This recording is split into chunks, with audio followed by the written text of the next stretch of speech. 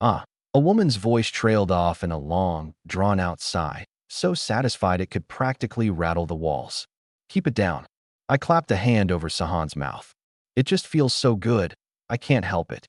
Her cheeks were flushed pink. I let out a smug little laugh and pressed my thumb a notch harder into the arch of her foot. Told you I had magic hands. You're the one who didn't believe me. Ah, another soft moan slipped out of her. Knock, knock, knock. The knocking wasn't loud, but it cut clean through all the noise in the room. My hands froze. Forgetting all about her ankle, I crossed the room in 3 strides and leaned into the peephole. Under the dim yellow hallway light stood a girl with twin ponytails. Wen Xiaoi, Sahan's best friend, looked 18 or 19, actually well into her 20s. A baggy cartoon print pajama set hung loose on her, but her little face was screwed up tight, wearing that fearless, ready-to-fight expression of hers. Here to crash the party again. The little spark of mischief in my chest flared right up. I pulled the door open, made a show of glancing around, and scratched my head. Huh? Could have sworn I heard knocking. Hearing things now. Then I turned and called back into the apartment, voice dripping with sweetness. Sahan, was somebody just knocking? Somebody was knocking. Sahan answered in that soft, mushy voice of hers, leaning half her body out the doorway. Her cheeks were an unnatural shade of red. The collar of her pajamas pulled crooked, a few stray strands of hair stuck to her neck, eyes still a little hazy. Paired with those moans from a minute ago, anybody who walked in would have jumped to all the wrong conclusions. Xiao Mo, Sahan chided, Xiaoi's standing right in front of you. I lowered my head right on cue, face full of mock realization. Wen Xiaoi, why are you hiding from me? Couldn't you stand a little taller? Her whole face went purple, like steam was about to come shooting out of her head. She balled up her little fists, sucked in a deep breath, and headbutted me right in the gut. Bam! Caught completely off guard, I dropped flat onto my butt. She kept her head buried against me, little fists raining down like hail. Chinemo, you jerk. You absolute creep. I'll kill you. Off to the side. Sahan covered her mouth and laughed, not the slightest intention of stepping in. After all, this wasn't the first time. She had a crush on me. Sahan had figured that out ages ago, and didn't mind one bit. The brat just refused to admit it, stubborn to the bone, convinced she had everyone fooled. All right. I pushed her off, clutching my side, and forced myself back up. 24 punches in a row. She really didn't hold back. Her temper cooled a little. Then she suddenly remembered why she'd come, eyes narrowing. What were you two doing in there just now? What could we possibly be doing? I just wanted to get rid of her, fast. The more I brushed her off, the more convinced she got. When Xiaoi marched straight to the bed and sat down, chin lifted. Tonight, I'm sleeping with Sihan. When Xiaoi, I lost it. You're ruining my night again. Where am I supposed to sleep then? Go sleep in my room. It flew out before she could stop it, and the second it did, her own face went red. Xiao Mo, Sahan smoothed things over gently. Just rough it in Xiaoi's room for one night. If even Sahan was saying it, I had no choice but to fold. Out on the balcony, I lit a cigarette and took a hard drag. I'd planned to take things a step further with Sahan tonight. Then when Xiaoi came barging in, fanned the flames, and left nobody to put them out. What a punishment. A gust of cold wind swept past, and I shivered. Just May.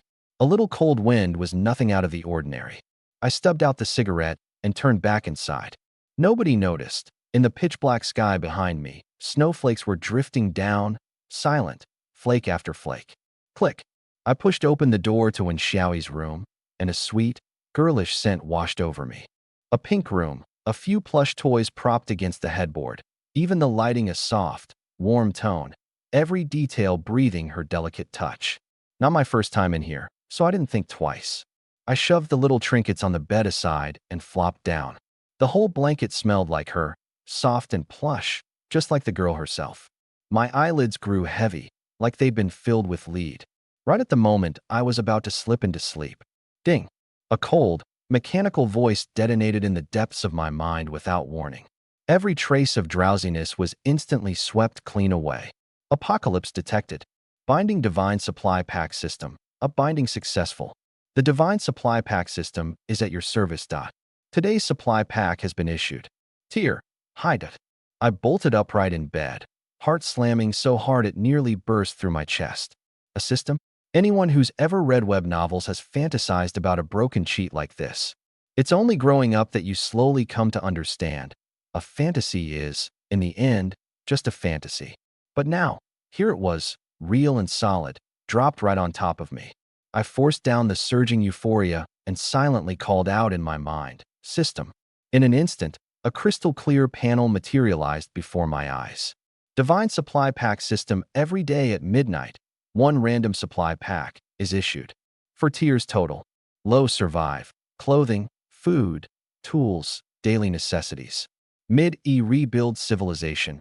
Appliances, medical supplies, energy, communications, vehicles. High-A command order. Firearms, ammunition, tanks, aircraft. Divine A rewrite the rules. Evolution serums, kinetic combat armor, Esper fruits, planet killer cannons. My eyes ran down the lines one by one, my breathing growing heavier and heavier, until the last line scorched a tightness into my throat. You are the rule. You are God. I snapped back to myself. Today's issue was high tier, and a high pack had guns in it. Open it. High tier supply pack. 1.QSC, 92 standard issue pistol, 1 suppressor, 2 magazines, 30 rounds. 2. Military polar combat protective suit, full set, including gloves, boots, goggles, neck gaiter. 3. Tactical tablet, built-in offline maps, full terrain at a glance. 4. Military first aid kit, tourniquet, sterile gauze, clotting powder, painkillers. 5. Multifunction entrenching tool, digs, chops, pries. Not much, but every single item ruthlessly practical. Sniper rifles, tanks. All that, still too early for someone like me right now. Those were for intimidation, for clearing the field from a distance. A pistol, though, that was the handiest thing you could have in the apocalypse. In the end times, a gun stops being a cold, dead tool. Its power, its order, its status. Open it. I paused, in no rush to confirm. This was when Xiaoyi's room. The smaller things I could hide. But if that polar suit just materialized out of thin air, I could grow 100 mouths and still not explain it. Note, once opened, items are stored automatically in the system space. This space only allows withdrawal, never deposit. So that was how it worked. Open. Ding. High-tier supply pack opened. Items stored. Withdraw anytime by thought. I let out a long breath, palms slick with sweat. But the next second, that line from the binding came roaring back in my head. Apocalypse detected. Apocalypse. If anyone else had said it to me, I'd have laughed it off at best, stockpiled a couple cases of instant noodles, and watched the show. But the system itself had given the warning. Could I afford not to believe it? Zombies. Yet outside it was eerily quiet, not a single howl. Maybe the mutations still needed time. I didn't dwell on it any longer. I yanked the door open. A biting cold poured in like a tide, like countless knives stabbing deep into my skin. I rushed to the balcony in quick steps and looked up. Snow the size of goose feathers came down in a sheet, so thick I couldn't even make out the building across the way. At this rate, in a single night the whole street would be sealed solid, snow piled waist high. A frozen apocalypse. It was here. My face changed. I didn't dare waste another second. I spun around and bolted back, throwing the door open. Sahan and Wen Xiaoyi were laughing and roughhousing. Wen Xiaoyi shrieked in fright, scrambling to yank the blanket over herself, face flushing crimson. Chinemo, why didn't you knock? Sahan, though, stayed remarkably calm. She knew me too well. For me to come unglued like this, it had to be something catastrophic. Something big's happened. My voice was heavy, leaving no room for doubt. Right now, this second, put on your warmest winter clothes. You're coming out with me. Sahan didn't say a word, just turned and dashed for the closet. She never asked why. Toward me, her trust was always unconditional. When Xiaoyi opened her mouth, the complaint already on her lips, then forced it back down. She quietly got dressed and returned to her own room. She still didn't know what was happening, but she trusted me. The elevator dropped to the first floor. The doors opened, and all three of our faces changed at once. Goose feather snow poured down in a frenzy, dyeing the entire world a ghastly white. How can this be? Sahan covered her mouth and sucked in a sharp breath. May. A warm spring. A blizzard. A complete violation of the natural order. I stepped into the snow, my shoes sinking deep. In just that short moment, the snow had already nearly buried my ankles. Hurry. We had to stockpile everything we could while order still held. It wasn't until I reached the front gate of the complex that I realized I was still too slow. Residents were already hauling bulging bags, pushing carts heaped to overflowing, hurrying back home. Wheels ground against the ground with a dull rumble. Rice, flour, oil, bottled water, snacks, daily goods, everything you could think of. They didn't know this was the apocalypse. They just keenly sensed the weather was off and stocked up early, just in case. Disaster never waits for people to figure it out. The ones who moved first survived. The ones who waited for the truth to land all ended up buried in the snow. The truth, I wouldn't say it, and I couldn't say it. In the end times, the human heart is impossible to read. Spreading apocalypse talk and stirring people up at a time like this. Best case, nobody believes you. Worst case, you get hauled in for tea. Order hadn't collapsed yet. The police were still running. All I could do was protect the two people beside me. Inside the supermarket, I grabbed a cart and lowered my voice. Water first, then canned goods, then compressed biscuits last. Only grab what's small, high-calorie, and long-lasting. Don't touch anything else. Medicine isn't urgent. We'll pick it up on the way back. Got it. Both girls nodded hard and split off to sweep the aisles. I made straight for the drinks section, hauling 2 10-liter jugs of mineral water steadily into the cart. Counting the jugs back home, it was more than enough to get us through the early days. I wheeled to the canned goods aisle. Fruit, beef, luncheon meat, fish, anything sealed and shelf-stable. I didn't even look, just swept it all into the cart by the armful. Metal cans clanked against each other in a clattering chorus. One cart filled in the blink of an eye. Without stopping, I pulled over another. Compressed biscuits, dark chocolate, energy bars, beef jerky, light, calorie-dense, storable. I cleared the shelves. This stuff was nothing special on an ordinary day, but in the apocalypse, it was the only thing keeping you alive. I crammed both carts until they couldn't hold another thing, then wheeled them to the register and just bought the carts along with everything in them. No point transferring it all. When I came out, Sahan and Wen Xiaoi were already waiting, their cart packed just as full, only not quite as crazed as mine. Looking at the carts piled high with supplies, I quietly let out a breath of relief. Enough to last a good while. And besides, I still had the system. The snow on the way back was thicker, past the ankle now, every push forward harder than the last. I'd planned, if things went smoothly, to come out alone for one more run. But at the rate the snow was piling up, a second trip was out of the question. The most urgent thing now was medicine. Order hadn't completely broken down. Pharmacies were open as usual, and there was no way to brazenly sweep the shelves, grab a dozen boxes at once, and the clerk would get suspicious, call the cops, and the trouble would be worse. So I only picked the over-the-counter staples: ibuprofen, cold medicine, frostbite cream, iodine, gauze, bandages.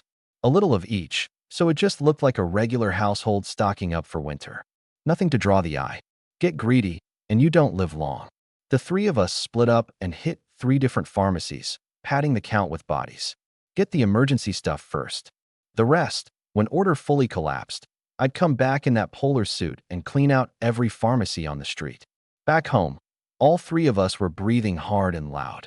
I looked at the 4 carts piled to bursting and the 3 big bags of medicine, and the tension I'd carried all night finally eased off my face. Out there, I'd never felt settled. Only now did a real, solid sense of security start to set in. But that little bit of security hadn't even had time to warm up. Xiao Mo, Sahan's voice came out tight. What exactly is going on? The world had turned upside down overnight, and her instinct was to grab onto me. In her heart, I was the person she trusted most. I looked at her, then at Wen Xiaoi, just as pale. I knew what they wanted to hear. Nothing more than a few comforting words. The snow was a fluke. It wouldn't last long. The stockpiling was just a precaution. Things would be back to normal in a few days. If it were anyone else, I'd have played along. But these two, these were the people I meant to protect for the rest of my life. Carrying a peacetime heart into the apocalypse would get you killed sooner or later. Shattering their illusions, cruel as it was the real way to protect them. I drew a deep breath. This snow isn't an accident. It's inevitable. I don't know how long it'll last, but it won't stop anytime soon. Not a chance. After this, people are going to freeze to death. starve to death. Some will be killed. A lot of people are going to die. This is the apocalypse. The end of the world. Both faces went white in an instant. Working a normal shift in the daytime, told at night the world was ending. Nobody could accept that easily. But they both knew I never lied. And the snow outside the window lied even less. They were just clinging to one last shred of hope. Call your families, I said heavily. Tell them to stock up as much as they can while there's still time. The networks are still up, but before long, they could go down too. Maybe after this, you'll never see them again. It was the truth. With the blizzard sealing the sky and freezing the ground, even stepping outside would be next to impossible. Forget reuniting across 1,000 miles. And once order collapsed, the cruel would only grow bolder. Everything stacked together. The odds of a reunion shrank to almost nothing. Sahan's whole body trembled. She covered her mouth, tears swimming in her eyes, gritting her teeth to keep them from falling. She answered softly and pulled out her phone with shaking hands. When Xiaoyi couldn't hold it together at all, she broke down sobbing on the spot. Dad, Mom, I'm never going to see you again. She crumpled to the floor, her crying twisting something in your chest. Watching the two of them fall apart, my heart ached too. But I understood. This step had to be taken. In truth, it wasn't entirely without hope. The Divine Packs held super tech. Maybe one of them was a vehicle that could fly long distances. But I didn't say it out loud. Speaking aloud a thing I couldn't even be sure of myself would only hand them a false hope. I pulled out my phone, opened the ride-hailing app, and set the destination to Jiangning University. The page searched for a minute. Then a line popped up. Due to severe weather, the platform has suspended dispatch. Please return home as soon as possible. I let out a quiet sigh, just as I'd thought. On the way back, the roads had been strangely empty, not a single cab. I'd already known the answer in my gut, but I'd still held on to a sliver of luck. With no other choice, I dialed my little sister, Chinxia. She was a junior, over 20 kilometers away in the university town. Back when our parents were alive, the two of us were close. But ever since that car crash took them, she'd grown colder and colder toward me. I never blamed her. I just chalked it up to a girl walling herself off after a sudden tragedy. Every time I went to see her, I could always catch a flicker of concern, hard to spot, in those cold eyes. Only that bit of warmth was always buried beneath her deliberate indifference. Ring, ring. A few rings, then the call connected. What? A cool, detached voice in the earpiece. I didn't care about her tone. I was more serious than I'd ever been. Sia, listen to me. What I'm about to say is important. No matter how absurd it sounds, please trust me. The world is ending. Right now, this second, grab your roommates and go buy supplies. Buy as much as you possibly can. Are you out of your mind? Her voice spiked instantly, sharp with the anger of being woken. What kind of fit are you throwing in the middle of the night? End of the world. You think I'm 3 years old? I didn't get angry. Her not believing me was completely normal. But the moment she laid eyes on what was outside, she'd know I hadn't lied. Sia, when have I ever lied to you? Go to the window right now. Isn't it snowing hard? Isn't the snow already over your feet? Aren't you cold? On the other end, there was a beat of silence. Then came the rustle of clothes being pulled on, the faint sounds of someone getting out of bed and moving around. About a minute later, her voice came through, shaking like I'd never heard before. It really is snowing. The whole world out there is white. In that moment, every word felt hollow. But the supermarkets are all closed. Where am I supposed to buy anything now? Her voice trembled, out of control, right on the edge of tears. Vending machines, I said firmly. There's bound to be a 24-hour kind on campus. Water, bread, instant noodles. Oh, right. She caught on at once, a flash of relief breaking through the sobs. Listen, my voice was calm and steady. I'm transferring you 50,000 right now. Grab your roommates this second and clean those machines out. Buy as much as you can. From the other end came a faint, tear-thickened reply. Okay, big brother. The dependence in that big brother softened something in me, and my tone gentled without my meaning it to. See, yeah, don't be scared. Once you're done, stay in your dorm, lock the door, don't go anywhere. I'll come find you. I promise. Big brother, I'll wait for you. The girl's voice still carried a sob, but it was a great deal steadier now. I hung up and looked out at the pitch-black window, slowly tightening my fist. I would never, ever let anything happen to my sister. Jiangning University, Women's Dormitory, Room 304. Yao Yao, get up, stop sleeping. Chinxia plopped right down on top of Su Yao, shaking her bed-loving best friend awake. It was the May Day break. The local roommates had long since gone home, and barely anyone was left on the whole floor. Right now, only she and Su Yao were in the dorm, one from out of town, too far to go home, the other with nowhere to go, since her brother's cramped little place couldn't fit her. Two girls with no home to return to, leaning on each other in the dorm. MH. Yeah, what is it? Su Yao rubbed her eyes blearily, voice soft as marshmallow. Dummy Yao Yao, something big's happened. Chun Xie deliberately put on a stern face. The apocalypse is here. If you don't get up, you'll never get to eat strawberry cake, tiramisu, or mango milk crepe again for the rest of your life. No more bubble tea, no more grass jelly, either. What? The instant she heard all her favorite sweets were gone, Su Yao shot upright in bed, every trace of sleep evaporating, eyes wide as she stared. Seeing her panicked, frantic face, Chinxia couldn't help covering her mouth and sneaking a laugh. Just kidding. Su Yao let out a long breath and was about to complain. But now that you're awake, it's true. You really can't have them anymore. The smile vanished from Chun Xie's face all at once, replaced by a gravity she'd never shown before. Yao Yao, I'm not joking. The apocalypse really is here. Get up, come look out the window with me. Su Yao was usually dazed and soft, the easiest person to fool. The moment Chun Xie said it, she believed it instantly. The girl's face went pale. She scrambled into her clothes, so flustered she buttoned them wrong. Chun Xie dug out her knee-length down coat, hauled over a sweater and thermal underwear, and shoved the whole pile at her. The two walked to the window side by side. Su Yao looked up and froze. Between heaven and earth there was nothing but a dead, ghastly white, a few scattered lights flickering on the edge of going out in the freezing wind. Despair came rushing in. Whoa! Su Yao's nose stung, and tears spilled right out. Yaya hadn't been lying to her. All those sweet things she really would never taste again. Chun Xie just figured she'd been frightened to tears by the apocalyptic sight, and quickly pulled her tight into her arms. It's okay, Yao Yao, don't be scared. We're going to survive, I promise. She paused, then told her all about the vending machines, start to finish. Su Yao's wet eyes lit right back up. Back at the rental, Sahan and Wen Xiaoyi came back into the room one after the other, eyes red-rimmed, clearly having just cried, still not composed. I didn't ask.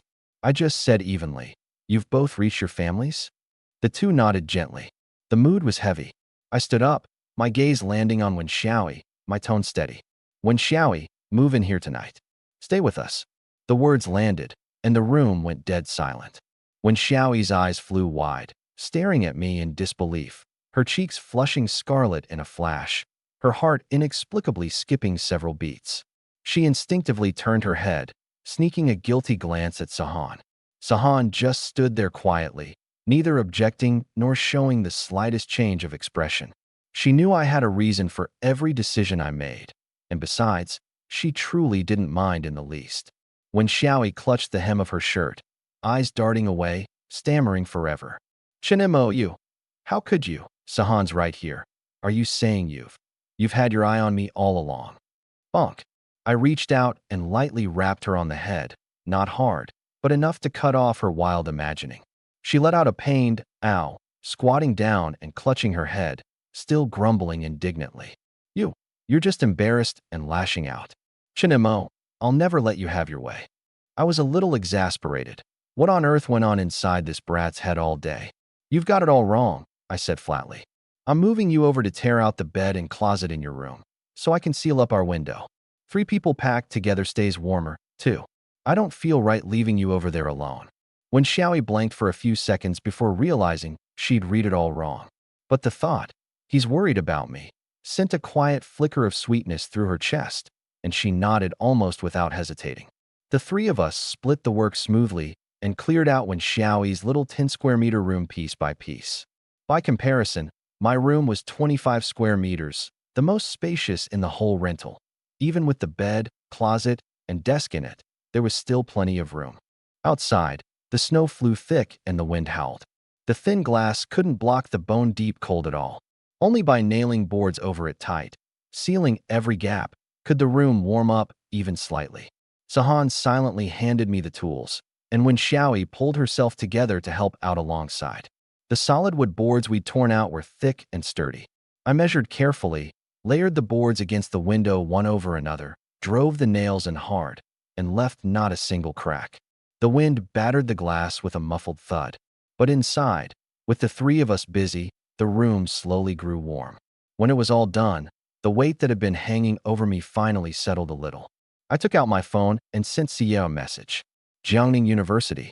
Chen Xie and Su Yao stared at the dorm crammed full of food and water, exchanged a look, and, unable to hold back any longer, hugged each other tight.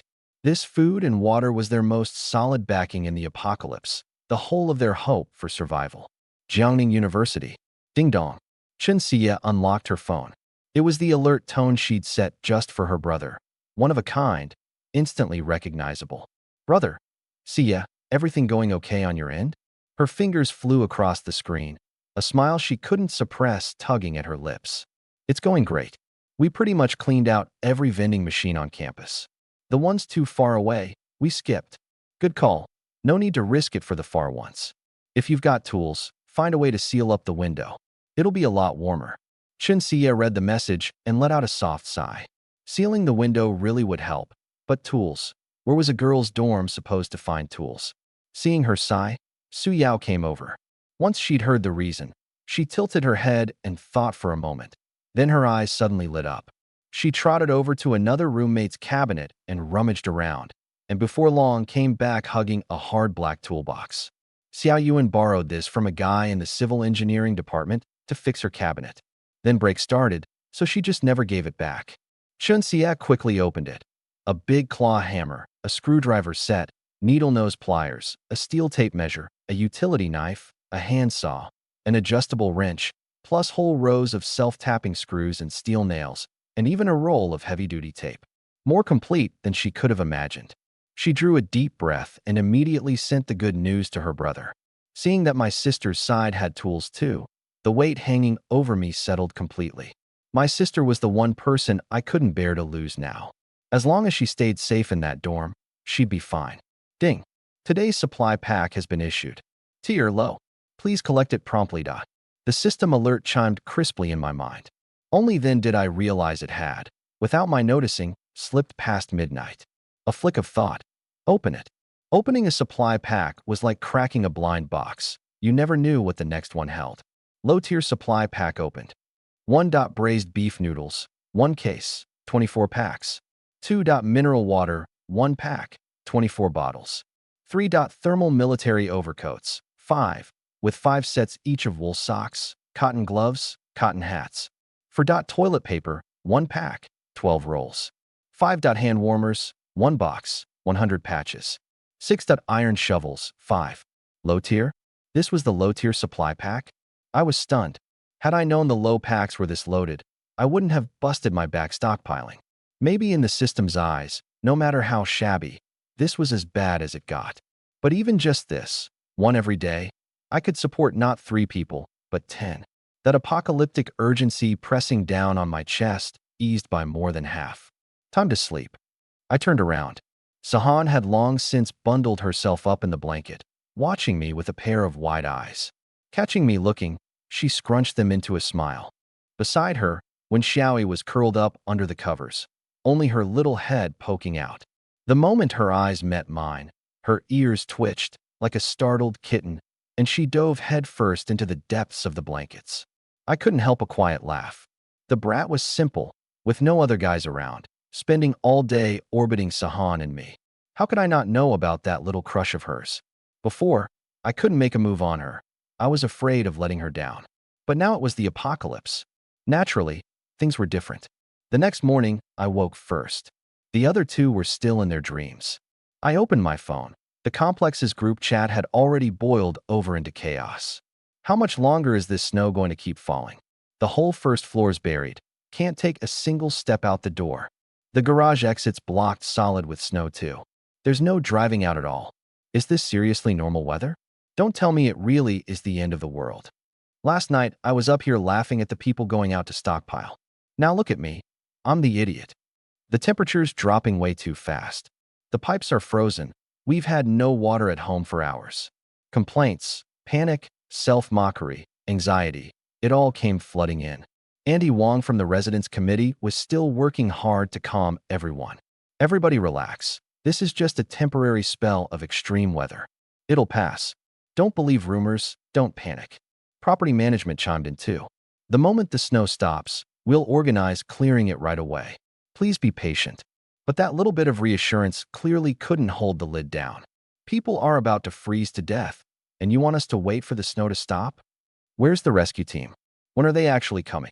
All talk and no action. What good is that? Where's the actual response? I didn't chime in. In a situation like this, silence was the best defense. The bird that sticks its neck out gets swept up by the mob's emotions first, and dragged under first, too. I scrolled calmly through the messages, doing the math in my head. Right now, everyone still had food and water, the power was still on, the heating still ran. But once those ran dry, the real apocalypse would arrive. By then, human nature, order, survival, all of it would be rewritten by this brutal cold and hunger. Just as I was mulling it over, a new message popped up in the group. Jiang Jingyong. Everyone, anyone low on supplies at home, take a look at this. There's no telling when this snow will stop. When the food runs out, all that's left is waiting to die. I have a proposal. Turn right out of the north garage and a few dozen meters down. There's a fresh food supermarket. Bundle up, and we dig a tunnel through from the garage. With enough hands, we can break through in a few hours. The supplies inside, we split evenly. Anyone interested, DM me. I stared at the screen, my eyes narrowing slightly. Jiang Jingyong. This was a clever man. He'd seized the moment. The ones who'd gone out to stockpile last night were, in the end, a minority. The vast majority of households didn't have enough. The proposal to dig out the supermarket looked like organizing everyone for survival, but really it was a chance to build a faction and win people over. Dig through, and he was the savior, his reputation made overnight. Failed to dig through, and he could still use the banner of sticking together to filter out a batch of people willing to take his orders. A bet he couldn't lose. The group chat practically exploded on the spot. Brother Yong, I'm with you. Better to go out and fight for it than sit home waiting to die. Count me in. My supplies won't last more than a few days either. I frowned. Those two were almost certainly plants. The apocalypse had only just begun. No matter how tight supplies got, any normal person's first instinct was to wait and see, not charge out so decisively to their death. Being this eager had only one purpose: to set the tone, to bait others into following. Building 6, room 5-2. Brother Young, are people really going to come along with us? A burly man leaned in toward the couch, lowering his voice. Jiang Jingyong held a cigarette between his fingers and took a deep drag, his eyes sharp in the smoke. Xiaolong, you're too green. Ever heard of the bellwether effect? Wang Xiaolong shook his head blankly. Beside him, the dark-faced Wang Xiaohu grinned. Brother Yong, we're rough types. We don't get all that fancy talk. Jiang Jingyong blew out a smoke ring, his tone full of certainty. Once a flock panics and gets restless, all it takes is one bellwether bold enough to lead the charge out of the pen. Doesn't matter if there's a way out ahead or a cliff, the rest of the sheep will blindly follow. And I, Jiang Jingyong, am that bellwether. He lifted his eyes and swept them over the two men, his voice going a touch colder. You two are the vanguard I'm sending out. Once you take the lead, the people behind will come pouring in. Don't worry, before long, the ones coming to me on their own will only multiply, never thin out. The two only half understood, but they nodded hard. They didn't get the grand theories. They only knew one thing: follow Brother Yong, and you couldn't go wrong. Sure enough, within moments people started chiming in one after another in the group. Brother Yong, count me in. I've got a shovel at home. It's just a few dozen meters. Dig through, and it's a lifeline. Let's go. More and more signed up. Jiang Jingyong. Everyone hang tight. I'm approving friend requests one by one. I'll start a new group shortly to tally headcount and tools. I sent a friend request too, on impulse. Of course, I had no real interest in digging snow. I just wanted to slip into the group and get a read on this guy, his background, and his moves. The new group went up fast. I opened the member list and raised an eyebrow. 43 people. Far more than I'd expected. The target was nothing but a small supermarket just outside the complex. How much could it possibly hold to bait this many people out? Jiang Jingyong, 8 of you have shovels. Everyone bring your tools and gather at the B1 garage of Building 6. The message had barely gone out when there was a knock at my door. Thud, thud, thud. I went over and looked through the peephole. My 2 flatmates stood outside. The landlord had carved this unit into 7 rooms. Sahan and I were in room 1, when Xiaoyi in room 6, and room 7 was another girl, Han Shui. The 2 outside now were Lu Peng from room 4 and Zhang Wen from room 5. I sized them up, then cracked the door open. Something up? Zhang Wen, the one in glasses, spoke first. Chinemo, saw you join the group. Want to come down with us? I laughed inwardly and shook my head. I'll wait and watch a bit longer. You 2 go ahead. Zhang Wen started to press, but Lu Peng cut him off. If he doesn't want to come, fine. One less guy makes no difference. Lu Peng. He and I had no open grudge. But the guy had always had his eye on Wen Xiaoyi, and Wen Xiaoyi only had eyes for me. Over time, he found everything about me unbearable. He shot me a sideways look, his tone sneering. Well, at least you've got some sense. Knew to jump in the group right away. Shame you don't have the guts. With that, he grabbed Zhang Wen and turned to leave. I watched his back and silently mouthed 2 words. Dumb mutt. Then shut the door. By rights, none of this was any of my business. I had the system, no need to fight over those scraps.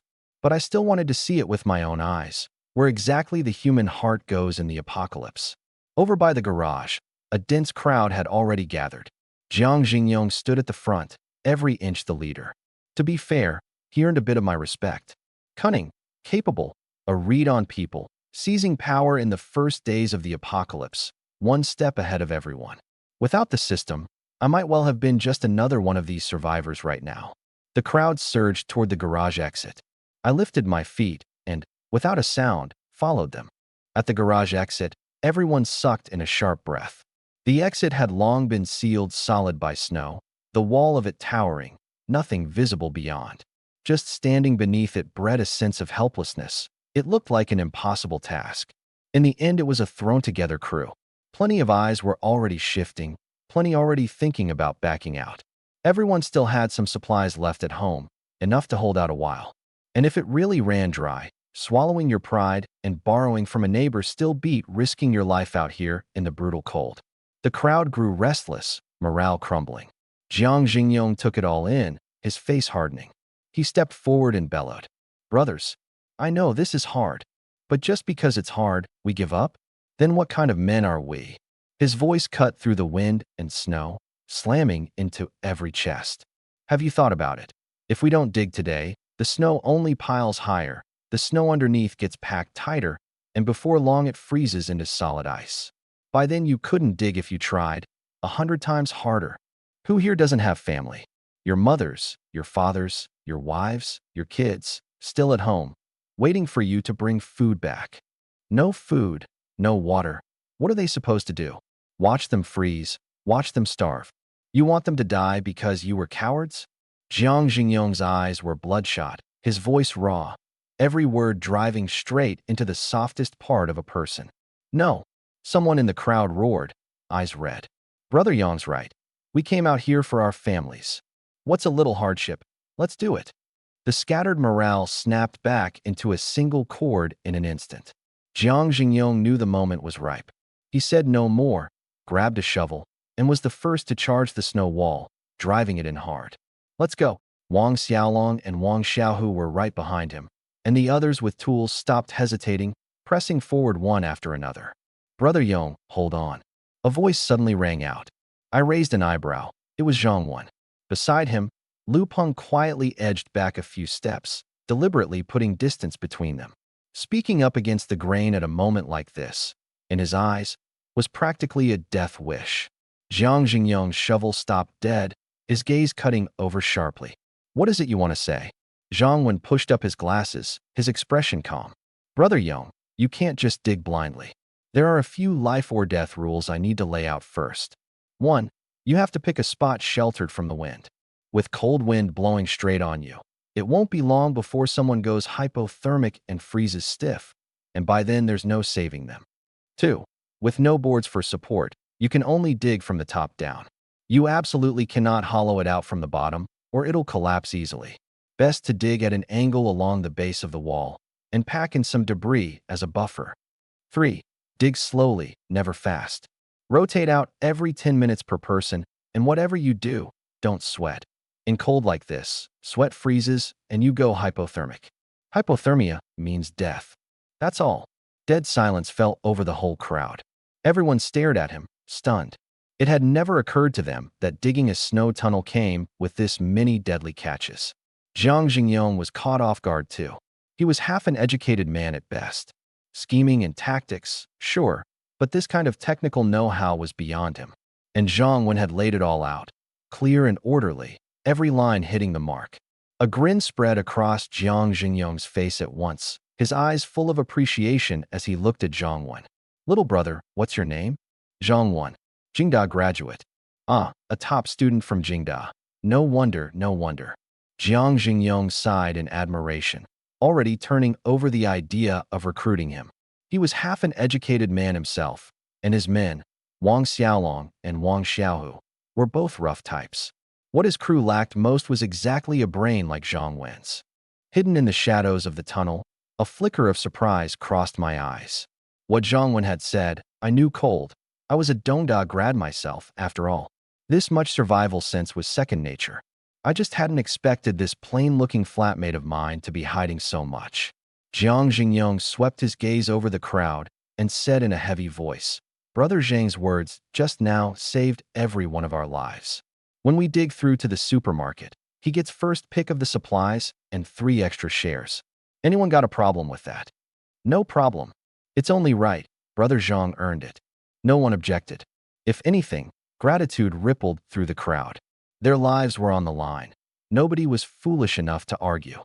Lu Peng, who'd just been pointedly distancing himself from Zhang Wen, was completely dumbstruck. He'd always taken Zhang Wen for a bookworm who could only memorize and parrot, never imagining the guy would make such a stunning first move, securing a foothold in front of Jiang Jingyong with a few sentences. A complicated mix of feelings churned in Lu Peng's chest, and he clicked his tongue inwardly. "Brother, you've been hiding it deep." The crowd reorganized along Zhang Wen's method, sheltered from wind, angled digging, rotations, controlled exertion. Run through that whole routine, and the efficiency was startlingly high and remarkably safe. Time ticked by. Wave after wave of diggers rotated through. They broke into a few shops along the way, but the supplies inside were sparse. Provisioning 30-some people was a drop in the bucket. Jiang Jingyong called it on the spot. Punch through the main tunnel first. They dug hugging the wall, the Target supermarket just across the road. Soon they reached the spot directly opposite the supermarket, with just a street in between, a little over 20 meters. But this stretch had no wall to brace against, completely buried under thick, deep snow. The difficulty of digging shot up geometrically in an instant. At this point, there was no turning back. They had to grit their teeth and push forward. The closer they got to the supermarket, the more the crowd couldn't hold back its excitement, their hands unconsciously speeding up. Jiang Jingyong saw it, but didn't stop them. Hope was right there in front of him, and even he felt the impatience. Zhang Wen's brow suddenly knotted. He leaned in and lowered his voice. "Brother Yong, we can't go any faster. Digging like this, something's going to happen." Jiang Jingyong's stomach dropped, and he snapped awake at once. The supplies almost in hand had clouded his head. He'd made a fatal mistake. But in the instant he opened his mouth to call a halt. Boom! A dull, thunderous crash erupted, and the snow caved in with a roar. A massive slab of snow collapsed down, swallowing everything ahead in a heartbeat. "Old Li! Old Zhou!" Someone screamed. The 2 men walking at the front were buried alive. The men behind them rushed forward like madmen, clawing at the snow with their shovels. "Hurry! Everybody dig!" Jiang Jingyong roared, his voice trembling. But the moment the snow layer loosened, the more they dug, the worse it collapsed. Snow tumbled down in waves, not only failing to free anyone, but nearly burying a few of those beside them as well. Time ticked by. The sound of the shovels gradually stopped. No one spoke anymore. Everyone knew in their hearts. Old Li and Old Zhou were beyond saving. The mood was crushing, almost frozen solid. I stood in the shadows of the tunnel and said nothing. A lifeline almost in hand, turned in a blink into a grave for two men. Rush by an inch, and you lose two lives.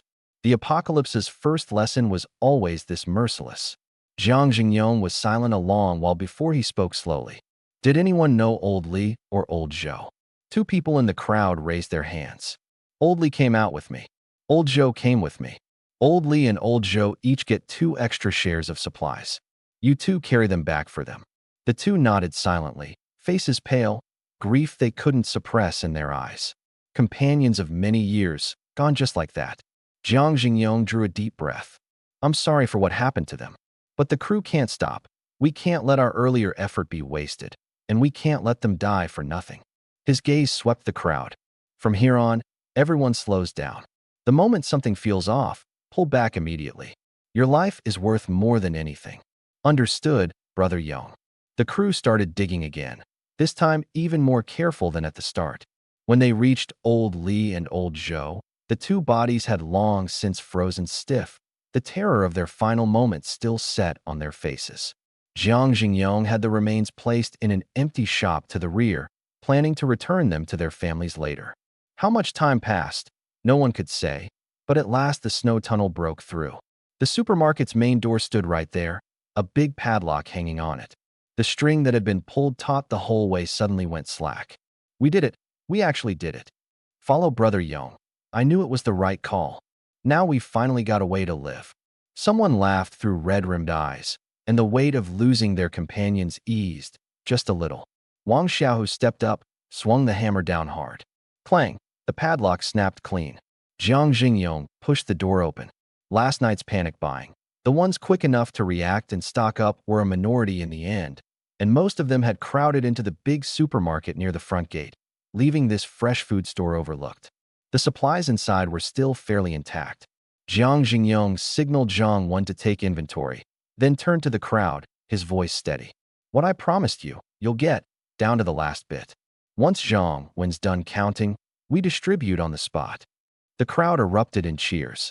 Long live Brother Yong. Hurry, film it, and post it in the group. Let the ones who laughed at us get a good look. Every face shone with the joy of surviving a brush with death. They'd gritted their teeth and fought to this point for exactly this moment. Zhang Wen wove through the shelves, fingers flying across his phone screen as he tallied. Rice, flour, oil, instant foods, drinking water, fruits and vegetables, all kinds of meat, snacks. He counted item by item, working out how long it could last. After a good while, he stopped and walked over to Jiang Jingyong. Brother Yong, I'm done. I've split everything edible into 43 shares. 43 shares. Zhang Wen was crisp and methodical. 32 people, 1 share each. Old Li and Old Zhou get 2 each for their families. I take 3 extra. And Brother Yong, you led the crew. You carried the most worry. You should get 4 extra. Add it all up, and it's exactly 43 shares. Jiang Jingyong's eyes warmed with another notch of approval. A careful mind, clean accounting, and not a shred of human courtesy missing. This was someone who got it. Counting 1 meal a day per share, it'll keep one person going for 20 days. Tighten the belt a little, and 30+ days is no problem. Zhang Wen glanced over the produce section again. In cold like this, things freeze even out in the open. No worry about spoilage. It'll keep a long time. Jiang Jingyong relayed every word of it to the crowd. No one had the slightest objection. At a time like this, there was no such thing as perfect fairness. Jiang Jingyong had risked leading the crew. Taking a few extra shares was only right. Without even that much benefit, who'd be willing to stick their neck out and risk their life leading them to a way out? And besides, a single share lasting this long was already far beyond their expectations. The crowd was more than satisfied. As for me, I quietly withdrew into the shadows of the tunnel. 30-some people, 2 lives spent, to dig this snow road through, traded for a share of food that would last 20 days, and they were content. But they didn't know, the most valuable stretch of this road, paid for in lives, wasn't in that supermarket at all. I patted my pocket. The pistol was still in the system, and at midnight tomorrow, another new share waited for me. I wasn't short on food. What I wanted was something else. The wind and snow howled, perfectly masking my footsteps. Jiang Jingyong's group was still inside the supermarket, counting and dividing. No one noticed a white figure slipping across the snow. I'd long since changed into that military polar combat protective suit. Pure white and pale gray camo melted me whole into the driving snow. Entrenching tool in hand, I walked straight to the bend in the snow tunnel. I remembered it clearly. 3 storefronts further along this direction was a pharmacy. It had been a target in my plan, one I'd meant to come dig out alone in a day or two. But Jiang Jingyong's crew, in punching through the path to the supermarket, had already dug over 20 meters forward for me, most of the way there. A gift from heaven. Foolish not to take it. While they were all crammed inside the supermarket, this was the perfect moment to move. My suit was nothing they could match. No need to dig cautious and slow the way they had. I crouched and drove the tool down with all my strength. The snow caved away fast in front of me, the motion clean, the efficiency astonishing. Before long, a shut shop door emerged. The pharmacy. The same cold padlock hung on its door. I drew a deep breath and brought the tool down hard. Clang. The lock snapped. Outside, the wind and snow howled, enough to drown any sound, and the supermarket was far off. They couldn't possibly hear. I pushed the door open, and a faint medicinal scent washed over me. The shelves were sorted by category, every kind of medicine packed full, even prescription drugs, all accounted for. My eyes lit up.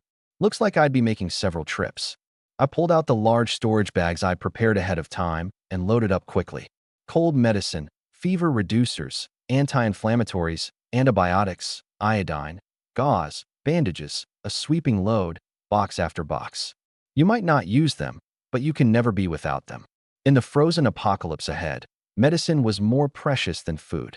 1 bag full, I hauled it back to the garage, emptied it at a hidden corner, and ran back with the empty bag. Back and forth I went, more times than I could count. It wasn't until I'd hauled away 2/3 of the pharmacy's stock that I finally stopped. This much was enough to keep me and those around me going for a very, very long time. The remaining third I left for Jiang Jingyong. Call it payment for clearing the road for me. I could have swept it all clean, but there was no need. Leaving someone no way out isn't shrewd. It's stupid. This wasn't me playing saint. It was the bare minimum of human empathy. Even in the apocalypse, that much you don't let go of. Of course, if anyone threatened me or the people beside me, when it came time to kill, I wouldn't hesitate. The rental, across the hall. Xiao Wanqing pressed a hand to her little sister's burning forehead, her fingers shaking uncontrollably. The mercury on the thermometer had already climbed to 39.8 degrees and was still rising. Her sister's face was flushed red, her lips cracked, her mind beginning to slip, mumbling, "Sis, I'm so cold." Xiao Wanqing finally lost her composure, tears spilling over. She sat on the couch a long while before she could steady herself, then got up and opened the front door. She'd moved into the complex less than a month ago, the people she knew countable on one hand. She couldn't name a single neighbor, except the young man across the hall, Chen Mo. Because of a misunderstanding earlier on, she'd always say hi when they crossed paths in the elevator, and now and then they'd even chat a couple sentences. His place should have medicine. Xiao Wanqing gritted her teeth, walked over, and raised a hand to knock. She knocked twice before the door opened. It wasn't Chen Mo who answered, but a very pretty girl. Her padded coat was zipped snug to the collar, her hair tied loosely behind her head, her features gentle, a kind of unflustered calm in her expression. "Who are you looking for?" Seeing Xiao Wanqing's pale face and reddened eyes, the girl softened her voice. "I'm looking for Chen Mo." Xiao Wanqing's voice trembled. "I'm a friend of his. Chen Mo's gone out. I'm his girlfriend, Yu Sahan." The girl's tone was unhurried, but her words carried a clear claim of territory. "Whatever it is, you can tell me." Xiao Wanqing didn't catch the undertone. She opened her mouth, and the tears came first. "My little sister has a high fever. It's up to 40 degrees. We've got no fever medicine at home. I've tried everything, and it won't come down. Do you have any?"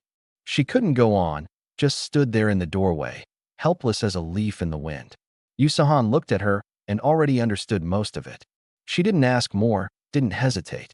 She only said softly, "Wait here a moment." She turned back inside, her steps unhurried but each one steady. In under a minute she returned, a small plastic bag in hand, a few boxes of medicine, fever reducer, cold medicine, and a pack of vitamins. She spoke clearly, point by point. one fever pill at a time, and wait 4 hours before the next. If the fever won't break, sponge her down with warm water to cool her, and have her drink lots of fluids. If it really won't work, come find me again. Xiao Wanqing took the bag, tears welling up. Thank you. I'll pay you back. I promise I will. No need to pay it back. Yu Sahan reached up and wiped the tears from her face, her tone gentle. Hurry back and give your sister the medicine. Don't let it drag on. I pushed open the door to the rental, lugging one heavy bag of medicine. The moment I stepped in, I ran into my flatmate Han Shui standing right at my door. It was bitterly cold, yet she was dressed rather revealingly, seemingly talking to someone through the door. I frowned, about to speak, but the sound of the door had already alerted her. She turned, saw me holding the big bag of medicine, and a flash of delight crossed her eyes. As for my combat suit, she puzzled over it a moment, then tactfully chose not to ask. I'd more or less guessed why she'd come. Her room probably didn't have much food stored. Waking up early to find the building sealed in snow with nowhere to go, the first person she thought of was me. We'd always been on decent terms. As for why she was dressed like this, she'd probably long noticed I couldn't help sneaking a glance now and then, and treated it as a bargaining chip. She stepped up quickly and looped her arm through mine, close and familiar. Brother Chinemo, you're finally back. The words had barely left her when Sahan opened the door and came out, tucking a stray strand of hair behind her ear, gentle as a wife waiting for her husband to come home. Xiao Mo, you're back. Warmth bloomed in my chest. I'm back. Han Shui took in the rapport between the two of us and tactfully let go of my arm. She'd come to borrow things. She still knew where the line was. Sahan, what's going on? Sahan filled me in. Han Shui had come to borrow supplies, and she hadn't agreed, only said to wait until I got back. I mulled it over a moment. Lend it, I definitely would. Han Shui was someone I'd known before the apocalypse, on good terms. I wasn't cold-blooded enough to watch her starve. What I hesitated over was whether to call her downstairs to help haul the rest of the medicine. But unlike Sahan and Xiaoyi, she wasn't someone I could trust 100%. After a moment, I worked it out. Forget it. A few more trips for the medicine was nothing. No need to invite risk for no reason. If she let something slip, it'd only bring trouble. She'd seen this one bag of medicine in my hand, sure, but compared to a whole pharmacy, it was a drop in the ocean. She wouldn't get suspicious. All right. I looked at Han Shui. I'll lend you some food. Yay. She jumped for joy, hugged my arm again, and gave it a shake, cooing, Love you to death, Chen Mo. If Sahan hadn't been standing right there, she'd practically have kissed me.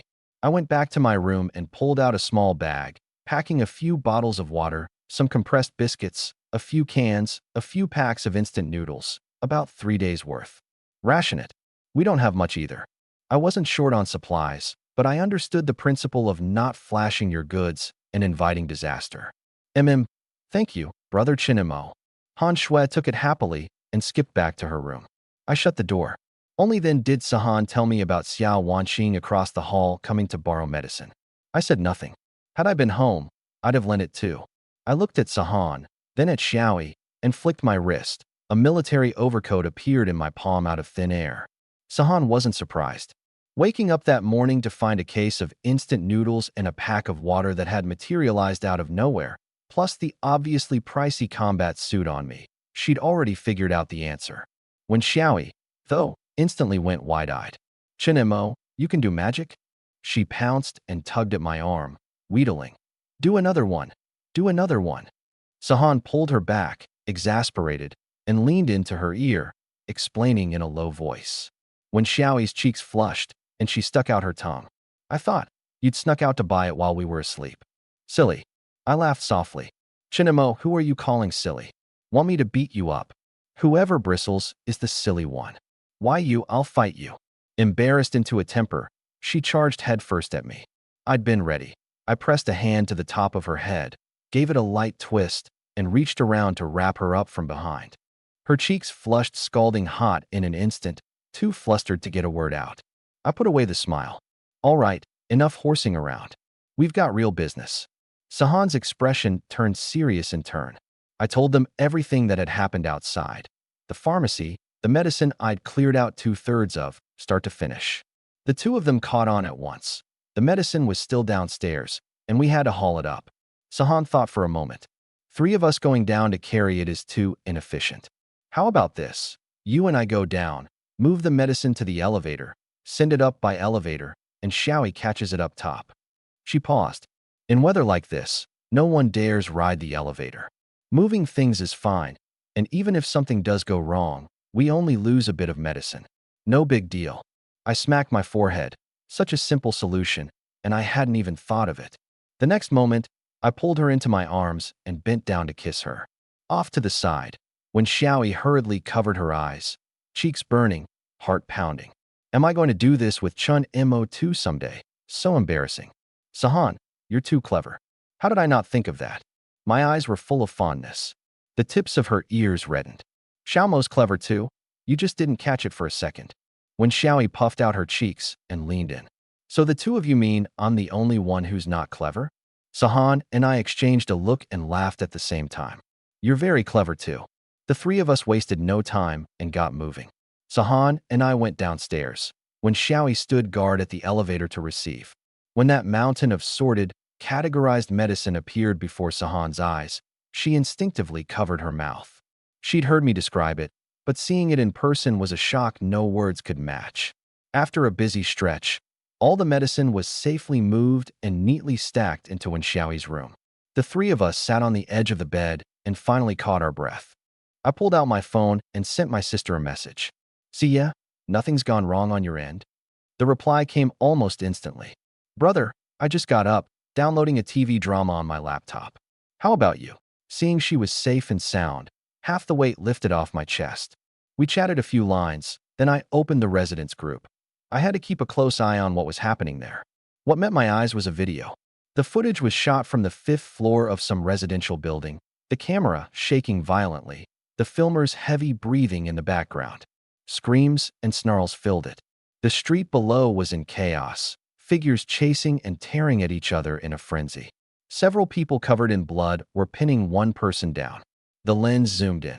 That face was ghastly pale as paper, veins bulging at the neck, both eyes a dull gray, the corners of the mouth scarlet, ravenously tearing into another person's throat. A zombie. Those 2 words detonated in my mind like a thunderclap. The footage was too real, too bloody. I almost forgot the blizzard outside my window that should have been raging. For a moment, it was like I'd slipped into a different apocalypse.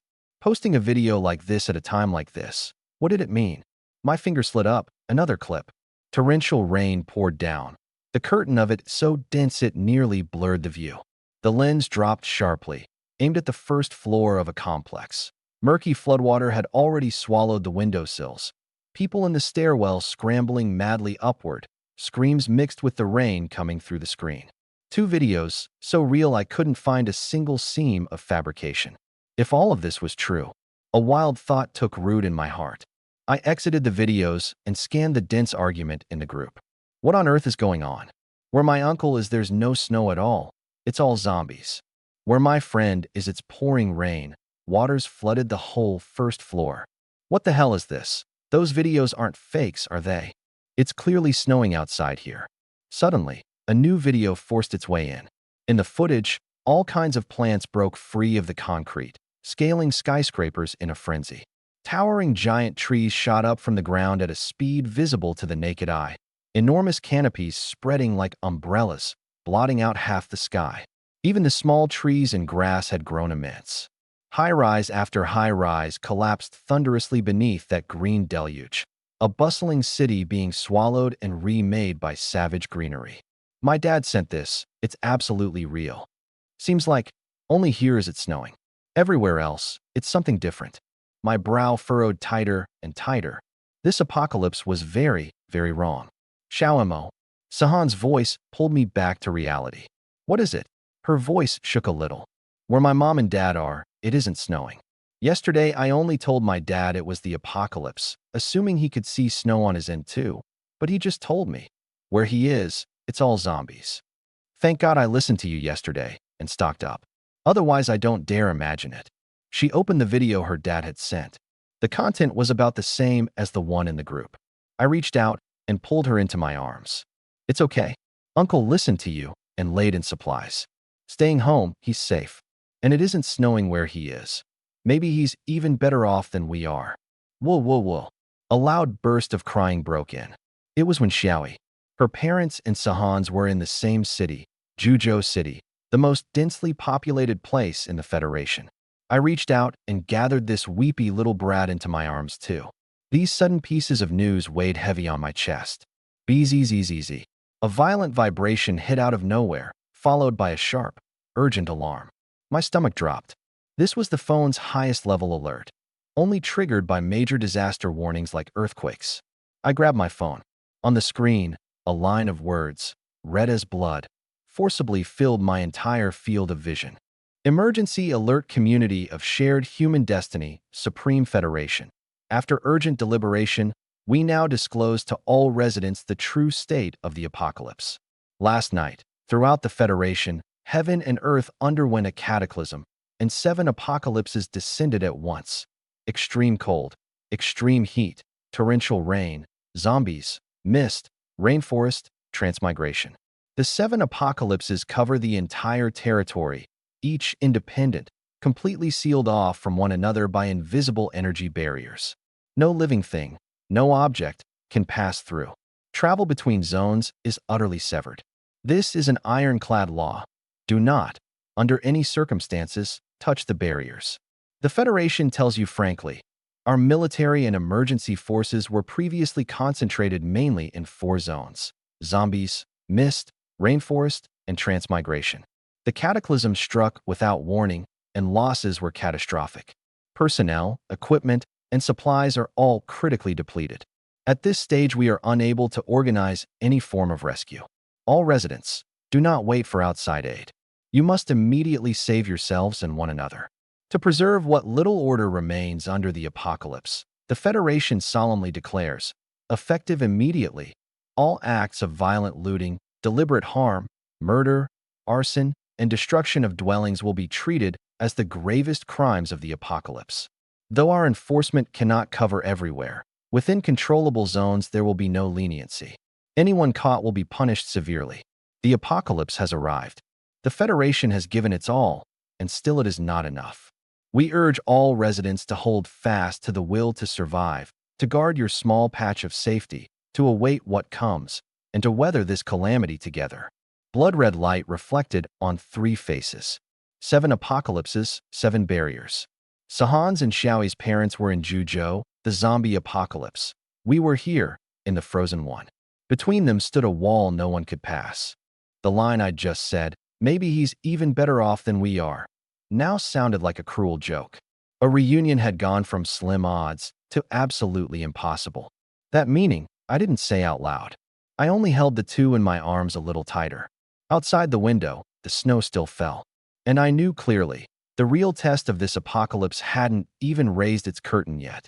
The blood-red alert faded, and I stared at the names of the 7 apocalypses, slowly letting out a breath. 7 different apocalypses. By comparison, the frozen apocalypse I was in, snow sealing the city, the world frozen solid, was actually one of the milder ones. Set against the zones overrun by zombies or choked by rampaging plants. Here, at least, the enemy was visible snow, not man-eating monsters. Only those 2 words, transmigration apocalypse, made me frown.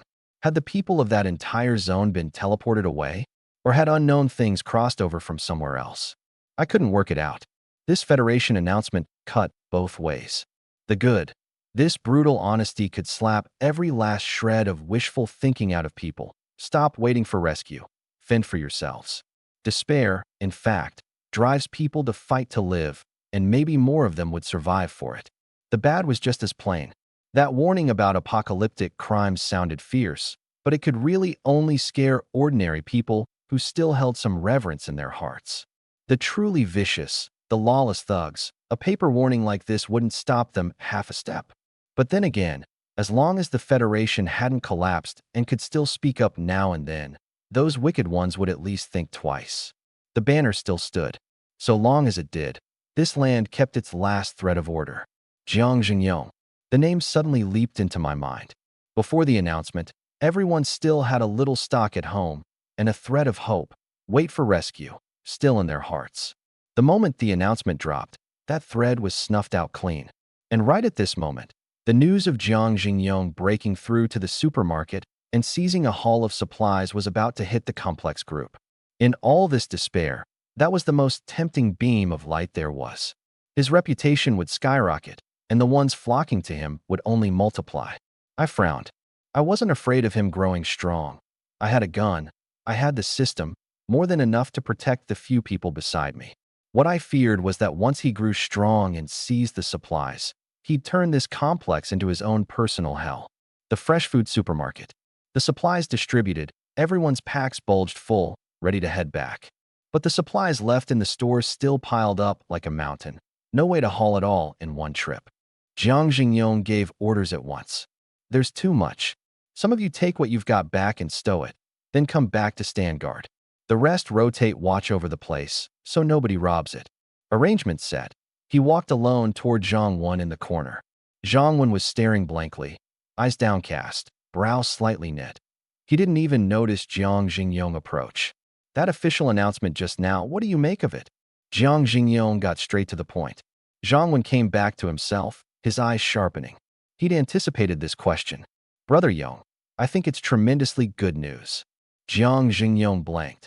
The apocalypse descends, and that counts as good news? Zhang Wen leaned forward, a light flashing in his eyes. The apocalypse is a settled fact, unavoidable, so we may as well face it head-on. It's a cataclysm, but it's also a chance to defy fate and rewrite our lot. And this official announcement couldn't have come at a better time. He paused, methodical. This announcement will shatter the last illusions of a lot of people. By now the group's probably full of folks fearing for their own skins, and the ones who hung back before are kicking themselves, wishing they'd followed Brother Yong sooner. All we have to do is seize this moment and spread both things to the group at once. That we smoothly broke through to the supermarket, and that Brother Yong fairly distributed the supplies. They'll see for themselves that you, Brother Yong, keep your word, and your word is law. When that's done, you raise your arm and call. Why worry about no one following? Every word struck Jiang Jingyong right in the heart. He threw back his head and laughed. Heaven helps me. His gaze at Zhang Wen carried another measure of regard. Xiao Wen, with you by my side, how much worry you'll spare me. I've still got an empty room in my place. Move in, live with me. Joy stirred in Zhang Wen's heart.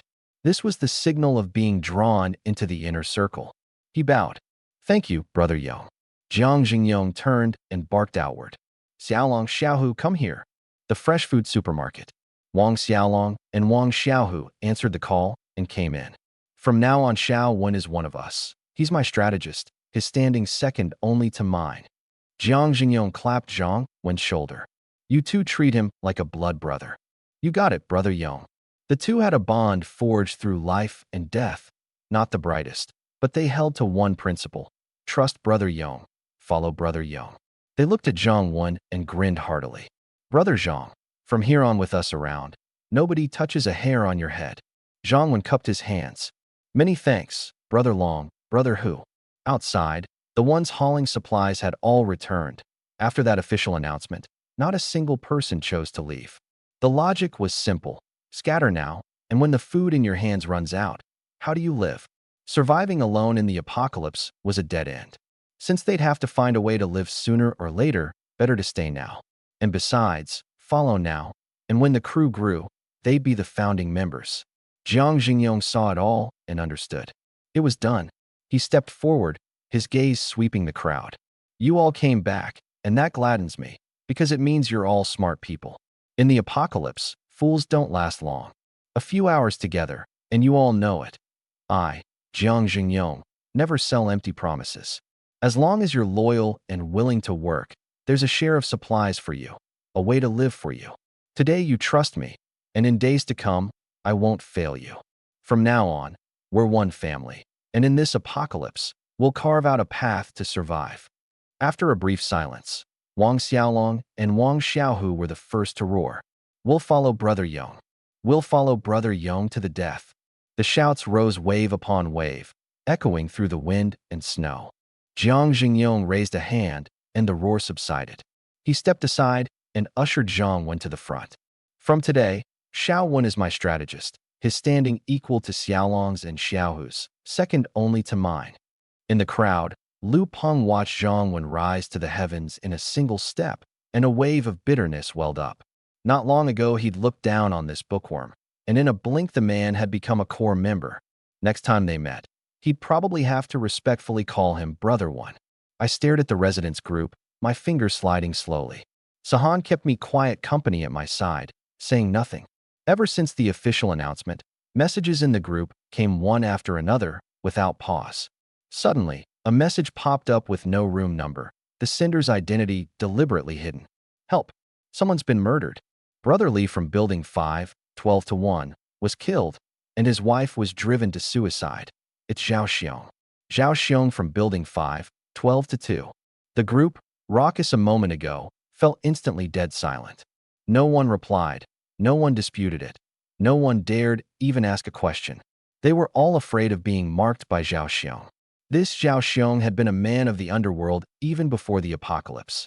The official announcement had been out mere moments, and already someone was this brazen, committing murder in the open. The next second, a message of sheer arrogance flooded the screen. Zhao Xiong, don't let me find out who you are. Or you're next. Building 5, room 12 to 2. Zhao Xiong lounged against the couch, fingers tapping coldly at his screen. 3 brutish men with murderous looks sat ringed around him. He'd thought he'd done it discreetly, never expecting someone had still seen, and ratted it to the group. That Lee fellow was exactly the man who'd come back last night, pushing a full cart of supplies.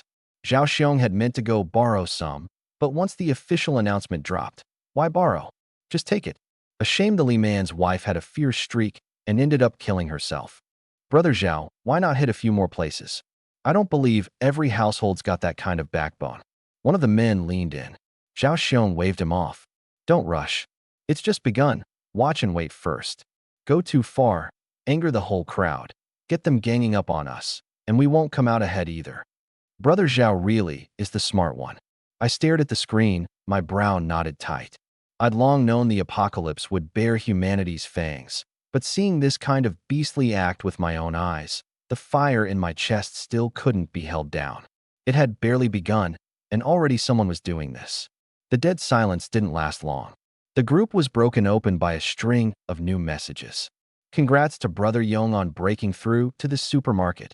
Below it were photos, a crowd cradling armfuls of supplies, smiling with relief, with a big stash of medicine raided from the pharmacy piled to one side. Brother Yong found a whole pharmacy. Anyone following Brother Yong who reports a cold or fever can get medicine. Follow Brother Yong, and only then can you survive. Repeating slogans began flooding the screen. Anyone with eyes could tell it was Jiang Xingyong's people drumming up momentum. Plenty in the group looked at the photos and were eaten alive with regret. Finally, someone couldn't hold back. Brother Yong, can we still join now? Jiang Xingyong, of course. Add me. I'll pull you into the group shortly. Friend requests came in one after another. The fresh food supermarket. Jiang Xingyong looked at the screen full of friend requests and turned to Zhang Wen. This many people, all chasing the food. But we don't have that much food.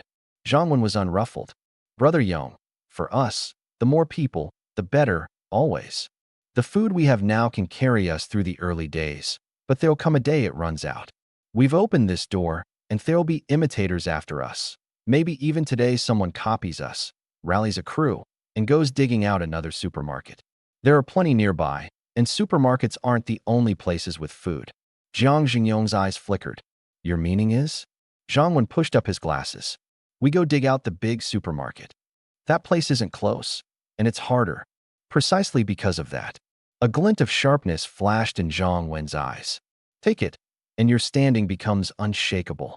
And right now, of these 30-some people, whose truly devoted heart and soul, no one can say.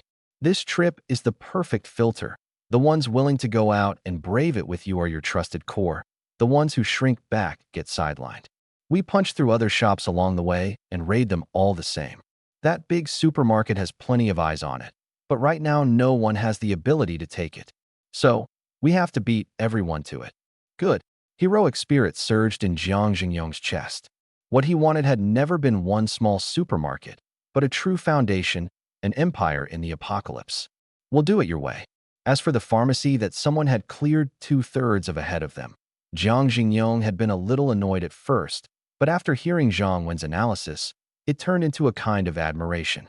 That person had moved right under their noses, hauling away most of it without a trace. From the footprints, it was just one man, who had to be wearing a professional polar cold-weather suit to move that fast. And yet, the man had left them a third, capable of taking it all, and didn't. Jiang Jingyong shook his head. This person has a code. He wasn't the petty sort, so he let it go. What he'd never guessed was that the person was, at this very moment, one building over, calmly scrolling through the very momentum they'd drummed up. I scrolled through the group, my expression calm. Just as I'd expected, people had already started copying Jiang Jingyong, and not just one. Plenty were responding under them. His success had given these people the nerve. Jiang Jingyong or some other Yong. It made no difference to them. Whoever could lead them to break through a supermarket and get supplies was the boss. What they wanted had only ever been one thing: to survive. Following the crowd was human nature to begin with. Thud, thud, thud. A knock cut me off.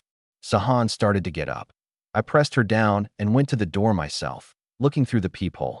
Lu Peng stood outside, a fair pile of food heaped at his feet. Rice, vegetables, fruit, instant meals, a generous-looking haul. I cracked the door open and angled my body to block the room behind me. I genuinely couldn't be bothered with him. But dodging him entirely would only look guilty and invite more suspicion. Seeing it was me who answered, Lu Peng tilted his chin up, smug without the slightest restraint. Chinemo, see this? All this food, every bit handed out by Brother Yong. You read the group too. Aren't you really regretting it now? Joined the group and didn't dare follow along. I was speechless inside. This guy was almost pitifully childish. Yeah, I really envy you. My tone was perfunctory. I regret not going so much. He didn't catch the sarcasm at all and burst out laughing. Chinemo, even you have a day like this. I couldn't be bothered to humor him and was about to shut the door. But he wouldn't let up, his expression slowly twisting, his tone turning sinister. When Xiaoyi used to like you, but that was before. Sooner or later she'll see clearly that you and I aren't even in the same league. I've got food, you don't, and one day she'll. Bam. Before he could finish, I kicked out and sent him flying. Get lost. The door slammed shut. Lu Peng's cursing came through from outside, fading as it went. I didn't take it to heart. Hugging that bit of food Brother Yong handed out, he was smug as if he'd struck a mountain of gold. But he didn't know. The guy with no food, he sneered down at, had a whole pharmacy stashed and a suppressed pistol in his pocket. And at midnight tomorrow, the system would deliver another share. I had no time to bother squabbling with him. Outside the window, Jiang Jingyong's crew was frantically pulling people in, and Zhao Xiong had already drawn blood. One wanted to be king, one already thirsted for killing. This snow had only just frozen the human heart down to its true shape. The real slaughter was still ahead. The door slammed shut behind me. The casualness on my face vanished in an instant. I hadn't held back much on that kick. Outside, Lu Peng's cursing still rang. Chinemo, you just wait. I'll wait. I murmured quietly, my voice calm but bone-chilling. Wait for you to give me a reason to kill you. The apocalypse had come, but I wasn't ready to throw away that last shred of humanity yet. Reason told me that killing Lu Peng now would, at most, draw a little attention from Jiang Jingyong's side. Hardly any trouble. But my bottom line reminded me, I couldn't do it. If I struck someone down dead over a thing this small, then how was I any different from Zhao Xiong, that killer in the group? Some lines, once crossed, you don't come back from. I think I heard that annoying Lu Peng. When Xiaoyi came over, I turned around, the coldness on my face melting away at once, and reached out to ruffle the top of her head. It's nothing. He followed Jiang Jingyong, got handed some supplies, and came to show off. She immediately scrunched up her little face. I knew he was no good. We've got way more food than him. The words barely out. She noticed the warmth on the top of her head, flushed, and slapped my hand away. No ruffling my head, it'll stunt my growth. I couldn't help laughing. You're well into your 20s and still worried about growing taller. Who? Who says you can't grow in your 20s? The doctor even said everyone develops differently. Okay, our Xiaoyi will definitely grow taller. Sahan came over and ruffled her head too, like soothing a child. When Xiaoyi went to slap on reflex, saw it was Sahan, and froze, her face full of grievance. Sahan, how could you pick up Chun Mo's bad habits too? Sahan crinkled her eyes into a smile. I finally get why Xiao Mo loves ruffling your head. It really is so soft. When Xiaoyi puffed out her lips, cheeks bulging like a steamed bun. You two are ganging up to bully me. I'm not talking to either of you. With that, she flopped onto the bed and buried her face in the blanket. Sahan immediately hugged her from behind and cooed softly. Xiaoyi, I'm sorry. Forgive me just this once. Her mouth said sorry, but her tone was all laughter, not a trace of sincerity. No, I just hate you. When Xiaoyi pouted, yet her voice was wrapped in a sweetness she couldn't hide. I leaned to one side, watching the two of them tangled together, and a settled, warm contentment spread through my chest. Outside the door of room 6, Lu Peng stood at Wen Xiaoyi's door, holding a bag of instant food and a few pieces of fruit. His face was pale, but a smile still hung at the corner of his mouth. Chen Mo's kick had been too hard. He'd taken a long while to get up, and his stomach still ached dully. He raised a hand and knocked. No answer. He knocked harder, again. Dead silence. How could impossible, absolutely impossible? The knocking grew lighter, his voice smaller and smaller. In the end, he finally understood there was no one inside. When Xiaoyi had already moved over to Chinmo's place. Bang! He slammed a fist against the door, knuckles white, expression contorted. I liked you so much, and this is how you treat me. Chun Mo already has a girlfriend. What on earth do you see in him? Click. The rental's front door was unlocked. Zhang Wen pushed it open, Wang Xiaolong and Wang Xiaohu behind him, the three carrying a presence not to be underestimated. They'd come to help Zhang Wen move in. Lu Peng immediately put on a fawning smile and stepped forward. Brother Wen, Brother Long, Brother who? Who are you? Wang Xiaolong gave him a sidelong glance. Brother Long, I went out to dig snow this morning too, right alongside Brother Wen. Wang Xiaolong's face warmed at once, and he patted his arm. Oh, Awen's friend, then you're one of us. But before he could be glad 2 seconds, Zhang Wen's indifferent voice cut in. Not a friend, just a flatmate. Lu Peng's little schemes, Zhang Wen had seen through at a glance. His petty maneuvering out in the snow, Zhang Wen had taken note of too. A man like this wasn't worth getting close to. The mood went stiff in an instant. The warmth that had just risen in Wang Xiaolong's face went cold again, and he withdrew his hand, not sparing Lu Peng another look. Mind moving, you're in the way. Zhang Wen's tone was distant. Ah, yes, yes. Lu Peng forced a smile and shuffled aside. Watching the three go in, the smile drained completely from his face. He clenched his fists, went back to his own room, and slammed the door hard behind him. He sat on the cold edge of the bed, his face dark enough to drip water. There was no place for him in Jiang Xingyong's crew. Even if Zhang Wen didn't target him, climbing a single step higher was flatly impossible. It was time to find another way out. Lu Peng opened the residence group and scrolled up. That flurry from a dozen-odd minutes ago, he'd been busy finding Chun Mo to gloat and hadn't read it closely. Li Chong, anyone want to dig out a supermarket together? Strength in numbers. Wu Mingxian, I've scouted the route. Dig along the garage's west wall, 50 meters, and you hit a pharmacy with a small supermarket beside it. Zhou Hao, brothers in building 2, don't just watch Jiang Xingyong eat meat while we can't even get the soup. A scattering of sign-ups followed underneath. Lu Peng swept his eyes over it coldly, a trace of contempt at his lips, a pack of rabble. They saw only that Jiang Xingyong had succeeded, never what the success had relied on. Without Zhang Wen's set of expertise, digging blindly, 9 out of 10 would die. But this, he wouldn't say in the group. He threw on a thick coat and went out.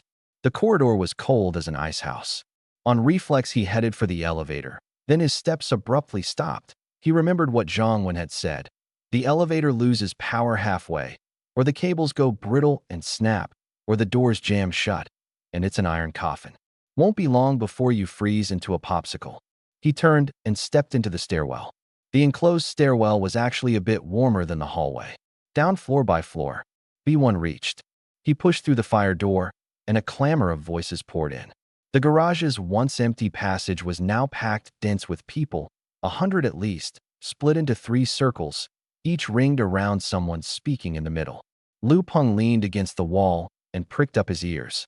The loudest was the bald guy in the center, 40-some people around him. If Jiang Xingyong could break through, why can't we? How big is that little fresh food store of his? Our target's Fuanjia. That's the big supermarket. Enough to feed dozens for 2, 3 months. Someone asked, Brother Chong, Fuanjia isn't close. How long would the digging take? Out from the garage's northwest corner. Less than 60 meters in a straight line. 40 plus people. A few hours, and we're through. What if it collapses? Collapse my foot. Snow's not stone. It's gonna crush somebody to death. Lu Peng's cold sneer deepened. Another reckless fool with no idea how to die. Snow couldn't crush you to death, but a cave-in could smother and freeze you alive. Old Li and Old Zhou, those two lives, were proof. To the left, a middle-aged man in glasses spoke in a low voice, the crowd leaning in close. I studied Jiang Xingyong's route. They went hugging the wall, safest. We'll dig out from the garage's east side too, along the shops, pharmacy first. In the apocalypse, medicine's worth even more than food, and there's a small supermarket next to it. The thinking was clear, but Lu Peng frowned. This man hadn't said a single word about the rules of digging snow. No wind shelter, no angled digging, no rotations, no guarding against hypothermia. Armchair theory. He withdrew his gaze, a calculation forming in his mind. These people were each more unreliable than the last. Lead a crew to dig himself, and 9 times in 10 something would go wrong. But if he brought that set of expertise over, Lu Peng's eyes slowly lit up. He stepped off and walked toward Li Chang's group, the one with the most people. Brother Chong. Lu Peng pushed to the front row. Who are you? Li Chang, mid-pitch with his big talk, was a little irritated at the interruption. A resident from Building 5, 14th floor. Brother Chong, your plan's got guts, but there are a few details. I wonder if you've considered them. He lowered his voice, but loud enough for those around to hear, and laid out, one by one, the rules Jiang Xingyong's crew had bought with their lives. A wind-sheltered opening, angled digging against the wall, 10-minute rotations, never sweating to guard against hypothermia. He didn't mention Zhang Wen's name. No need. The whole group went quiet. Li Chang's eyes widened. Then he smacked his thigh hard. Brother, you done this kind of work before? No. I went out with Jiang Xingyong's crew and watched with my own eyes how they dug. This is experience they bought with their lives. Li Chang grabbed his arm and shook it hard. What's your name? Lu Peng. Brother Lu Peng. Li Chang turned and roared to the crowd. You all hear that? This is a real pro. From now on, the digging, everyone listens to him. Someone in the crowd started the applause. Lu Peng nodded with a smile, sneering inwardly.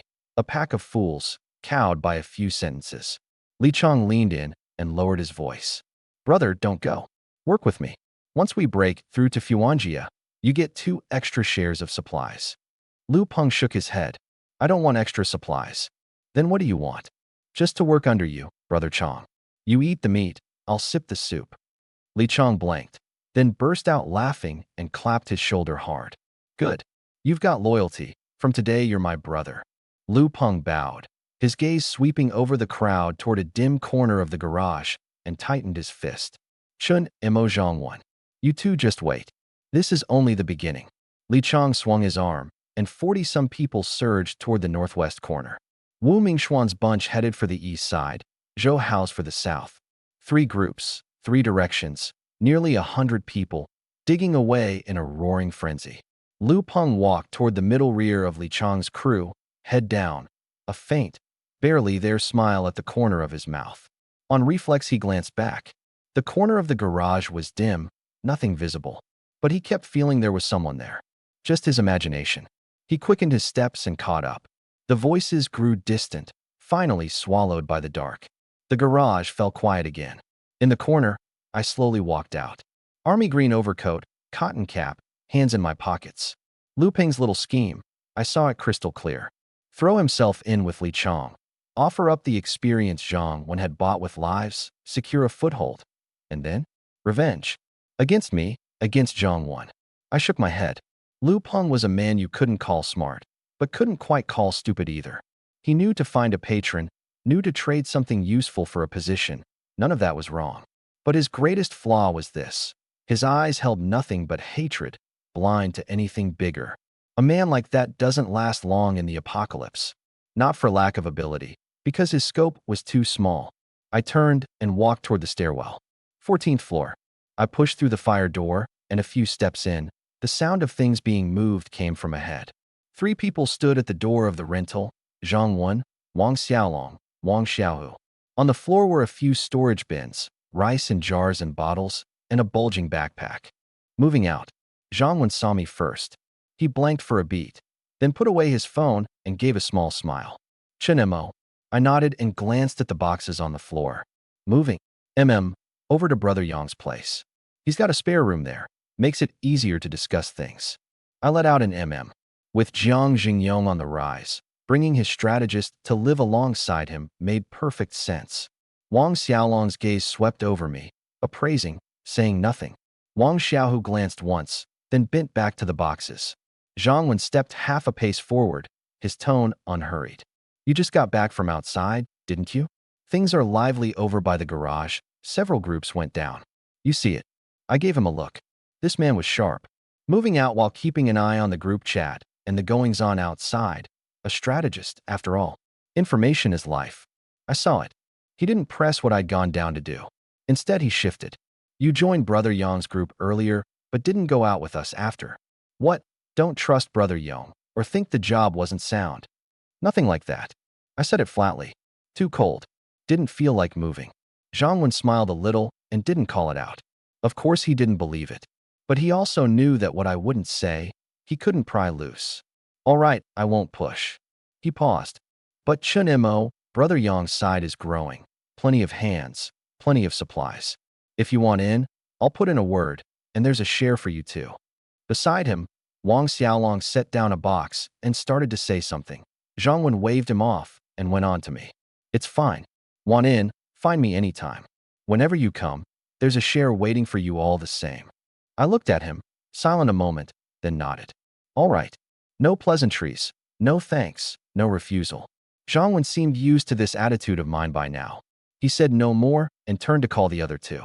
Brother Long, Brother Hu, let's go.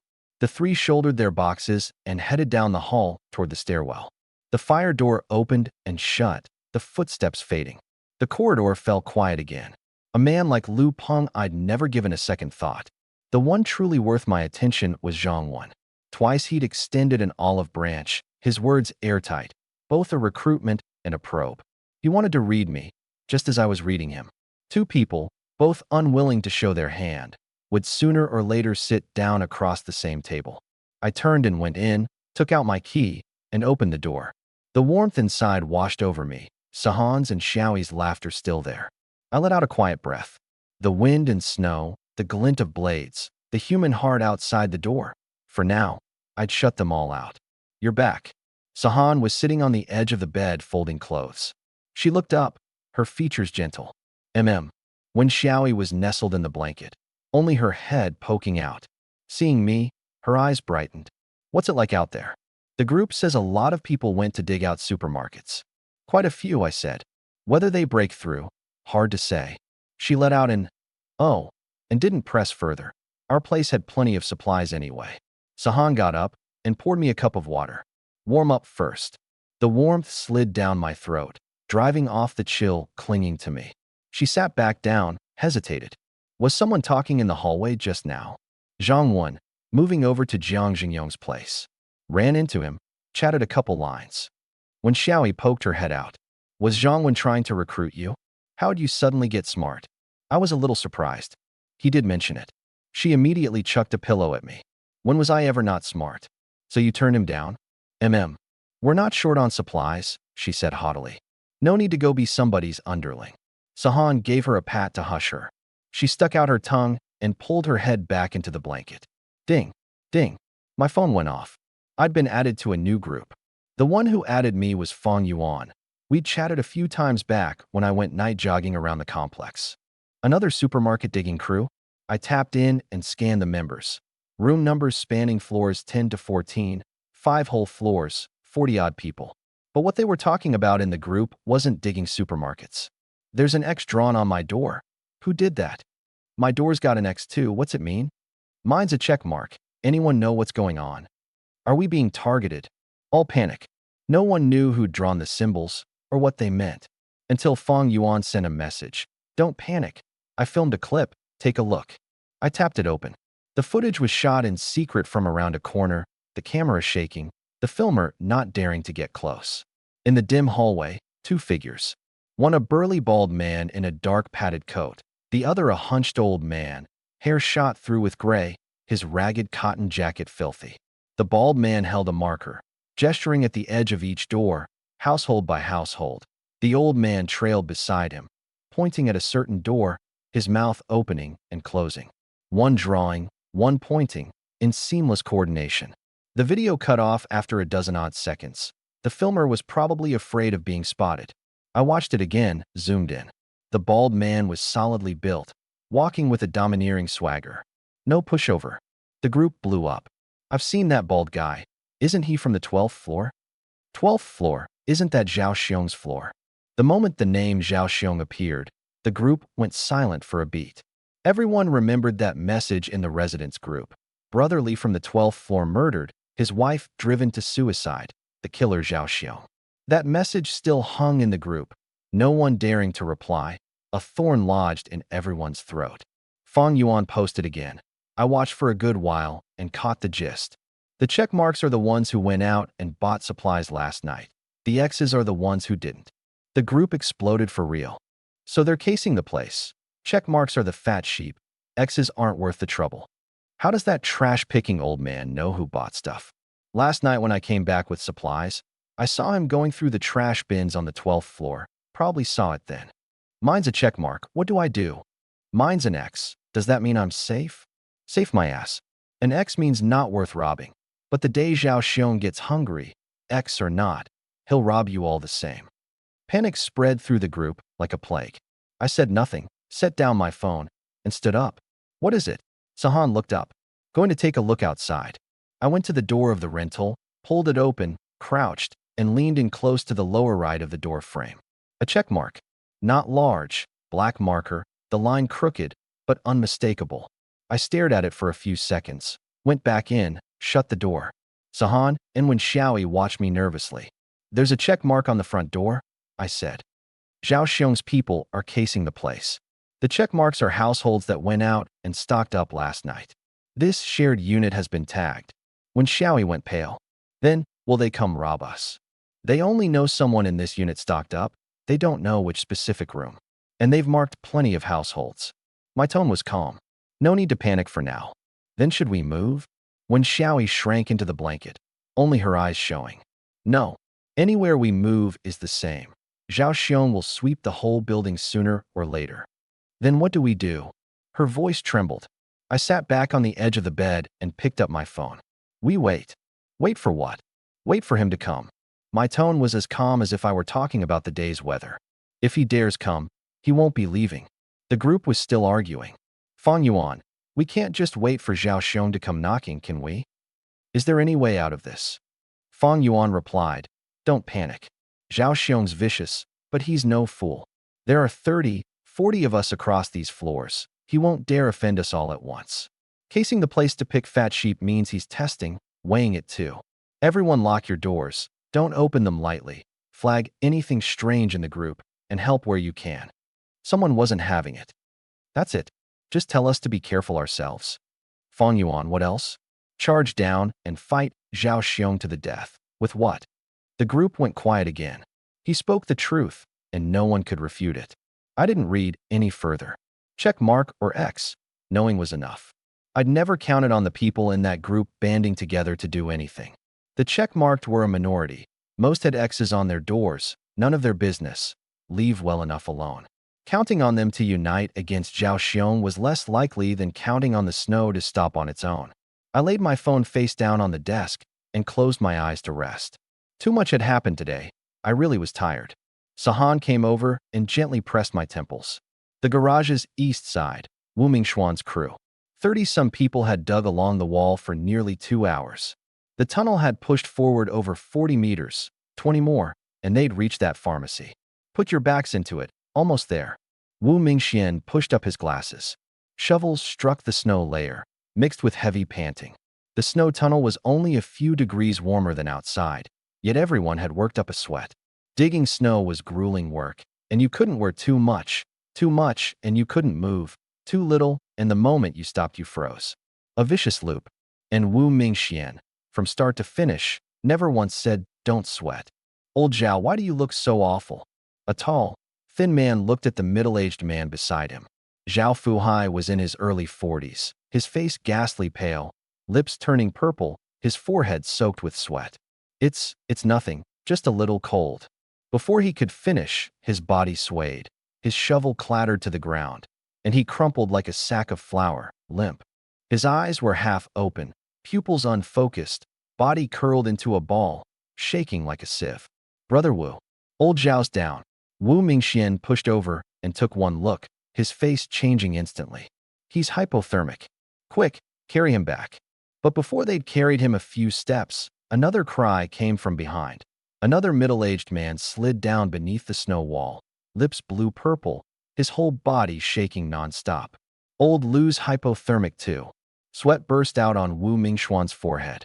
He looked back at the crew, 30-some faces, exhausted, pale, several already stumbling. "Everyone stop. Stop." Too late. In the middle of the crew, a young man threw down his shovel and hugged himself, teeth chattering. "I'm so cold." His body tilted, and he toppled into the snow. "Free now." Wu Mingxuan's hands began to shake. He crouched and felt the young man's neck, a pulse still there, weak as if it might snap at any moment. "Carry them out." "All of them." "But carry them where?" The garage was only a few degrees warmer. It couldn't save the hypothermic. The snow tunnel fell dead silent, nothing but panting and chattering teeth. The fourth went down. The fifth. The tall, thin man, white as a sheet, his voice hollow. "Brother Wu, let's go back. Dig any more, and we all die in here." Wu Mingxian didn't answer. He looked toward the pharmacy 20 meters ahead, then at the men shrinking back behind him. "Dig." His voice was hoarse. "Just 20 meters left." The words barely out, his body swayed violently. His hands went cold as iron, the color draining from his face at a speed visible to the eye, his lips going from white to purple. Hollowed out, he collapsed. Brother Wu's hypothermic too. The snow tunnel completely erupted. "We're done. Go back. Run, or we all die." Shovels were flung to the ground, no one minding the fallen companions anymore. Everyone running like mad for the garage. In under 5 minutes, 30-some people had run clean away. In the snow tunnel, only scattered shovels remained, and a few bodies that no longer shook. Wu Mingxian leaned against the snow wall, eyes half open, staring into the darkness at the tunnel's end. His finger twitched once, then never moved again. Before they ever reached the pharmacy, his crew had lost 6, including himself. 3 more, after getting back, ran fevers that wouldn't break, life or death unknown. Scattered. Completely scattered. The garage's south side, Zhou Hao's crew. Zhou Hao's side had fewer people, 20-odd, targeting a convenience store, 40-some meters off. But this route had no wall to hug. They could only force their way through the middle of the snow. Zhou Hao was the impatient type, not given to Wu Mingxuan's hesitation. After nearly 3 hours of work, the progress was rapid. He'd already dug over 30 meters. Almost. 10 more meters, and we're through. He led from the front, swinging his shovel fast. The men behind, carried along by him, dug faster and faster. No one noticed that the snow layer overhead had already crept with fine cracks. "Brother Hao, doesn't the ceiling look off?" Someone glanced up. Zhou Hao glanced too. A few fine seams across the snow, spreading like a spider web. "It's fine, just a few meters left, dig through first." He didn't take it seriously. 2 more minutes. Boom. The entire stretch of snow, from the middle to the end, came crashing down. Tens of tons of snow poured like a waterfall, swallowing more than 10 meters ahead in an instant. Zhou Hao and the 7 or 8 people beside him were buried before they could even cry out. The men behind ran backward for their lives, but the cave-in didn't stop. Block after block of snow slammed down, the tunnel ceiling collapsing entirely. When everything went still, the survivors stood at the garage entrance, shaking all over. That snow road, dug for nearly 3 hours, was packed solid with collapsed snow from the entrance forward a dozen meters. Not even a shadow of the supermarket visible. A head count, 26 people, only 18 got out. 8 buried inside. Zhou Hao among them. Someone tried to rush back and dig, dug twice and stopped. The snow was too thick, no tools, no direction, no idea where the people were buried. Even if they dug them out, they'd have frozen long ago. No one brought up going back again. Zhou Hao's crew, before they ever glimpsed the convenience store, had lost 8, including Zhou Hao himself. The tunnel was utterly destroyed, not even the possibility of a redo. Scattered. Completely scattered. The garage's northwest corner, Li Chang's crew.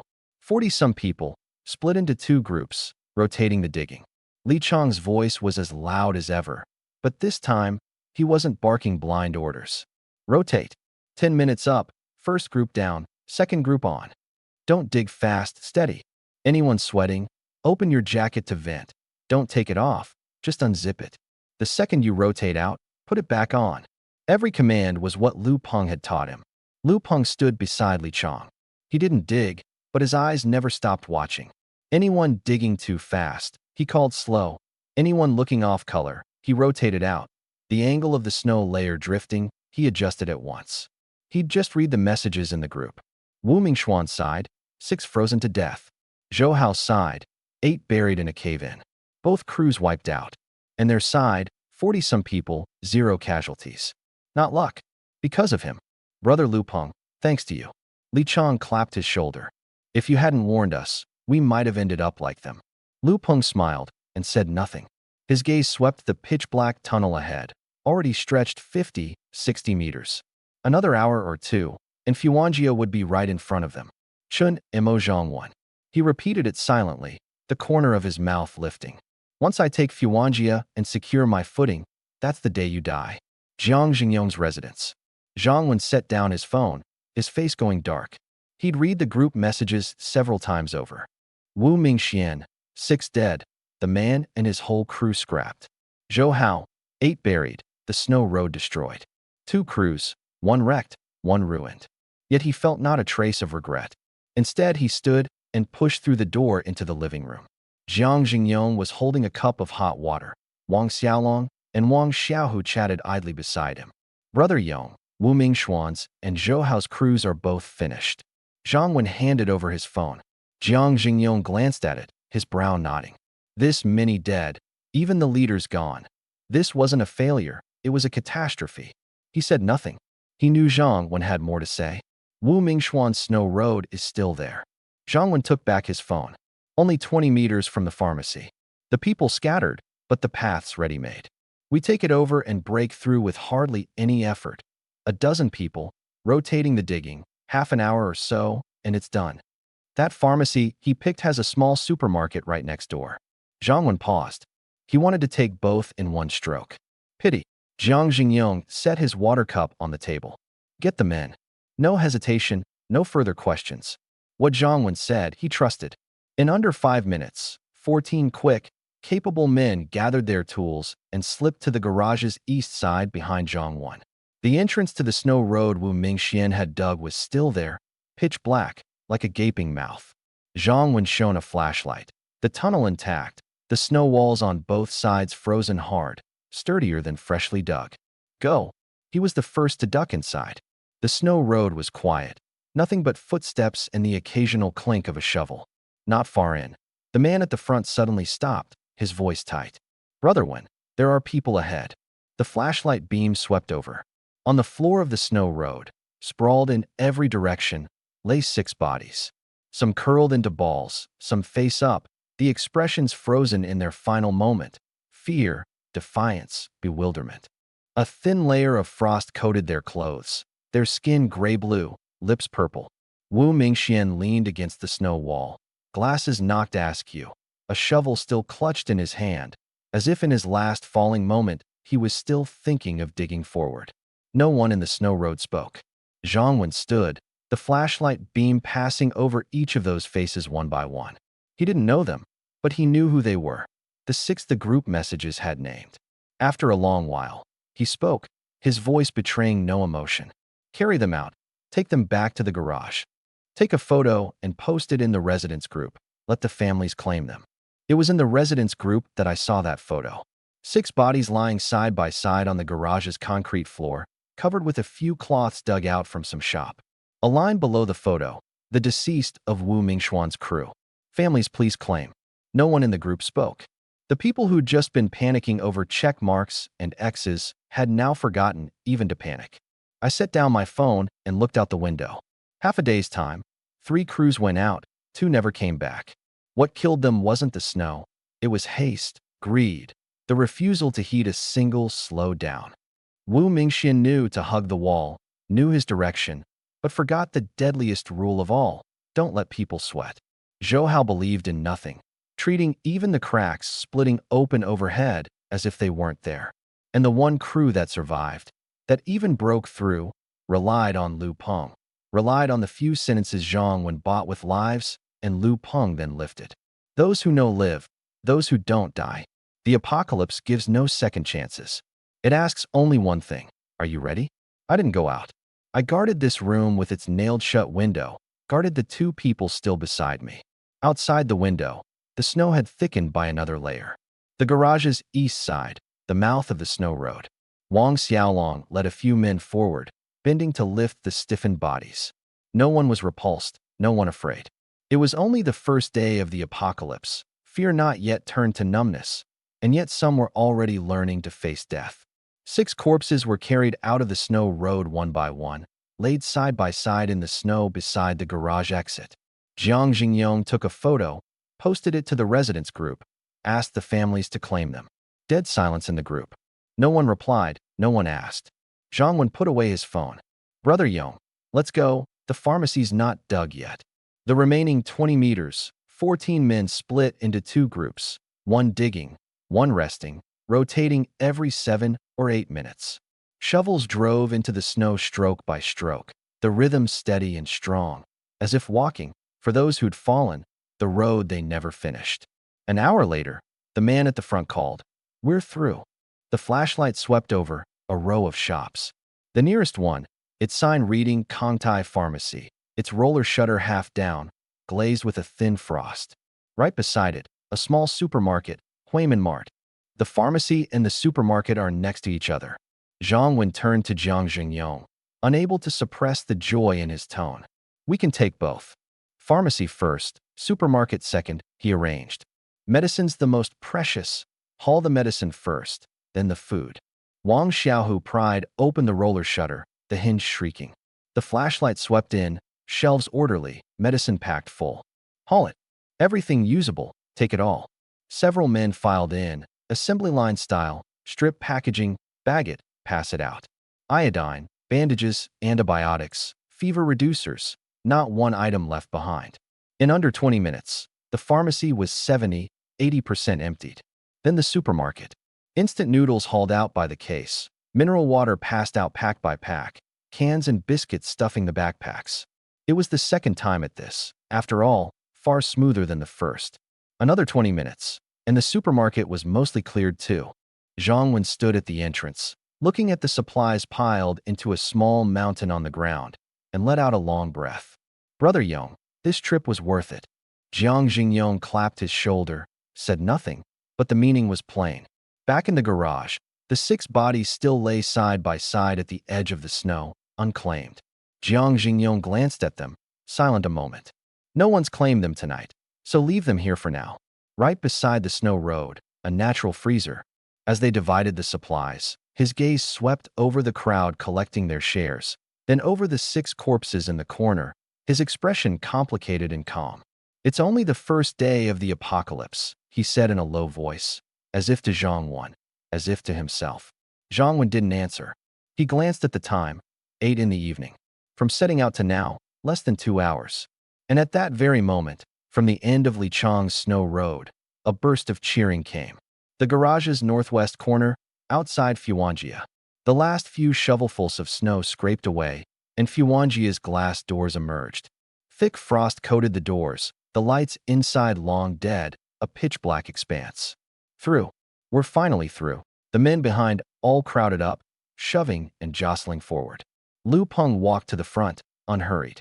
Li Chang slapped his shoulder, his bald head catching the light. Brother Lu Peng, you've got it. You really do. Lu Peng smiled, said nothing, and glanced at the time, just past 8:40. A bit slower than expected, but through in the end. Let's go in and look first. He took the flashlight and pushed open the glass door. The hinge gave a piercing shriek. A draft blew out from inside. Not the biting cold of outside, but a dank, clammy chill carrying a faint, raw smell. Lu Peng frowned. The smell of blood? Very faint. He wasn't sure. The flashlight swept in. Shelves toppled every which way. Goods in plastic bags and cardboard boxes scattered across the floor as if something had rummaged through it. Holy crap, look at all this stuff. Someone had already rushed in. One of them, a young man named Chun Kai under Li Chong, loved filming videos, and the apocalypse hadn't changed that. He held up his phone, recording. Watch this, brothers. Fuanjia, we dug through. It's full of supplies inside. The crowd scattered with a roar and began stuffing their bags. The rustle of plastic bags, the clink of cans, excited shouting, all blending together. Every eye held only supplies, every mind a single word, haul. No one noticed. The staff passage at the very back, its door, was open. And no one noticed that deep inside the passage, something was moving. Lu Peng crouched by a shelf, cramming sausages into his bag, when that faint, raw smell drifted over again. He looked up and scanned around. The shelves blocked his view, only swaying flashlight beams visible. Overthinking it, he lowered his head. A heart-rending scream exploded from deep in the supermarket. Everyone froze at once. Who's screaming? Li Chong shouted. No answer. Then another scream, closer, more agonized, like someone being torn apart alive. The sound bounced back and forth through the empty supermarket, making scalps crawl. Flashlights. Shine over there. Several beams struck the freezer section at the very back at once. Everyone froze. There, standing, were two things. They had once been people. Now, only the outline of a person was left. Each stood 2 heads taller than a normal man, yet the body was withered thin as a dead branch, the arms grotesquely long, the dangling fingers nearly brushing the feet. The skin was a gray-white, like paper soaked to mush and dried out again, crawling with blue-black veins, dense as spiderweb in the flashlight. The eyes were blood-red. The mouth split clear to the ears, a row of jagged teeth like shards of glass driven into the gums. They wore the supermarket's blue uniforms, staff badges still pinned to their chests, but the clothes were split everywhere, stretched apart by the deformed bodies. They stood on all fours like gorillas. Beneath one of them, a person was pinned. The person still moved, but could make no sound. The other was dragging something into the darkness between the shelves. On the white tile, blood spread silently. In the footage, Chun Kai's hand shook, his mouth open, unable to push out a single sound. The dead silence lasted only a second. Then someone let out a scream that didn't sound human.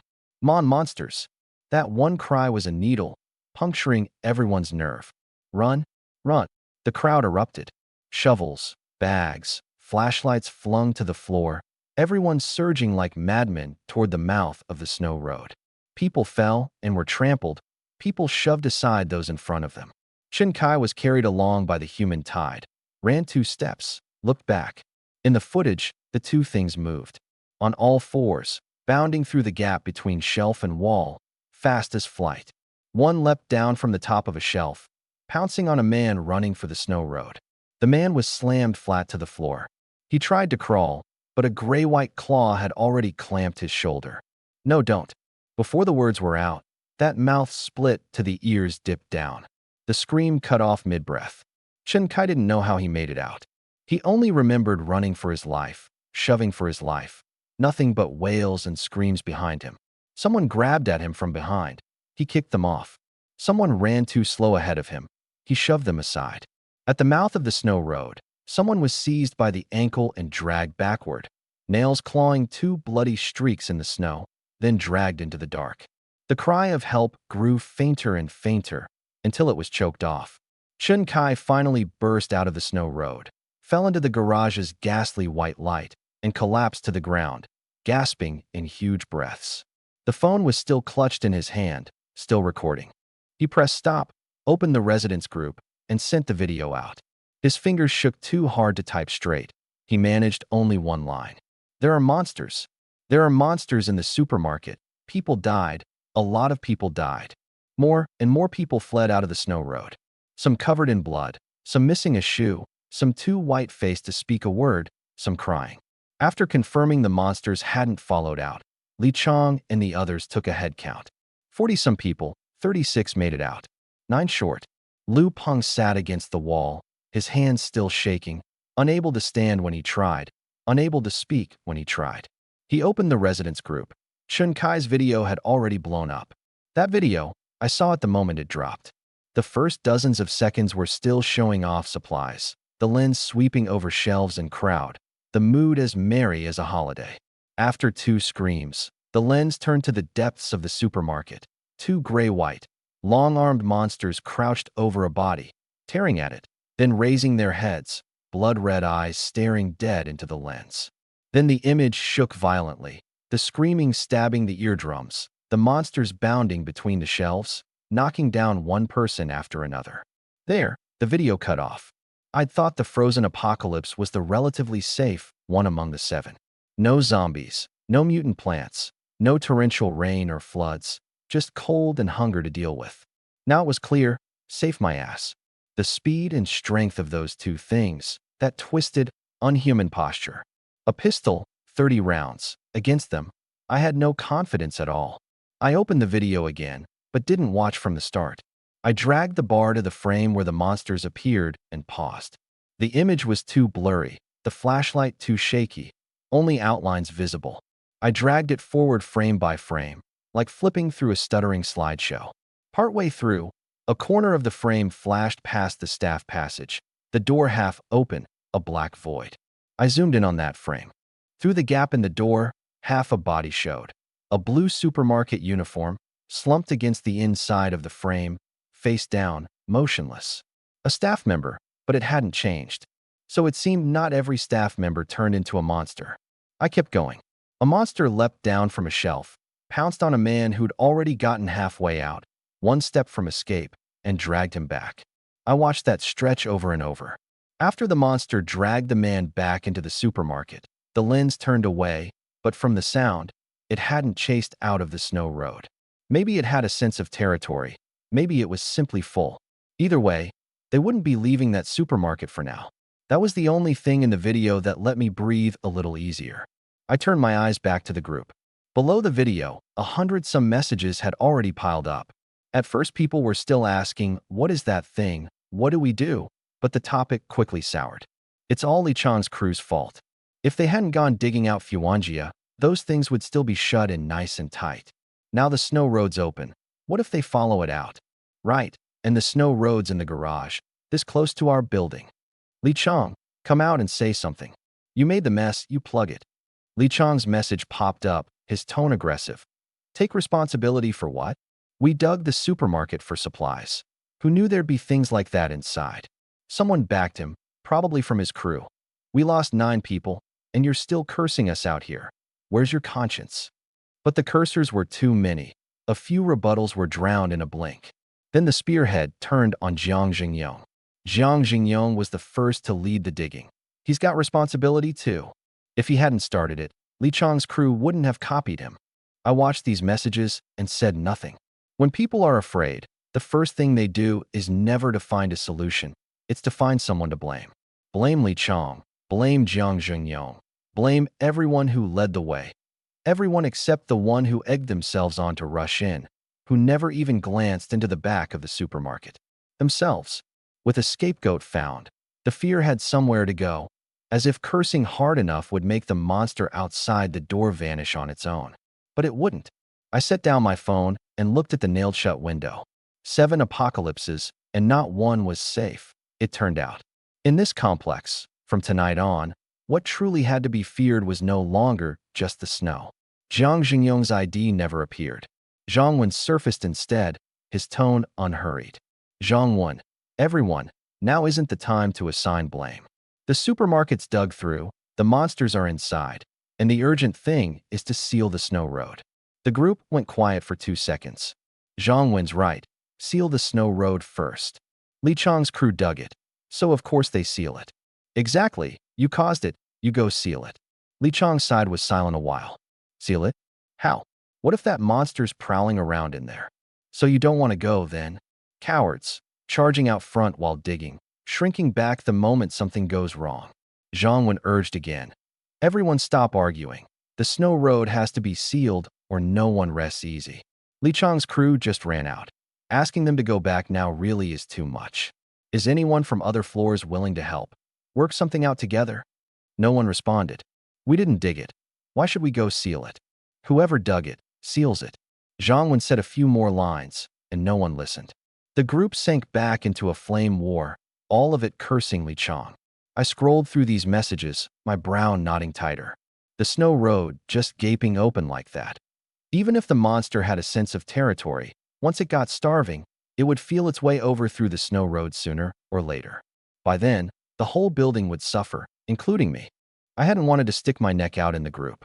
The bird that sticks its neck out catches the bullet, that I understood better than anyone. But this time, it bore on my own safety. Not speaking wasn't an option. I typed a few words, deleted them, back and forth several times, before I hit send. Chinemo, I've watched the video several times. After the monster dragged the person into the supermarket, the footage cut off, but from the sound, it didn't chase out. Chinemo, my guess is this thing has a sense of territory and won't leave the supermarket easily. Going to seal the snow road now should be safe. Otherwise, once they're starving, they'll feel their way over through the snow road sooner or later. After I sent it, the group went briefly quiet. A dozen seconds later, an unfamiliar ID surfaced. Building 4, 14F Majun. Majun. What Chinemo said seems to be true. Majun. I was the last one to run out. Right behind me was Old Huang.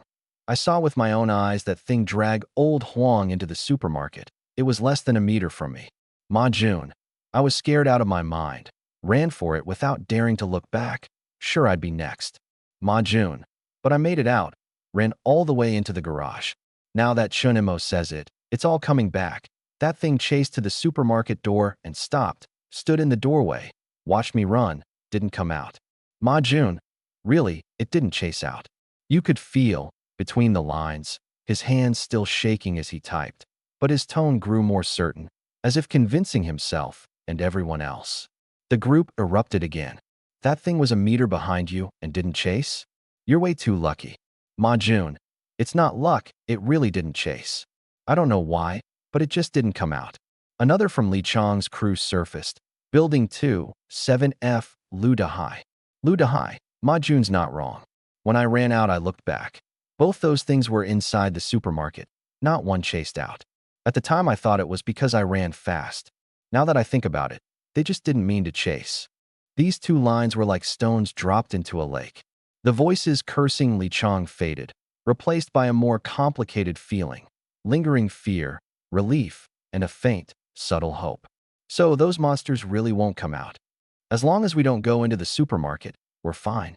So is the snow road getting sealed or not? Of course it's getting sealed. Didn't you read, Chinemo? Once they're starving, they'll feel their way over through the snow road. Then who goes to seal it? Didn't Li Chong's crew just shrink back? The mockery rose again. Li Chong's ID stayed gone. In the corner of the garage, Li Chong leaned against the wall, face iron gray, listening to the chatter around him. He was afraid. Who wouldn't be of a thing like that?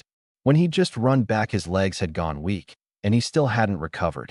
But these people, coward this, coward that. He couldn't swallow it. He turned to look at Ma Jun and Lu Dahai sprawled on the ground.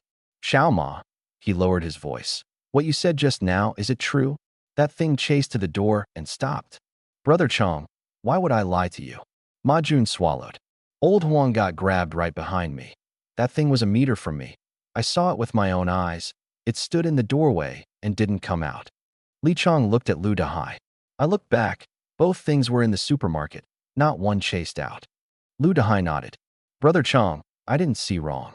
Li Chong stared at them a few seconds, confirmed they weren't lying, then slowly stood. He picked up his phone, typed, deleted, typed again. Li Chong, who said we won't? We'll go seal it. The group went instantly quiet. Li Chong, you serious? Li Chong, I keep my word. We dug the supermarket. We seal the snow road. But let me say it plainly up front. Anyone runs their mouth with smart-ass remarks again, come do it yourself. Weren't you the ones too scared to go just now? Li Chong, just now we didn't know whether the monsters would come out. Now Xiao Ma and Old Lu both say they didn't chase out. Since it's relatively safe, we caused it, we fix it. Zhang Wen saw this reply and nodded slightly. He'd already been rounding up hands. Li Chang standing up himself saved him a good deal of trouble. Zhang Wen, good, then we'll trouble you. Once the snow road sealed, everyone rests easy. A scattering of replies came. Li Chang, now that's a man. Brother Chang, you've earned the title. Over in the garage, Li Chang set down his phone, stood, and glanced at the people still sprawled against the wall. Up, he said. Grab your shovels. We're sealing the snow road. No one moved. I sat up. His voice rose. Xiao Ma and Old Lu both said the monsters won't come out. Seal the snow road and come back. It won't take long. This is on us. Don't seal it. And it comes through the snow road. We suffer all the same. 1, 2, 3. People slowly stood and picked up shovels. Ma Jun and Lu Dehai got up too, faces still white, but their hands no longer shaking. Li Chang walked at the front, taking the first step toward the mouth of the snow road. The men behind followed, footsteps heavy, but no one shrank back. I looked at Li Chang's message and felt a stir of something. This man could bend and stretch. No matter how the group goaded and cursed before, he wouldn't go. Back then going was a death sentence, and life mattered more than reputation. Shrink back? Then, a few curses don't take a chunk out of you. But now it was different. My analysis, plus Ma Jun's and Lu Dehai's first-hand confirmation, let him confirm the risk wasn't so great. Since it was relatively safe, the trip was worth it. Seal the wagging mouths, keep his name, and not lose his life doing it. Weighing the pros and cons, reading the moment, this man was no simpleton. Jiang Jingyong, in his place, would probably have gone to seal it from the start, playing the hero even at risk. Because he cared about reputation, about his crew, about how others saw him. Li Chang was different. What he cared about were the solid things: life, profit, when to advance and when to retreat. A man like that, in the apocalypse, actually lives longer. The next morning, I woke first. Sahan and Wen Xiaoyi were still crowded together asleep, wrapped tight in the blanket, only 2 tufts of black hair showing. I didn't disturb them and quietly picked up my phone. 8:42. Out of habit, I opened the residence group. Last night's records had stacked into 100-some messages. Scrolling up, there was a photo Li Chang had posted. The garage entrance packed solid with snow. No sign a tunnel had ever been dug. The timestamp, just past 11 last night. Below the photo, Brother Chang, a real man. Said and done, respect. To the ones who cursed you before, sorry, don't take it to heart. The few who'd cursed hardest last night now praised loudest, following the wind. I felt neither surprise nor irony. Human nature is just like this. Curse when afraid, praise when safe, follow whoever's out front. No reason needed, no logic. I exited the group. The system supply pack was due. I leaned against the headboard and silently called out. View the supply pack. Ding. Today's supply pack has been issued. Today's supply pack tier, mid. Open it. Mid. A wave of satisfaction passed through me. A mid pack couldn't match a high one, but it won on practicality. Exactly right for shoring up the daily shortfalls. Open. Ding. Mid-tier supply pack opened. 1. Small diesel generator times 1. With 100 liters of diesel, 220 V output, noise under 60 decibels. 2. Fuel burning space heater times 1. Runs on kerosene, no electricity needed. With 100 liters of kerosene, heats a room of about 40 square meters. 3. Hand pump water purifier times 1. Filters snow melt and ice melt, 10 liters per hour, with 5 filter cartridges. 4. Portable fuel stove times 1. Foldable, heats and cooks, with fuel. 5. Medical kit times 1. Antibiotics, fever reducers, tourniquet, suture needle and thread, iodine, frostbite cream. All supplies stored in the system space. Withdraw anytime by thought. 5 items, every one hitting the mark. I lingered an extra glance on the space heater and the generator. The complex still had power for now, but the air conditioners had long been useless. In 60 below cold, the outdoor unit froze the moment it started, the compressor unable to turn at all. Yesterday, someone in the group had said running the AC only blew cold air, worse than not running it. The heating still usable now came down to electric heaters and electric blankets. And a blackout was only a matter of time. Once the power cut, every electric heater and charging device became scrap iron. With this space heater, things were different. It burned kerosene, no electricity. The kerosene that came with it was more than enough to keep this 20-some square meter room above freezing for the long haul. Window nailed shut, door cracks stuffed tight, and the room became a life-saving shelter from the wind. The generator was a backup security. The heater needed no power, but phones, flashlights, and walkie-talkies still relied on it to charge. 100 liters of diesel, used sparingly, would last a good while. As for the purifier, I wasn't short on water. A low pack always had water, and probably wouldn't need it, but better to have and not need. The fuel stove could both cook and heat, pairing flexibly with the space heater. The medical kit went without saying. The most precious things in the apocalypse, antibiotics and a tourniquet, could save a life at the critical moment. I was sitting on the edge of the bed working out the day's plans when a knock suddenly came at the door. Thud, thud, thud. 3 knocks. Not heavy, but unusually clear in the quiet hallway. This hour, who'd come? The 2 on the bed hadn't woken. I slipped out of the room on light feet, pulled the door to behind me, and went to the front door. Who is it? The other side went quiet a beat, then a woman's voice came, laced with embarrassment and caution. It's me, Xiao Wanqing. Xiao Wanqing. I paused, a face surfacing in my mind. I'd lived in this complex a good while, yet really knew few people. A nod at most when we crossed paths in the building, couldn't even name them. Xiao Wanqing was the exception, not because we were close, but because the way we first met was, frankly, unforgettable. That was about half a month ago. That day, I was coming home from work, the elevator packed shoulder to shoulder. Jostled by someone. The back of my hand accidentally brushed the rear of the person in front of me. That person whipped around, a young face flushing crimson, eyes wide, voice small as a mosquito's whine. You, what are you doing, you pervert? That was Xiao Wanqing. Light-colored coat, long straight black hair, very bright eyes. Her face red from the base of her neck to the tips of her ears. When she said pervert, there was no fierceness at all, more a flustered embarrassment. I kept my expression under control and explained flatly. Got jostled into you, sorry. I was so calm about it that she paused, the red on her face fading a little. She opened her mouth, then only managed an "oh," edged aside, and said nothing more. I thought that was the end of it. The elevator reached the 14th floor, doors open. She got out, and so did I. A few steps along, a tense voice came from ahead. You, why are you following me? I stopped. Xiao Wanqing turned, clutching her bag strap, her face no longer flushed but tense and wary. She looked at me, then toward her own door, her voice a little shaky. I live here, and you live here too. What a coincidence.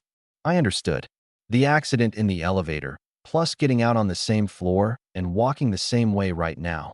To her, it probably didn't look like coincidence, but like premeditated stalking. I didn't explain much, walked to the door of the rental, took out my key, slid it into the lock, and turned. The door opened. I looked back at her. I live here. Xiao Wanqing froze. She looked at the open door, then at the key in my hand, her face heating up visibly, red from neck to forehead. It took her a while to squeeze out. I'm sorry, I thought. It's fine. I pulled the key out. Just a misunderstanding. But she wouldn't leave, standing in the hall red-faced, apologizing over and over, as sincere as if she'd committed some enormous wrong. Watching her like that, I figured the girl wasn't bad-hearted. That coincidence really had been quite a coincidence, after all. It's really fine, don't dwell on it. I waved a hand and shut the door. After that, the two of us counted as acquainted. The relationship was nothing close, but when we crossed paths in the hall, she always greeted me first, and now and then, red-faced, would ask some filler question like, have you eaten? I hadn't expected her to come knocking at a time like this. I pulled the front door open. It was indeed Xiao Wanqing standing outside. White thick down coat, zipper up to the very top, a scarf wrapping the lower half of her face tight, only her eyes showing. Beneath her eyes were heavy dark circles, like she hadn't slept or had been crying. She held nothing, just stood there. Seeing me open the door, she tugged the scarf down, revealing her whole face. A little pale, lips dry and peeling. She opened her mouth, then closed it, as if hesitating. I didn't rush her, leaned against the frame and waited. After several seconds, she spoke softly. Chinemo, I wanted to ask you for something. What is it? She bit her lip, gripping the edge of her scarf, knuckles white. drew a deep breath as if mustering courage. We're out of food at home. The words out. Her face went red to the ears. Not shyness, mortification. She'd only borrowed fever medicine from my girlfriend yesterday, and now she was here borrowing food. She probably felt she was being insatiable. She didn't dare look at me, staring at the toes of her shoes, her voice growing smaller. My little sister's fever just broke last night. She's much better this morning. But she's just gotten over being sick. She can't go hungry. I haven't been here long. The apocalypse came too suddenly. I had nothing stocked, and in this building, you're the only one I know. She didn't finish the second half, but the meaning was clear enough. How's your sister? Is she better? I asked. She blanked, probably not expecting me to ask that first, and quickly nodded. Much better. The fever's down, just still a little weak. I had her lie down, didn't let her get out of bed. I let out an and turned back into the room. Xiao Wanqing stood at the door, not daring to follow in, waiting at a loss. I stood by the bed and thought for a moment, then took out a bit extra. 6 bottles of water, 10 packs of compressed biscuits, 4 bags of instant noodles, 5 or 6 cans, plus a bag of milk candy. I also grabbed 2 boxes of fever medicine, a box of cold medicine, and a pack of vitamins, bagging it all together in plastic. Sahan had given her medicine yesterday, but that was no reason not to add another batch. I held out the bag. Here. Xiao Wanqing took it, looked down, and her hands froze. Water, biscuits, noodles, cans, plus milk, candy, and medicine, more than double what she'd expected. Her eyes reddened at once, her lips trembling. This is too much. I just need a little. I don't need this much. Your sister just got over being sick. She's weak. She can't live on staples alone. My tone was flat, like saying the most ordinary thing. The milk candies to get sugar into her, 1 vitamin a day to build her resistance. Keep the fever and cold medicine on hand, in case she runs a fever again, so you're not without. She hugged that heavy bag, and the tears finally broke loose, sliding down her cheeks. She ducked her head and wiped them with her sleeve, her voice muffled. Thank you, Chinemo, really thank you. My sister had a fever up to 40 degrees yesterday. I was terrified. There wasn't a single pill at home. If your girlfriend hadn't lent us medicine, she might have. She couldn't go on, biting her lip to keep from sobbing aloud. I leaned against the frame, waited for her to settle, then said, Go take good care of your sister. Come find me if anything comes up. She nodded hard, holding the things, seeming to want to say more, opening her mouth and closing it again, and in the end only bowed deeply, turned, and hurried back across the hall. I watched her back until that door closed, then drew my gaze away, shut the front door, and walked back to the room. The sky hadn't fully brightened when Zhongwen woke. Or rather, brightened or not was indistinguishable now. The window was sealed so tight, you could only judge by feel that it was roughly morning. He felt for the phone on the nightstand. 1 unread message glowed. The sender, a young man in the crew named Lu Chao. Lu Chao lived on a low floor, close to the garage. Waking early and uneasy, he'd gone down to take a look. The message was 1 line. Brother Wen, over in the garage, 2 bodies are missing. Zhongwen snapped, fully awake. He sat up. What? Did the families take them? Lu Chao, not sure exactly. I told Brother Yong. He said it was probably the families. Zhongwen instinctively felt something was off, replying almost instantly. Which 2 are missing? Lu Chao, Wu Mingxian, and 1 named Zhao Fuhai. Zhongwen stared at the screen, his brow nodding tighter. Wu Mingxian, Zhao Fuhai. He threw on a coat and left the room. In the living room, Jiang Jingyong was already up, sitting on the couch drinking water, Wang Xiaolong and Wang Xiaohu chatting about something beside him. Zhongwen got straight to it. Brother Yong, you sure the families took the bodies? Did anyone in the group claim them? Jiang Jingyong set down his cup, a little puzzled. That was my guess. Nobody in the group mentioned claiming bodies. Actually, why? Hurry and ask in the group. See whether any family took them. Seeing his expression off, Jiang Jingyong didn't press. Opened the residence group and posted. Everyone, 2 bodies are missing from beside the garage Snow Road last night. Which family took them? Please say so. The group went quiet a few seconds, then people started replying. Bodies? What bodies?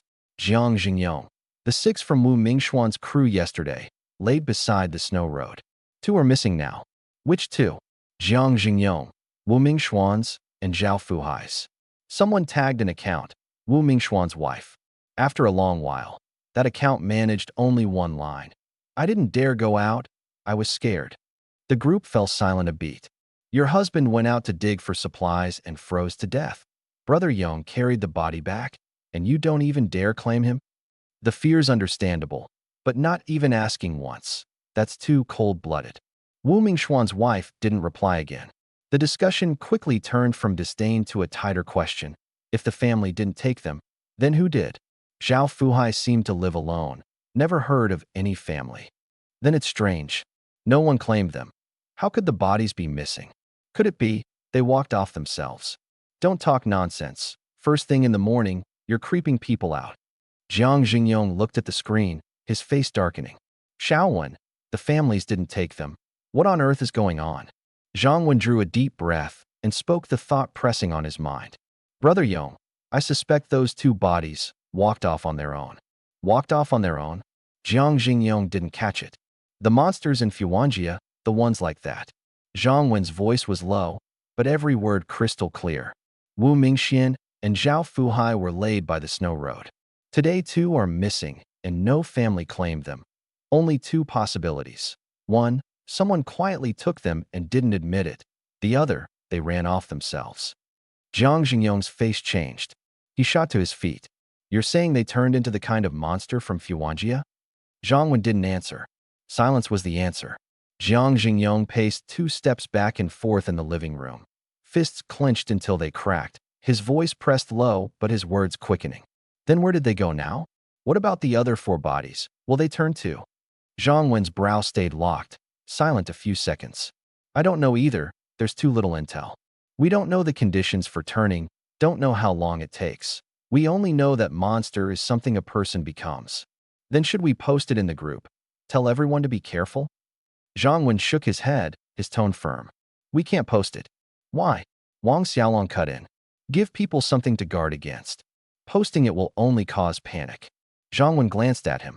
That video yesterday was chaos enough. Besides, this is only our guess, the worst-case assumption. Maybe someone really did move the bodies and just didn't say so in the group. Jiang Xingyong was silent a moment, then nodded. True, hold off on posting for now. But the other 4 bodies have to be dealt with, no more waiting. Zhang Wen paused. Burn them. Surest way. Burned clean, nothing can turn. Jiang Xingyong let out an and turned to the 2 brothers. Xiaolong, Xiaohu, take some men to the garage right now and deal with those 4. Check for any signs of change before you burn them. Move quick. Don't let anyone see. The 2 exchanged a glance and nodded. Got it. The footsteps gradually faded, vanishing at the end of the corridor. Building 2, outside 17-3.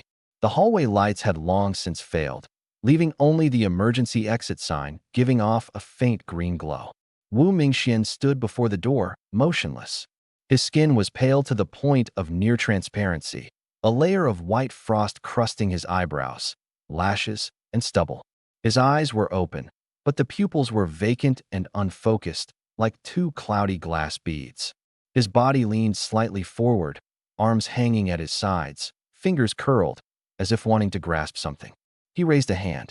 The motion was slow, stiff, the joints giving faint cracking sounds as they bent, like a machine long unmoved, starting up again. Thud, thud, thud.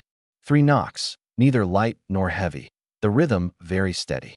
Building 2, 17-3, inside the door. A dark-faced, burly man sat on the couch with his arms around a woman. The woman wore pajamas, hair disheveled, leaning into his chest, half a bottle of baijiu and 2 cups on the coffee table. That dead fool of mine, running off in the middle of the night to dig out some supermarket. The woman took a sip, full of contempt. It's not like we had no food at home. He just had to show off, and now look, dead, isn't he? The dark-faced man squeezed her shoulder and gave a snickering laugh. Dead's perfect, isn't it? From now on you're with me. No more sneaking around. The woman gave him a smack, but with a smile on her face. Get lost. He and I are legally married. What are you? I'm your man. Brother Biao laughed again. You were already with me while he was alive. Him dead is even better, saves us creeping around like thieves every time. Thud, thud, thud. A knock came at the door. Brother Biao frowned. You got another man? The woman smacked him again. Just you. Messing with you. He rubbed where she'd hit. This early. Who's knocking? Can't be Wu Mingxian, can it? The woman pushed him. Go check. Thud. Thud. Thud. 3 more, a little heavier this time. The smile faded from Brother Biao's face, and he shouted toward the door irritably. Who is it? No response from outside. Thud. Thud. Thud. This time it was like a fist pounding, the door panel shaking. Brother Biao shot to his feet. Which idiot's banging your mother's? Still no sound from outside. Only that knocking, one after another, like it was hounding a soul. Let's see just who it is. He stormed over, cursing, didn't check the peephole, and pulled the door straight open. I'll fuck your. The words cut off. A person stood outside. Wu Mingxian. He knew that face.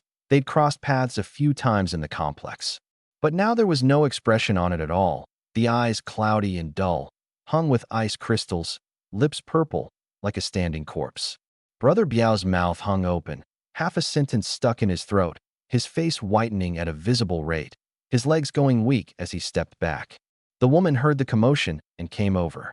Who is it, this early in the morn? She saw the person outside. Husband. She stammered out the word, then went ghastly pale, all the strength drained from her, and collapsed to the floor. She knew that face, but hadn't he frozen to death in the snow road? She'd seen the photo in the group, his body among the 6. She'd seen it with her own eyes. Husband, Brother Biao just came to fix the drains. Don't get the wrong idea. There's nothing between us. She babbled incoherently, her voice shaking harder, fear and guilt tangling into a sentence even she found absurd. Wu Mingxian didn't look at her. His eyes looked at the dark-faced, burly man. Then he moved. Fast, nothing like the stiff body from a moment ago. Like a beast pouncing on prey, he leapt up suddenly and knocked Brother Biao flat. The back of Brother Biao's head struck the floor with a dull thud, and before he could react, his neck was clamped between teeth. He tried to shout, but his throat could only push out a muffled gurgle, his hands clawing wildly in the air, nails scraping the floorboards. Strength was bleeding out of him fast. He went wide-eyed, and with the last shred of his strength, forced 3 words out of his throat. It's a monster. His head lolled, the pupils blowing out. Wu Mingxian didn't stop. He crouched over the corpse, tearing, swallowing. As the body vanished bit by bit, his own body began to tremble, not from cold, but from something deeper, reshaping his bones. His spine humped up, his shoulder blades pushed outward, his arms lengthened at a visible rate, his fingers growing thinner and more twisted. His face changed too, the features compressing and shifting, the mouth tearing toward both sides, splitting all the way to the ears, bearing a row of jagged teeth, like shards of glass driven into the gums. The woman finally woke from her terror. She realized that this thing before her was no longer her husband. Monster, monster, she screamed, pressing against the floor to stand, but her legs wouldn't obey, and she scrambled and crawled toward the door, fingers just reaching the frame. Wu Mingxian raised his head, blood all over his face, dark red eyes fixed on her, mouth split to the ears. He leapt up suddenly, like a giant spider arcing through the air, and crashed down hard onto her. The woman slammed into the doorframe with a dull thud, and before a cry could escape, she went limp. In the hallway, silence settled again. Building 2, 17-4, inside the door. Li Hao was leaning against the headboard scrolling his phone. The sky had just brightened, and the group was already busy, all talking about the 2 bodies missing from the garage. Wu Mingxian, Li Hao knew him, lived right across the hall. A nod in passing usually, not close, not strangers either. He thought of Wu Mingxuan's wife, figured maybe she'd brought the body back, and casually tagged her. But seeing that reply, I didn't dare go out, I was scared. He was a little speechless. Her own man froze to death. Someone carried the body back, and she wouldn't even show her face, wouldn't even claim him. Scared. Scared of what? That's your husband. The group's messages slid past one by one. Li Hao was reading when he suddenly heard an odd commotion outside the door. First a knock, neither light nor heavy, then a heavy pounding, then a man's cursing, and then the sound of a door opening. A short, I'll fuck your, cut off abruptly. Li Hao frowned. This early in the morning, what was going on across the hall? Wu Mingxuan's place. How could there be another man there? Curiosity drove him to set down his phone, slip off the bed on light feet, and press his eye to the peephole. What the peephole showed froze him stiff all over. At the door across the hall stood a familiar figure, Wu Mingxian. He couldn't see the face straight on, but he was sure it was that dead Wu Mingxian. Before he could make sense of it, Wu Mingxian moved, lunging suddenly at the dark-faced, burly man who'd opened the door, biting down on his neck. Li Hao's mind went blank with a roar. He instinctively wanted to shout, but his throat felt clamped, unable to make a sound. A dead man come alive, biting people. That was his first reaction. But a dead man who should be lying in the garage, how was he standing at the door biting people? He heard the tearing outside, the dull crack of breaking bone, the sound of blood hitting the floor. Then the woman's incoherent explaining, then her scream, and finally one dull impact. Li Hao's legs gave out, and he slid down the door panel to the floor, both hands clamped hard over his mouth, not daring to make the slightest sound, afraid the thing outside would hear. His heart hammered like a drum, cold sweat running down his face. The tearing outside went on a long time. Then he heard another kind of sound, the crack of joints dislocating, like something being reshaped. He gritted his teeth, forced himself to stand, and pressed to the peephole again. He saw a sight he'd never forget for the rest of his life. Wu Mingxuan's body was changing, the spine humping up, shoulder blades pushing out, arms lengthening, fingers twisting, the face changing too, features shifting, the mouth splitting all the way to the ears, baring jagged teeth. He thought of that video yesterday, the two gray-white, long-armed monsters in Fuanjia. He finally understood. Wu Mingxian hadn't come back to life. He'd turned into that kind of monster. He shrank back, leaned against the door panel, shaking all over. After a good while, he managed to fumble out his phone with trembling hands, his fingers shaking so hard he could barely grip it. He opened the group, drew a deep breath, and typed, "Li Hao, help. Building 2, 17-3, Wu Mingxian." He turned into a monster, the same kind as in Fuanjia. He killed 2 people, right across from me. I saw it with my own eyes. The message sent. The group went quiet a few seconds, then boiled over. What? Wu Mingxian, isn't he dead? Li Hao, be clear, you saw it yourself? Li Hao, I watched through the peephole. He bit the man to death first. Then his body started changing, exactly like in the video. My God, the dead can turn into those things too. What about his wife? Li Hao, killed by him too. I heard her cry out once, then nothing. The group fell silent a beat. Li Hao, has that thing left? Li Hao didn't dare look through the peephole again, but he knew it hadn't left. From outside came the occasional low gurgle and the faint scrape of claws on the floor. It was right in the room across the hall, with no intention of leaving. Li Hao, it hasn't left, it's right across from me, hasn't come out. We're done for. If it gets hungry, will it come to our floor? Lock your doors now, brace them with something. Whatever you do, don't make a sound. If it's holed up there, what about everyone on the whole floor? No one could answer. I leaned against the headboard, fingers sliding slowly across the screen. I didn't rush to reply, reading these messages over several times. When Jiang Jingyong had asked this morning about 2 bodies missing, a vague guess had already formed in my mind. 2 bodies sitting there perfectly fine, then vanishing on their own. Either someone took them and wouldn't admit it, or they got up and walked off themselves. I leaned toward the latter. Now Li Hao's messages had delivered the answer right to me. I sat up straight and typed in the group. Chinemo, Li Hao, you're saying you watched him turn into the kind of monster from the supermarket with your own eyes? Li Hao, yes, that kind. The arms lengthened, the mouth split to the ears, the eyes went red, exactly like the Fuanjia video. Chinemo, before he changed, what did he do? Be detailed. Li Hao, he pounced and bit the man to death first, bit his neck. I was so scared my legs gave out and I sat on the floor, but I heard the tearing, the bones breaking. Then I forced myself up and looked again. The burly man's body seemed almost eaten clean, and then he started changing. I had a fair grasp of it now. Without hesitation, I sent my judgment to the group. Chinemo, everyone, I think I understand now. This thing, let's call it a snow wraith for now. The group went quiet a few seconds. Snow wraith, that name fits, actually. I ignored it and kept typing. Chinemo, my guess is that after a person dies, there's a chance they turn into a snow wraith. But a freshly turned snow wraith looks about like a living person, no obvious mutation, maybe just a bit stronger.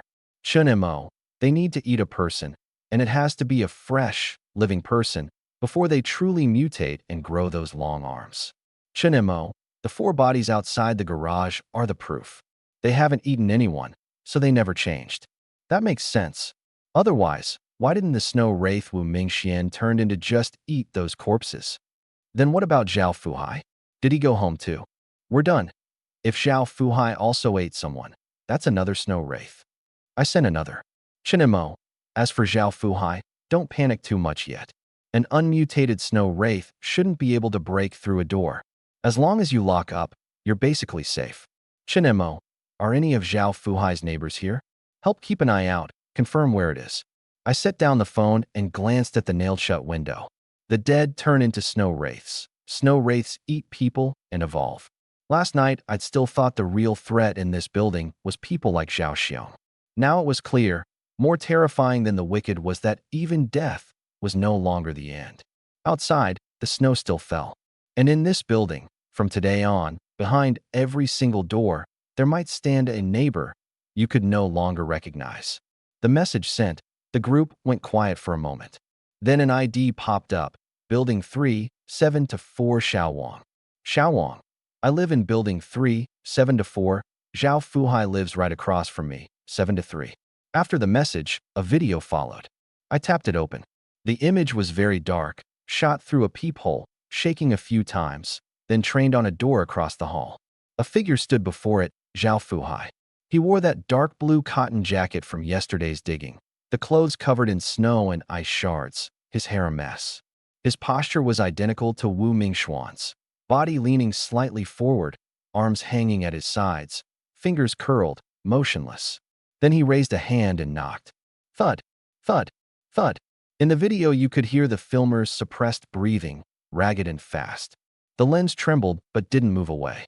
After 3 knocks, Zhao Fuhai paused a few seconds, then knocked 3 more. No response from inside. And he didn't leave, just repeated the same motion over and over. There the video cut off. Xiaowang, Zhao Fuhai's been back a while. He knocked at his own door for ages first, then went to knock on the one next to it. The group erupted instantly. My God, Zhao Fuhai's here too. Chunmo's right. He's just knocking, not breaking through. Lock up and you should be fine. Li Hao's message popped up again, this time tagging me directly. Li Hao, Chunmo, what do I do? You said the unmutated ones can't break doors, but Wu Mingxian already mutated. Does that mean he can break the door now? The text came out jumbled, no punctuation, like fingers jabbing in panic at the screen. Li Hao, you're so unlucky, living right across from him of all places. Chunmo, hurry and think of something for him. I stared at Li Hao's message, brow slightly furrowed, mind racing. Wu Mingxian had already mutated, the long-armed, red-eyed, split-mouthed monster. Its strength, speed, aggression, you could tell just from the video, were on a completely different level than an unmutated snow wraith. A thing like that could run a person through with one claw.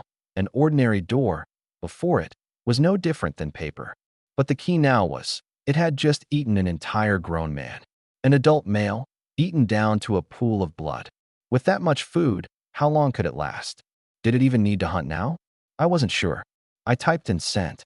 Chunmo, Li Hao, I'm not sure right now whether that snow wraith is full. If it isn't, it'll very likely keep hunting. Chunmo, take one look through the peephole, see whether that snow wraith is still feeding.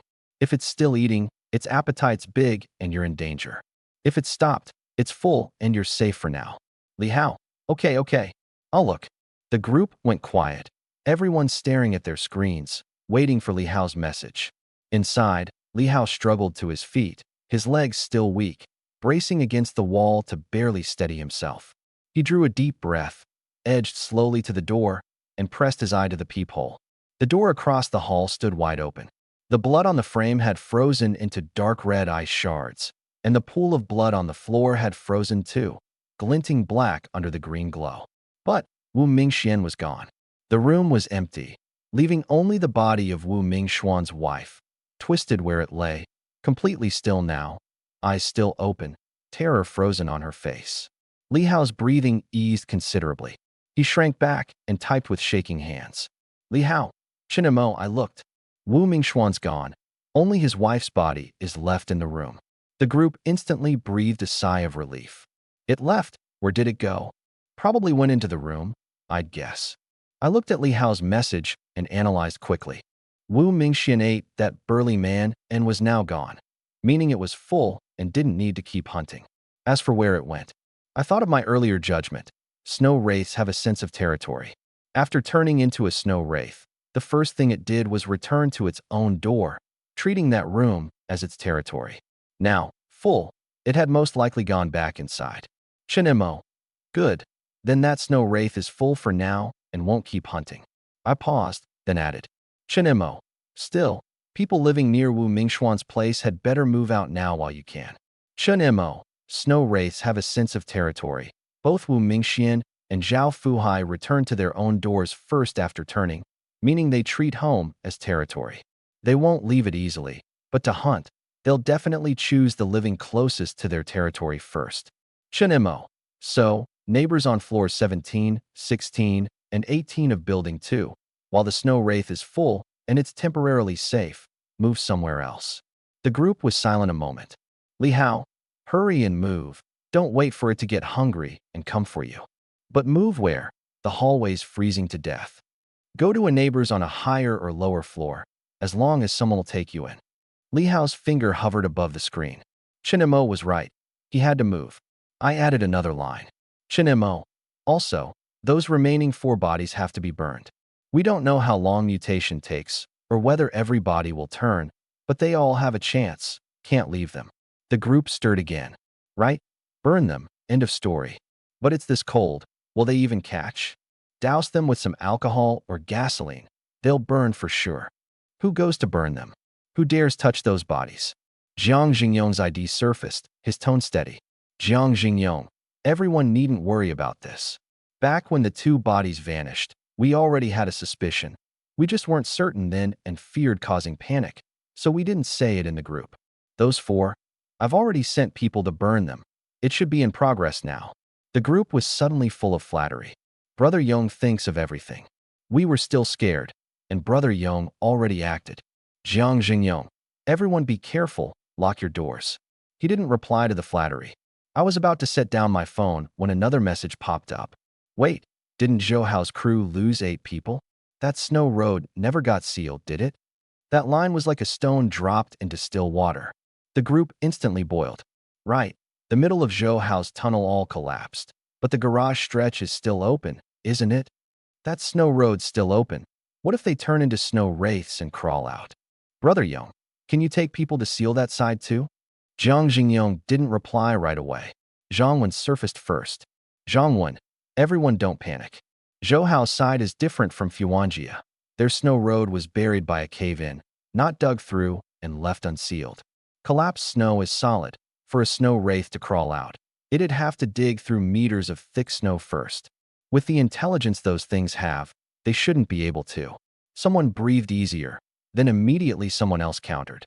But Wu Mingxian could walk back home from the garage himself, meaning snow wraiths have instinct. What if they can dig? Can't gamble on it. Brother Yong, take people to check. Even if you don't seal it, just confirm. Jiang Xingyong. Fine, I'll send people to check. If there's a real hazard, I'll handle it. Only then did the group calm a little. Wang Xiaolong and Wang Xiaohu rushed into the living room.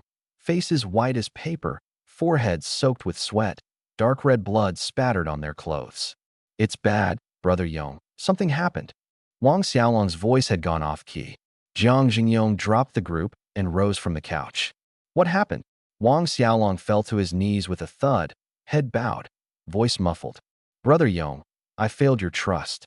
Wang Xiaohu knelt too, lips trembling, unable to get a word out. Zhang Wen's heart sank hard. He stepped forward and lowered his voice. Did something go wrong with those 4 bodies? Wang Xiaolong nodded again, his eyes rimming red. Jiang Xingyong's face went iron gray in an instant. He drew a deep breath, forcing his voice steady. Tell me in detail. Wang Xiaolong knelt, not daring to rise, his voice coming in fits. We got to the garage right away, wanting to burn the bodies fast, but we were still too late. We'd just reached the snow road. The four were lying there fine. We were about to douse them with fuel, when suddenly, two of them sat bolt upright. Wang Xiaohu took over, voice shaking. The brothers were all scared stiff. Before anyone could react, those two lunged. In one pass, two of our brothers were knocked down. That thing's strength is unreal. Bit down on the neck and wouldn't let go. Wang Xiaolong bowed lower. The rest were all scared off, threw down the shovels and fuel cans, and I ran too. Jiang Xingyong stepped back half a pace as if hollowed out, gripping the armrest to steady himself, eyes closing, voice hoarse. Two more snow wraiths. Beside them, Zhang Wen silently counted. Wu Mingxian, Zhao Fuhai, plus these two, at least four. And if those remaining two could turn at any moment, that was six. Jiang Xingyong opened his eyes, walked over to the two, bent down, and lifted them up, his movement slow, as if taking great effort. This isn't your fault. His voice was low but steady. I sent you. If there's anyone to blame, it's that we found out too late. Up, no more kneeling. Which two brothers died? Xiao Huang and Old Wang. Wang Xiaolong said muffledly. Jiang Xingyong was silent a few seconds. Once those two snow wraiths returned to their territory, send 2 shares of food each to Xiao Huang's and Old Wang's families. 2 shares, don't shortchange them. Wang Xiaolong asked, eyes red. Brother Yong, what's a snow wraith? Jiang Xingyong looked to Zhang Wen. Zhang Wen stepped forward and explained the matter from the group. The guilt on the two brothers' faces deepened. Wang Xiaohu gritted his teeth. Brother Yong, we botched the job, made 2 more of those things, and cost 2 lives. Enough. Jiang Xingyong waved him off. Now isn't the time for self-blame. The urgent thing is to post it in the group, let everyone know there are 2 more, so more people don't fall victim. He picked up his phone and was about to open the group when Zhang Wen's hand reached over and gently pressed his wrist. Brother Yong, let me post it. Zhang Wen's voice was low but firm. Wang Xiaolong and Wang Xiaohu stepped up too. Wang Xiaolong, eyes red, his voice louder than usual. Brother Yong, let us. We botched it, lost brothers, made 2 more of those things. This blame should be ours to carry. Wang Xiaohu nodded hard, fists clenched until they cracked. Jiang Xingyong looked at the 3 of them, silent a moment. The people in the group were at their most panicked right now. Whoever posted this would become the target of concentrated fire that he understood better than anyone. Enough. His tone brooked no argument. He pushed Zhang Wen's hand away and picked the phone back up. I'll post it. I'm the big brother who leads. When something goes wrong, how can I let you carry the blame? Every word drove into the 3 of them like a nail.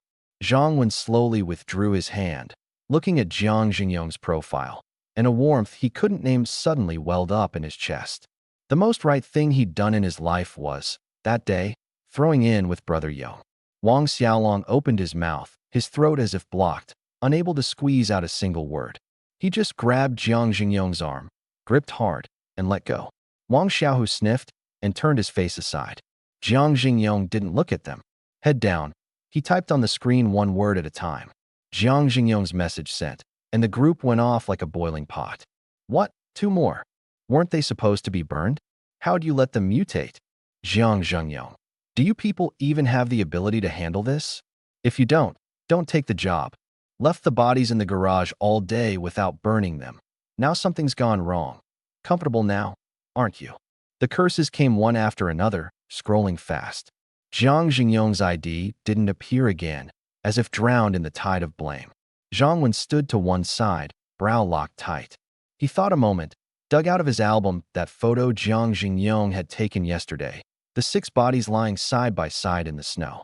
He worked the photo with his finger a few times, circling the 2 already mutated in red, marking the 2 not yet mutated with green checks, then posted it to the group with a few lines. Zhang Wen, everyone, these 2 in red circles are the snow wraiths that mutated in the garage just now. These 2 in green checks haven't turned yet, but it's not ruled out that they will. If anyone recognizes them, please say which building and unit they live in, so people nearby can guard against them in advance. The photo posted, the group went quiet for a moment. The messages still cursing Jiang Xingyong suddenly all stopped, everyone's attention drawn to the photo. The tone shifted at once. This was the truest face of the human heart. Cursing didn't solve your own safety, but knowing where the snow wraiths lived let you avoid them ahead of time.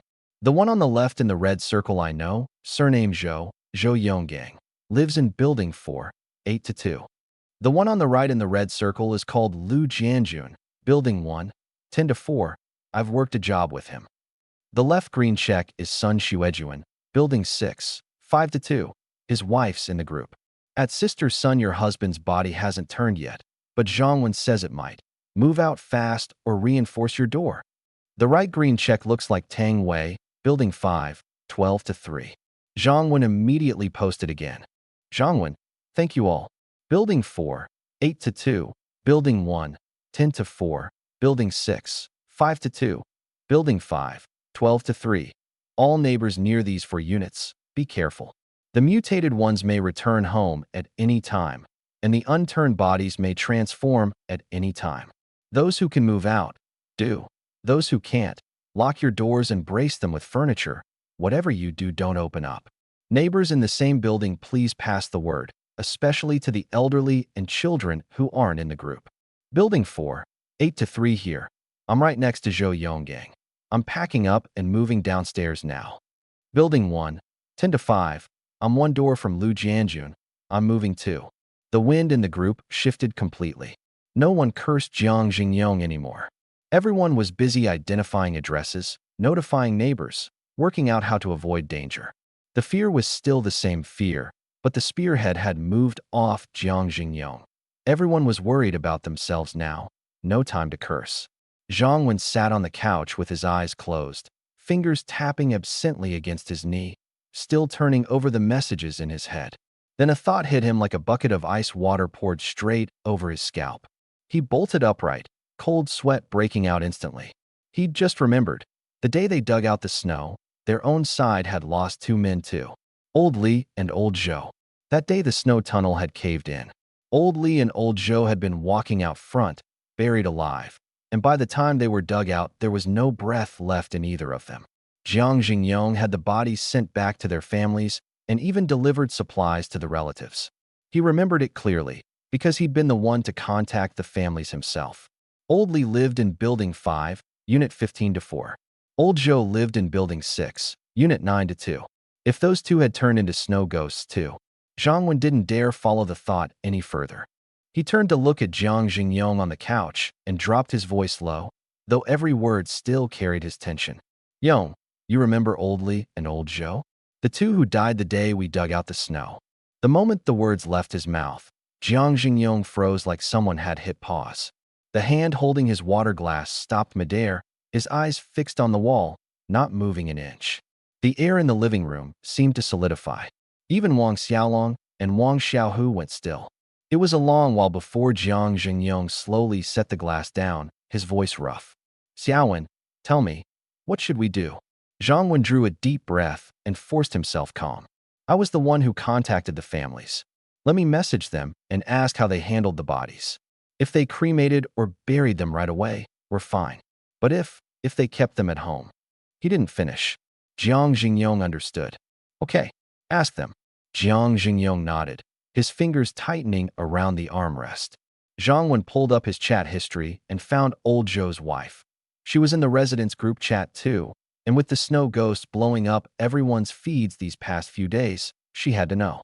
Zhongwen, Mrs. Zhou, it's Zhongwen. How did you all handle Old Zhou's body before?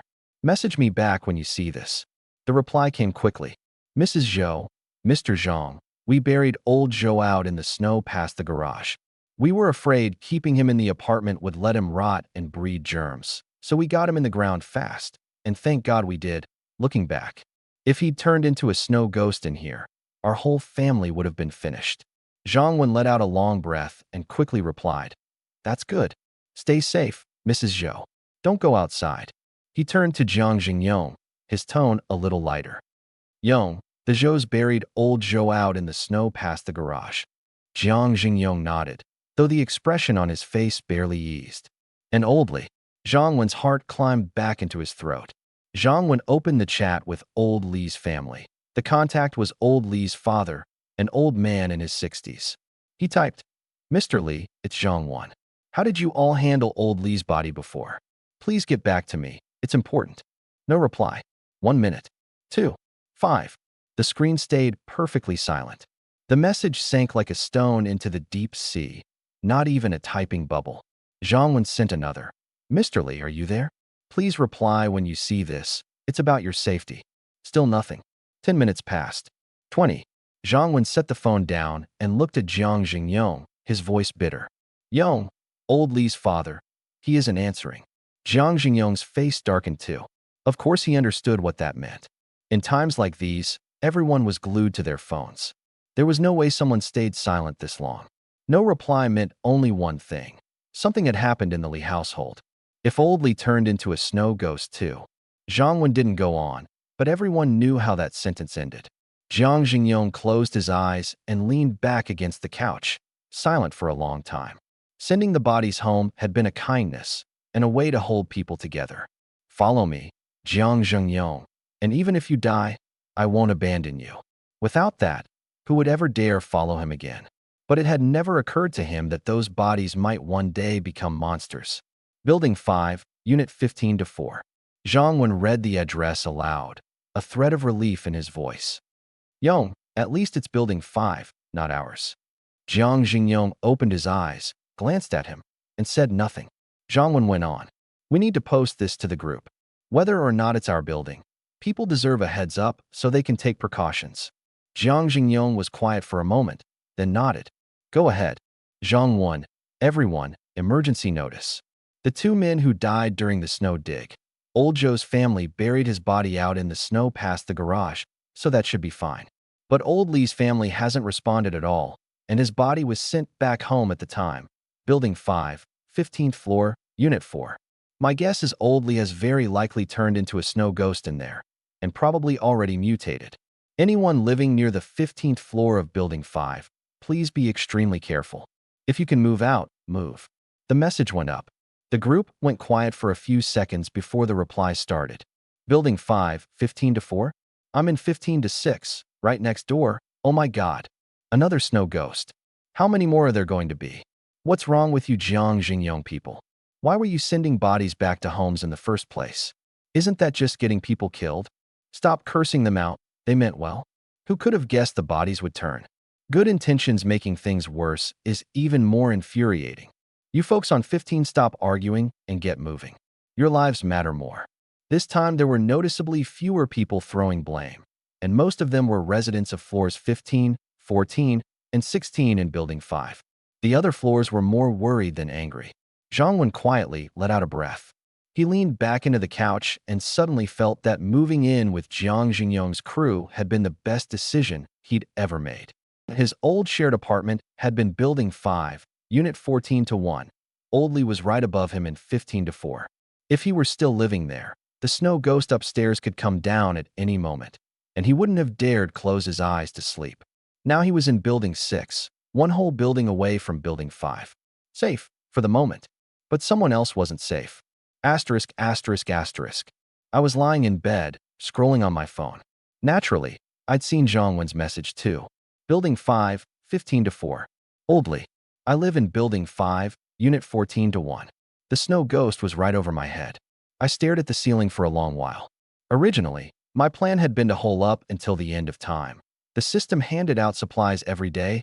I had enough food to last a long while, no shortage of water, and a gun in my hands.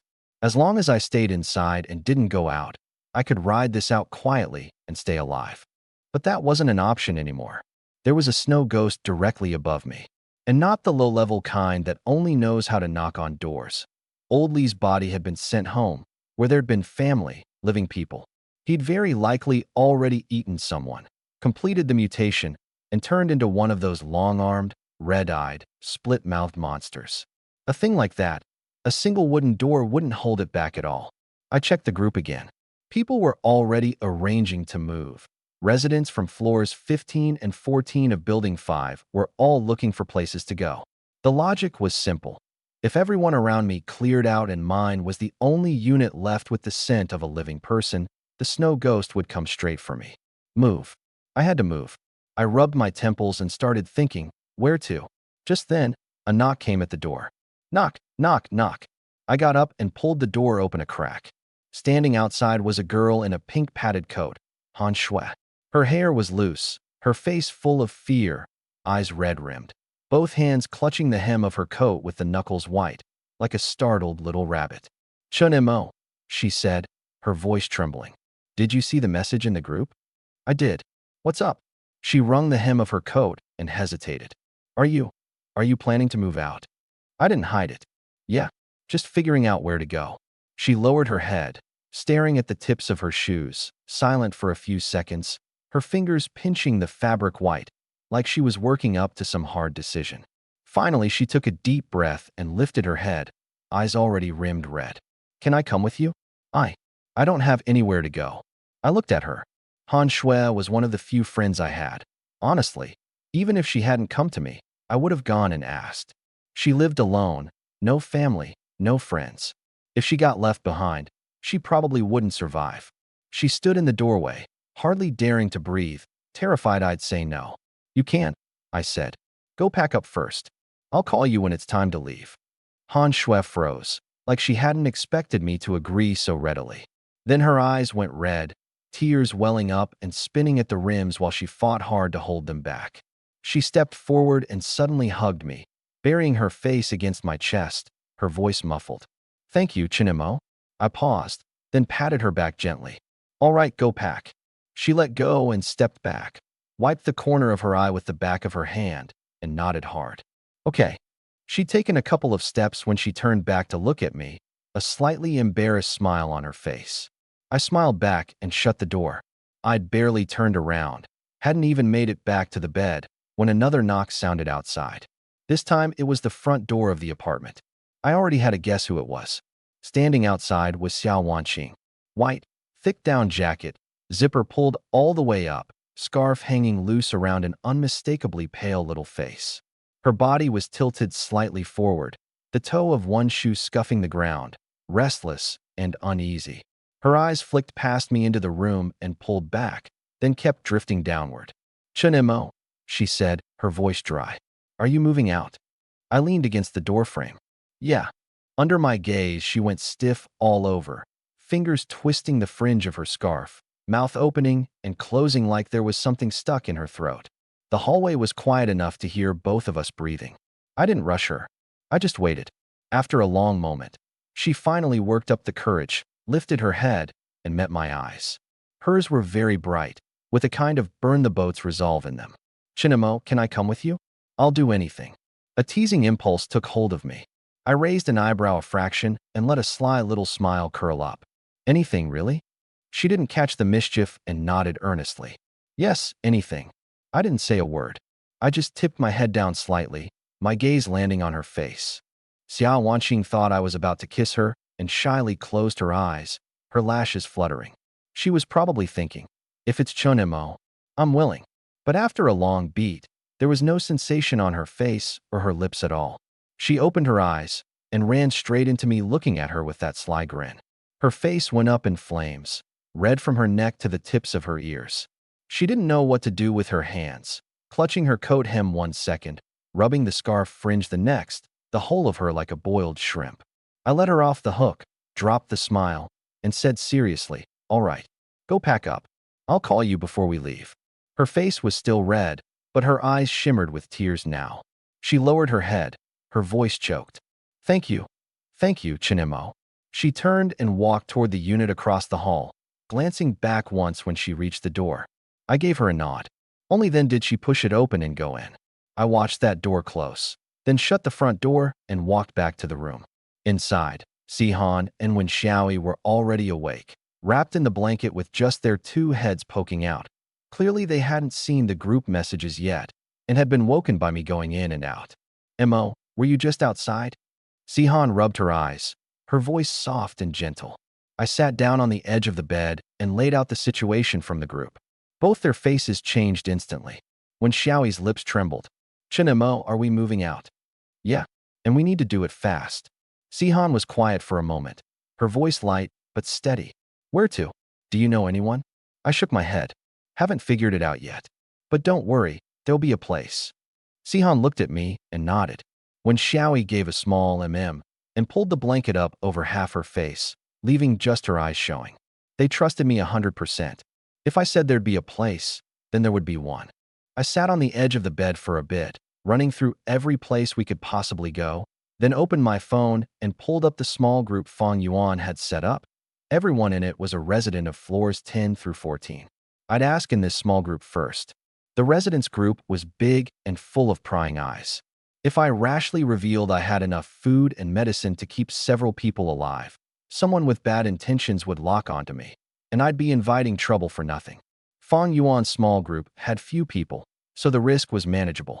I took a deep breath and tagged a few residents from floors 10 and 11. Chun Mo, neighbors on floors 10 and 11, sorry to bother you. This is Chun Mo from the 14th floor. Everyone knows about old Lee in building 5, 15 to 4 turning into a snow ghost. I need to move out as soon as possible, 6 people counting me. Is there any household that could take us in for a few days? I can offer food and medicine in exchange. We won't stay for free. If anyone can, please let me know. I'd be enormously grateful. The message went up. The group was quiet for a while. I stared at the screen, fingers tapping my knee without thinking. About a minute later, someone replied. Building 5, 11 to 3. Chun Mo, it's not that I don't want to help, it's just not convenient. We've already promised someone else, and the place is small, can't fit anymore. Sorry about that. Before I could respond, another popped up. Building 5, 11 to 5. Same here, just promised someone else. Really sorry. I looked at these replies and knew most of them were excuses. In the apocalypse, nobody's willing to let an outsider into their home so easily. Trust is one thing, safety is another. I got it. If it were me, I wouldn't say yes either. Soon another message came in from the middle-aged man in Building 5, 10 to 6. Building 5, 10 to 6. Chun Mo, I know you're a decent guy. Your analysis of the snow ghosts earlier helped everyone out. But we really don't have the room. Ask someone else. I replied with 2 words, got it. Sorry to bother you. They'd already turned me down politely. Pressing any further would be pointless. I waited a bit longer, and a few other households on floors 10 and 11 trickled in with their replies, all saying roughly the same thing. Either they already had someone moving in, or the place was too small, or they weren't short on supplies and didn't want to live with outsiders. One was even more blunt. Keep your supplies for yourself. I set the phone down. I hadn't held out much hope anyway. Who in the apocalypse would risk letting a stranger through their door? What if they were letting a wolf into the house? This didn't work, but there was still the residence group.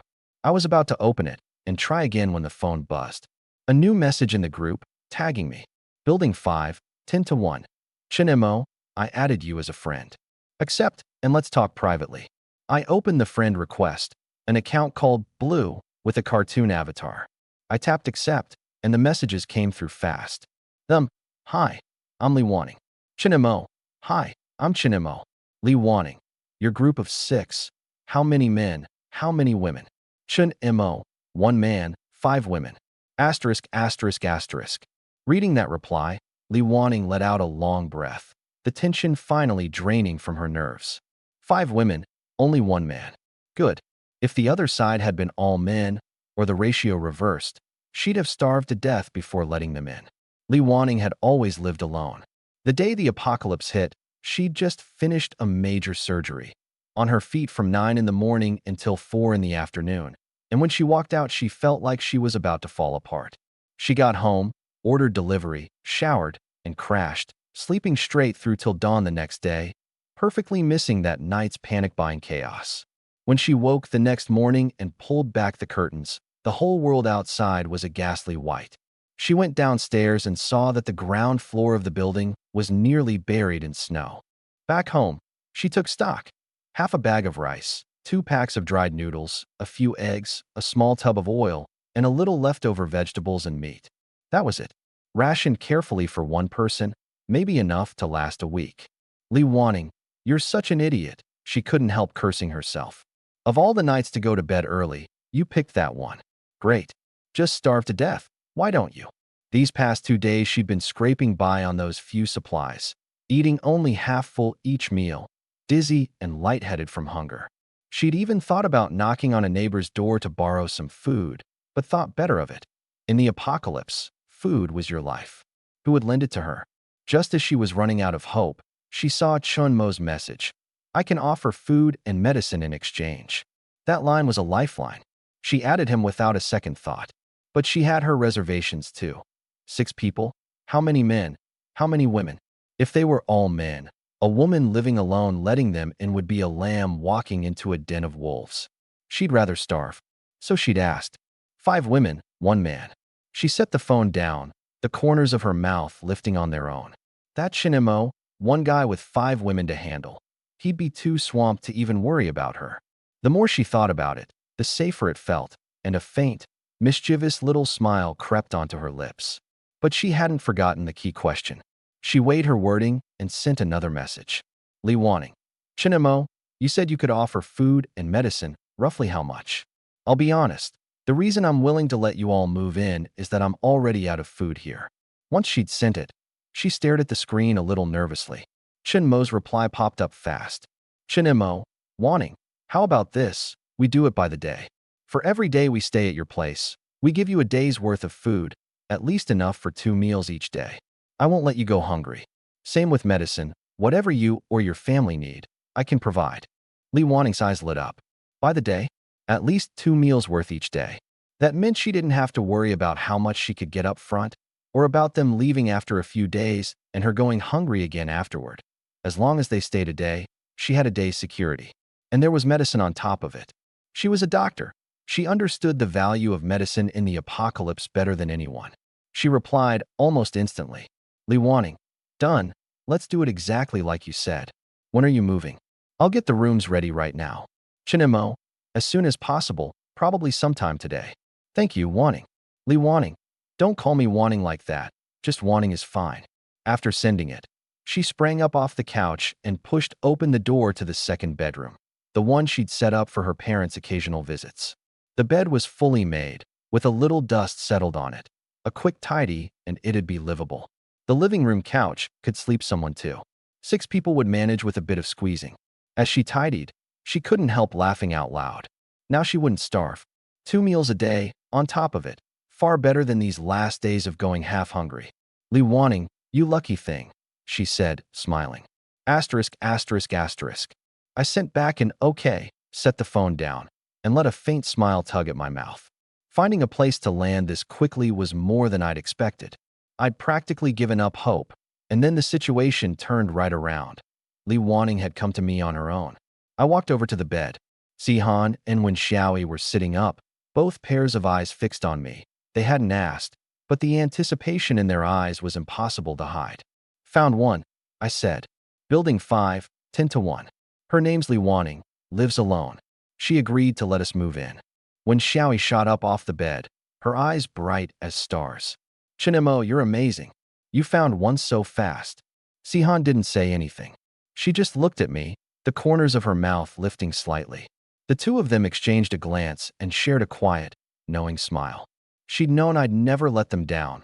No matter what we ran into, I always found a way. Then what are we waiting for? Pack up. When Xiaoyi was already rummaging through boxes, I caught her hand. Slow down. Think about what to bring first. Don't just haul everything over in one go. She stopped and tilted her head, thinking. So what are we taking? Sihan walked over to the wardrobe, pulled the doors open and took a look, then scanned the supplies piled around the room and thought for a few seconds. Bring enough food for 2 or 3 days first, leave the rest, and we'll come back for it later. Warm stuff is a must. Quilts, blankets, hand warmers, the army coats, and this electric heater. Bring the medicine too. Everything else can wait. I nodded. Her thinking matched mine exactly. Food and medicine were the priority, warmth came next, the rest could all be put off. Li Wanning was right there on the 10th floor anyway, not far. A few trips, and we'd have it all moved. We'll do what Sihan said. I told them. Bring 3 days of food, pack some medicine, and take all the warm stuff over. When Xiaoyi gave an okay and went to gather the quilts, Sihan started packing the medicine from the corner into a bag. After a good while, when we were just about done, I spoke up. You two wait here. I'll go get Han Shui and Xiao Wanqing, and we'll all leave together.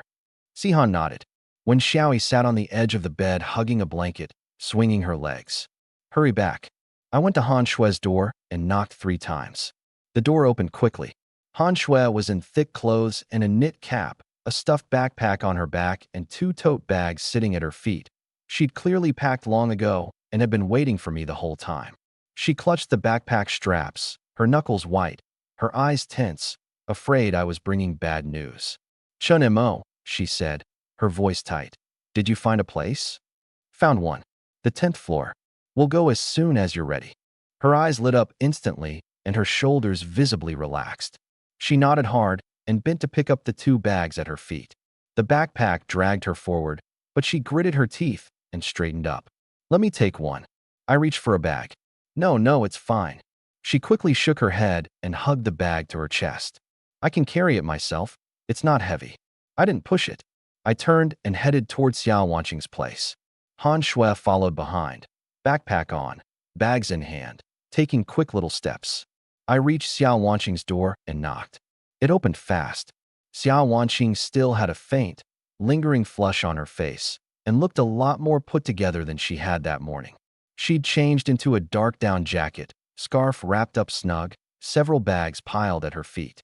Behind her stood a girl, 18, maybe 19, very fair skin, thin and small, in a light-colored padded jacket with the collar pulled up high and a knit cap on. Her eyes were big but timid. She hid behind Xiao Wanqing with only half her face showing, fingers gripping her sister's coat hem so tightly the knuckles paled. Following my gaze, Xiao Wanqing turned, then quickly stepped aside, drew the girl out, and patted her shoulder, her tone gentle. "Ziwei, say hi." The girl glanced up at me, then dropped her head again, cheeks faintly pink, her voice as small as a mosquito's hum. "Hi." I nodded and offered a small smile. "Hey there. This is my little sister, Xia Ziwei." Xiao Wanqing smoothed the girl's hair. I took a look at Xia Ziwei.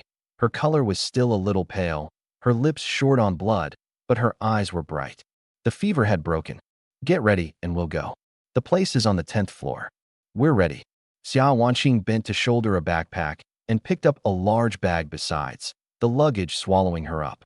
Xia Ziwei crouched down too and hugged a bulging cloth sack to her chest. The sack was bigger than half her body, her chin propped on top of it. She looked like she was straining, but she bit her lip and didn't make a sound. I had them wait outside and strode back to the room, pushing the door open. Sihan sat on the edge of the bed, Wen Xiaoyi beside her hugging a blanket, both waiting quietly. "Got everyone?" Sihan asked. "Got them. Let's go." Sihan stood and picked up the tote bags at her feet. Wen Xiaoyi hopped off the bed, scooped up a blanket, a stuffed backpack already on her back weighing her shoulders down a little. "We have everything." I glanced at the few bags left on the floor. "Everything we need. We'll come back for the rest next time." I bent down, picked up 2 woven sacks, and headed out first. In the hallway, the 6 of us came together, 7 or 8 bags of all sizes piled by the stairwell door. Xia Ziwei stood behind her sister, hugging that sack bigger than herself, sizing up Sihan and Wen Xiaoyi shyly. Sihan smiled at her. Xia Ziwei pressed her lips together and said nothing, but the hand gripping the sack loosened a little. Xiao Wanqing looked down at her sister and smoothed the top of her head. "Ziwei, this is your big sister Sihan. The medicine you've been taking came from Sihan. Go on, say hello." Xia Ziwei glanced at Sihan again, her cheeks faintly pink, carefully set the big sack down on the floor, let her hands fall to her sides, and bowed respectfully, her voice timid. "Thank you, Sihan." Sihan quickly stepped up, caught her by the shoulders, and straightened her up, smoothing her hair with a smile and a shake of her head. "No need to thank me. As long as you're well. If anything ever feels off, just tell me." Xia Ziwei looked up at her smile, her lips moving like she wanted to smile back, but in the end she only pressed them together and gave a soft mm. There was a spark of light in her eyes now, and the tension eased out of her body. Wen Xiaoyi leaned over from the side, grinning and winking. "Ziwei, there's me too. I'm Wen Xiaoyi. You can call me Xiaoyi. Now that we're all living together, I've got your back." Xia Ziwei was startled by her easy brashness and shrank back behind her sister, then couldn't help peeking out again with half her face. Wen Xiaoyi didn't mind. She laughed twice and patted the blanket in her arms. "Don't be scared, don't be scared. I look like a goofball, I know, but I'm actually pretty reliable." Sihan was tickled by it and tugged at her. "Ziwei, this is Xiaoyi." Xia Ziwei came out from behind her sister and bowed to Wen Xiaoyi too, a smaller bow this time, her voice a little louder. "Hi, Xiaoyi." Wen Xiaoyi beamed ear to ear and reached over to ruffle her hair. Good, good. Stick with me from now on, and there'll be meat to eat. I stood off to the side, watching it all, the corner of my mouth curving up. The hallway was chaos. Several doors stood wide open, luggage of every size piled outside them. Some people were hauling things out, others were still packing inside. Footsteps, voices, the knock of boxes against each other, all blending together and echoing down the empty corridor. We'd barely stepped out the front door when we ran straight into a neighbor in the middle of moving. The man heaved a woven sack onto his shoulder. It was too heavy, and his body lurched. The woman beside him grabbed him quickly.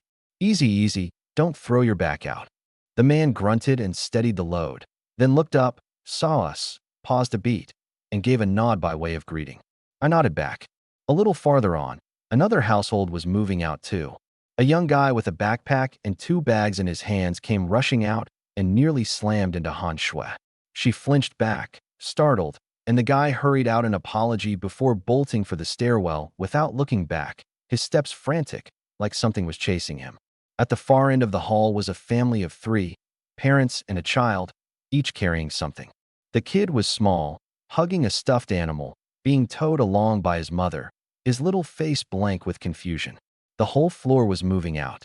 The snow ghost was upstairs. Nobody dared stay. I sighed and led everyone into the stairwell. The fire door swung shut behind us, sealing off the noise of the hallway. The stairwell was much quieter, just our own footsteps echoing in the emptiness. The lights were dim. Only the exit signs at each landing gave off a weak green glow, casting the stairs in a pale, eerie light. 2 flights down, at the 13th floor landing, several figures emerged from behind a fire door, lugging bags big and small, flashlight beams swinging through the stairwell. The 2 groups met at the landing. They glanced at us, said nothing, turned sideways to squeeze past. Their steps hurried. I stepped aside, let them pass, and kept going down. At the 12th floor landing, my steps faltered slightly. A few people were standing on the platform below.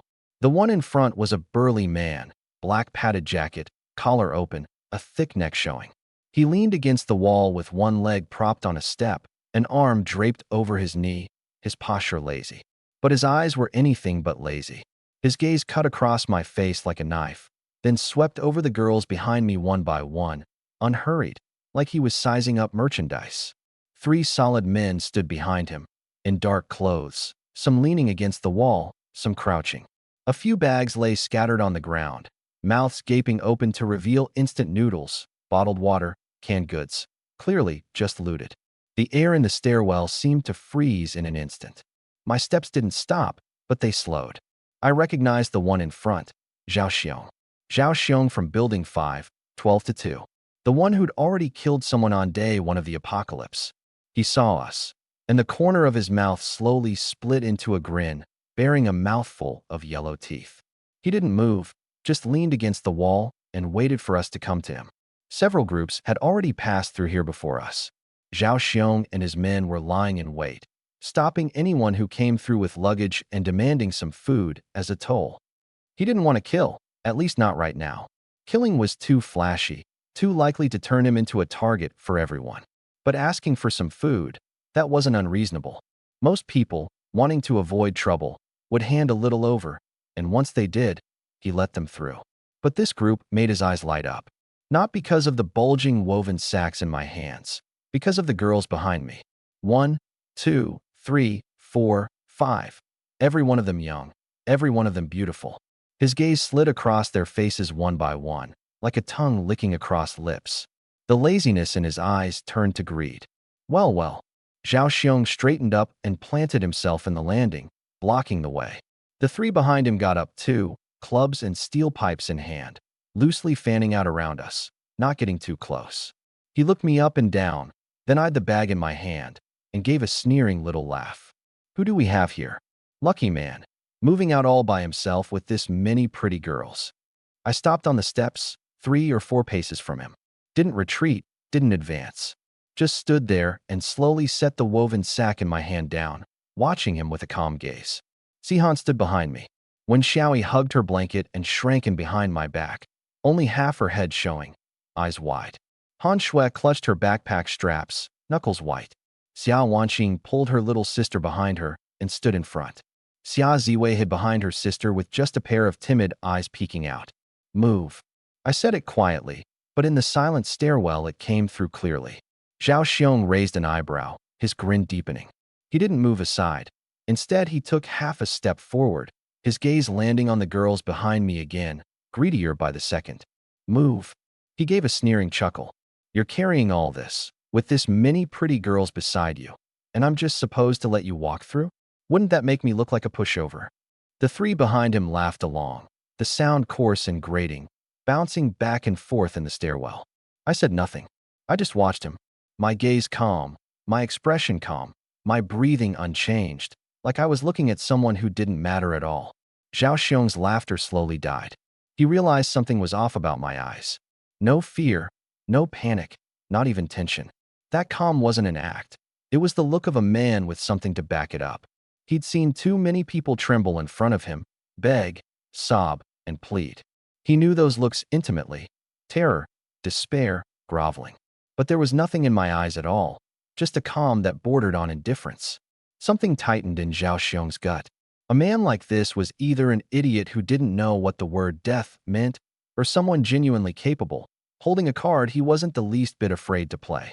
His gaze moved down from my face to my hands, and he paused. The hands that had been holding two woven sacks a moment ago had, at some point, already set the sacks on the ground. My left hand was behind my back, hidden in the shadow between my body and the wall, out of sight.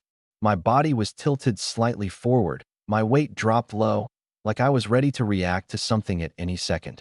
Zhao Xiong glanced again at the girls behind me. They were tense, but not one of them was crying. Not one was begging. They all stood quietly behind me, as if they trusted that this man could handle everything. That kind of trust couldn't be faked. Zhao Xiong's hand tightened a fraction. The stairwell went silent for a few seconds. He'd already seen this wasn't going to be simple, and he dropped any thought of touching those women. Did they really think he'd survive these years for nothing? A man who could make people call him Brother Xiong. How would he have lasted without an eye for reading people? But even though he'd lost his nerve, he couldn't show it in front of his men. The three behind him were all watching. He was the boss, the one whose word was final. He could be afraid, could lose the upper hand, but he couldn't fail to say a single word. Otherwise, how would he ever lead this crew again? Zhao Xiong cleared his throat. His tone wasn't as brazen as before, a little reined in, but he still worked to keep up the boss's swagger. Fine, I can let you through. But by the rules, you leave a little food behind. That's not too much to ask, is it? Not a robbery, not a demand, by the rules. It was a signal. He'd lowered his posture and given both sides a way out. I looked at him, my gaze calm, no anger, not even any emotion at all. That calm made something tighten in his chest again. I lowered my head and slowly pulled open the mouth of the sack at my feet. The motion was slow, unhurried, like I was deliberately letting him see clearly. I reached into the bag and felt around for a few seconds, then pulled my hand out gripping a few things. 3 packs of instant noodles, 2 compressed biscuits, a bottle of water.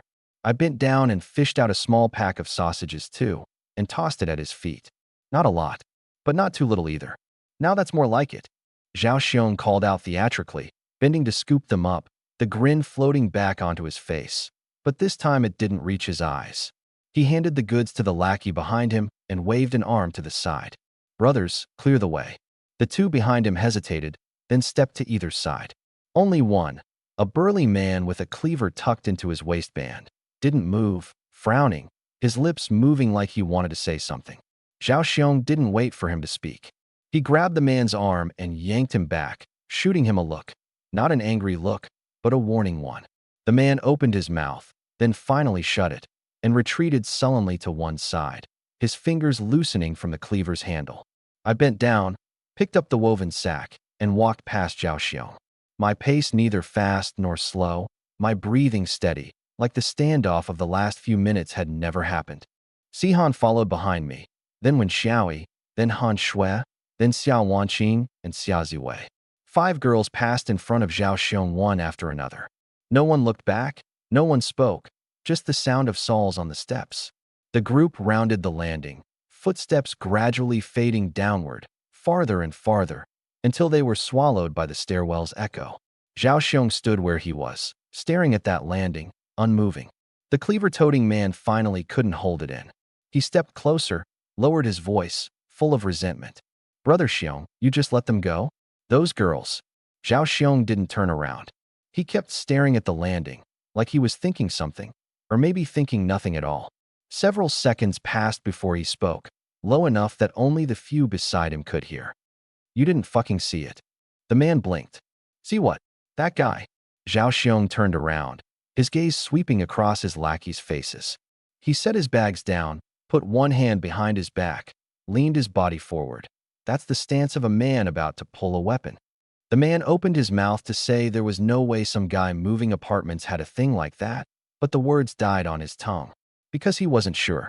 Because that man really had been too calm. Zhao Xiong wasn't actually sure either, but he played it up anyway. He had his pride. If his brothers found out he'd been spooked by some guy moving house, how would he stay the boss? The man went quiet. The other two dropped their heads too. Zhao Xiong bent down, picked up the pack of instant noodles off the ground, slapped the dust off it, stuffed it into his backpack, and straightened up to glance upstairs. More footsteps were coming, another group on its way down.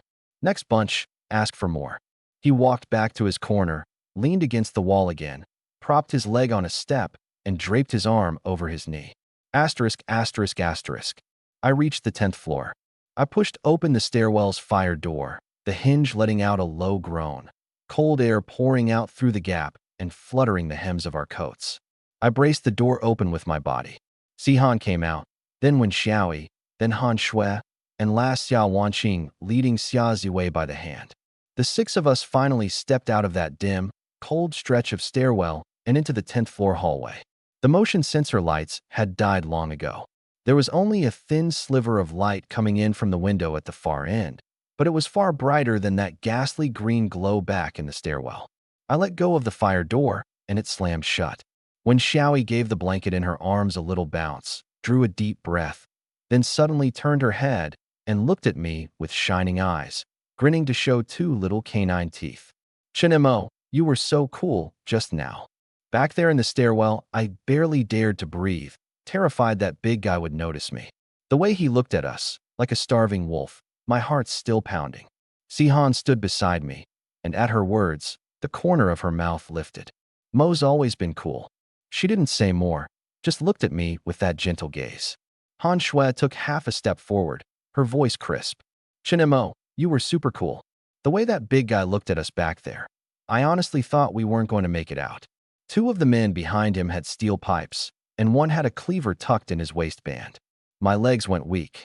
She rubbed her arms, like she was trying to scrub away the chill, then looked up at me again, something earnest in her eyes. I really didn't expect it. You always seem so gentle, Chinemo, but in front of a man like that you actually dared to be that hard. I thought we were going to. She didn't finish, but everyone understood. In that stairwell, facing four burly men with weapons, anyone's first instinct would have been fear. And I didn't just refuse to back down. I made him back down instead. That contrast carried more weight than any words. Xia Wanqing stood beside her sister, saying nothing, but her eyes stayed on me the whole time.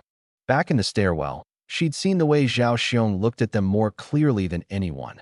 That wasn't simple sizing up. It was a greedy, predatory appraisal, like picking out prey. She'd pulled her sister behind her, her hand clenched into a fist, nails biting into her palm, and yet she hadn't dared say a single word. If it hadn't been for me, she didn't dare imagine what would have become of them. At that thought, she gripped the bag's handle tighter, knuckles paling, her lips moving, but in the end she said nothing. Yet those eyes were already full of gratitude, and something else she couldn't quite name.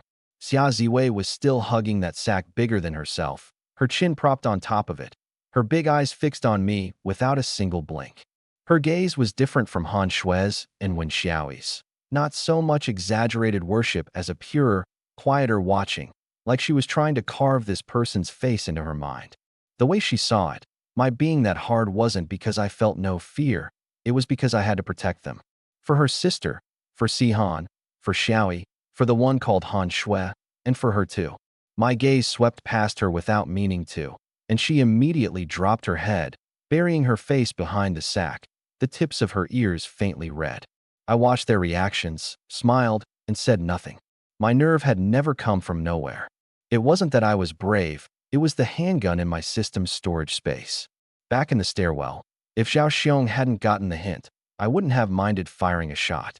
But as it turned out, he was smart enough. Save me a bullet, and save me the trouble too. Let's go. I pulled my thoughts back. We're almost there. The girls answered in unison, their voices carrying both the lightness of having survived a close call and the anticipation of a new place to stay. The hallway wasn't long. From the stairwell exit to the door of 10 to 1 was only 20-odd steps. I stopped in front of the door. An ordinary silver-gray security door, the number plate reading 1001, with a little cartoon cat sticker stuck beside it. I knocked 3 times. Footsteps came from inside, drawing nearer. The door opened. Standing behind it was a woman of 27 or 28, in a thick padded coat, with a small face, delicate features, soft brows and eyes, like she'd stepped out of a classical painting. But her eyes weren't soft at all, bright, full of curiosity, like an alert cat. It was Li Wanning. Her gaze swept over my face, then quickly over the girls behind me, taking them in one by one, before returning to me. And then, it stopped. Li Wanning. I called. No response. Li Wanning. I called again, a little louder. Still no response. When Xiaoyi, hugging her blanket, knit her brows slightly and tilted her head to look at her, probably already grumbling inside. I know my Chun Mo is good looking, but you don't have to swoon this hard. Stare any longer, and your eyeballs are going to fall out. And there are plenty of us standing right here. She instinctively hugged the blanket tighter and edged half a step toward me, like she was staking some kind of claim. Behind her, Han Shui secretly tugged at her sleeve and leaned in to whisper, "Is she frozen?" When Xiaoyi didn't turn around, just gave a small huff. Han didn't seem bothered, just let the corner of her mouth curve a little. I called again, louder, with a trace of resignation. Li Wanning. She jolted all over, like she'd been yanked out of a dream, blinking hard, her gaze finally pulling away from my face, a faint flush rising on her cheeks. She fumbled at the doorframe, then didn't know what to do with her hands, and finally just rubbed them together, her voice a little halting. "See Shin Mo, right? That's me." Like she'd suddenly remembered something, the flush not yet faded. She abruptly turned warm and bustling, a completely different person from the soft, quiet woman of a moment before. She shoved the door open, stepped aside to clear the way, gestured with both hands in front of her, and talked fast as a firecracker string. Come in. It's cold out there, don't catch a chill." As she spoke, she reached to take the woven sack from my hand, brisk as anything for someone who'd just been spacing out. I passed her one bag, and she carried it inside, calling back over her shoulder, "All of you come in, don't stand in the doorway." This personality, paired with that gentle face, they were like 2 different people. 6 people plus luggage of all sizes packed the little entryway full. Li Wanning stood in the living room, turned to look at us, the corners of her mouth lifted high, her eyes curved into 2 crescent moons. "Welcome. It's not big, but squeeze in and there's room enough for everyone." Her gaze lingered on my face another second, then quickly moved away, and she started organizing. "The second bedroom's over here. The living room couch can sleep someone too. Sort it out among yourselves. I'm staying out of it." As she talked, she set the woven sack neatly against the wall, clapped her hands, the smile impossible to wipe off her face. After all, these were her food and shelter for the foreseeable future. How could she not be warm? Li Wanning shut the door, and the click of the security lock finally let everyone's strained nerves unwind. She turned around, looked at the 6 of us standing in a row in the living room, and clapped her hands. "Okay, let's sort out the sleeping arrangements. It's a 2-bedroom. I've got the master, the second bedroom's empty, and you've seen the living room. There's a double bed in the second bedroom. The living room couch pulls out into a double, and I'll dig out a folding cot too. Should be enough beds." Her gaze swept the group and landed last on me, with a hint of mischief. "How you 6 divided up is none of my business. Work it out yourselves." When Xiaoyi spoke up first, hugging her blanket, chin lifted, matter of fact. "Chen Mo and Han sleep in the second bedroom, and I'll sleep in the second bedroom too. The bed's big enough, 3 squeeze in just fine." She shot me a glance, a little smug in her eyes, like she was saying, "I've claimed my spot." Since the apocalypse began, she'd always slept with me and Si-Han. 3-to-1 bed. Not spacious, but warm.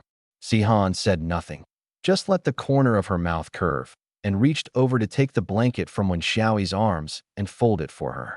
Behind them, Han Shui clutched her backpack straps and nodded quickly, her voice crisp. I'll take the folding cot. It's small, just right for one person. The pull-out couch is bigger. Leave that for Wanqing and Ziwei. She'd always been quick to read a room and never made trouble for anyone. Xiao Wanqing held her sister's hand and shook her head quickly. No, no, sleeping alone on the cot would be so cold for you. Squeeze onto the couch bed with us. Han Shui waved her off with a smile. It's fine. I'm thin, the cot's plenty. You've got your sister, Wanqing. The couch bed's roomier, and Ziwei can turn over in her sleep. Xia Ziwei hugged her sack, chin propped on top, glanced timidly at Han Shui, then at her sister, and said softly, I'll do whatever my sister says. Her voice was soft, like cotton candy. Li Wanning crossed her arms, watched them settle the rooms in a few sentences, and couldn't help laughing. That was fast. I thought there'd be a fight. She went into the storage room and helped Han Shui drag out the folding cot, setting it against the wall. I stood in the middle of the living room, watching the girls put the luggage away piece by piece, and suddenly spoke. I'm going to head back for a bit. The room went silent at once.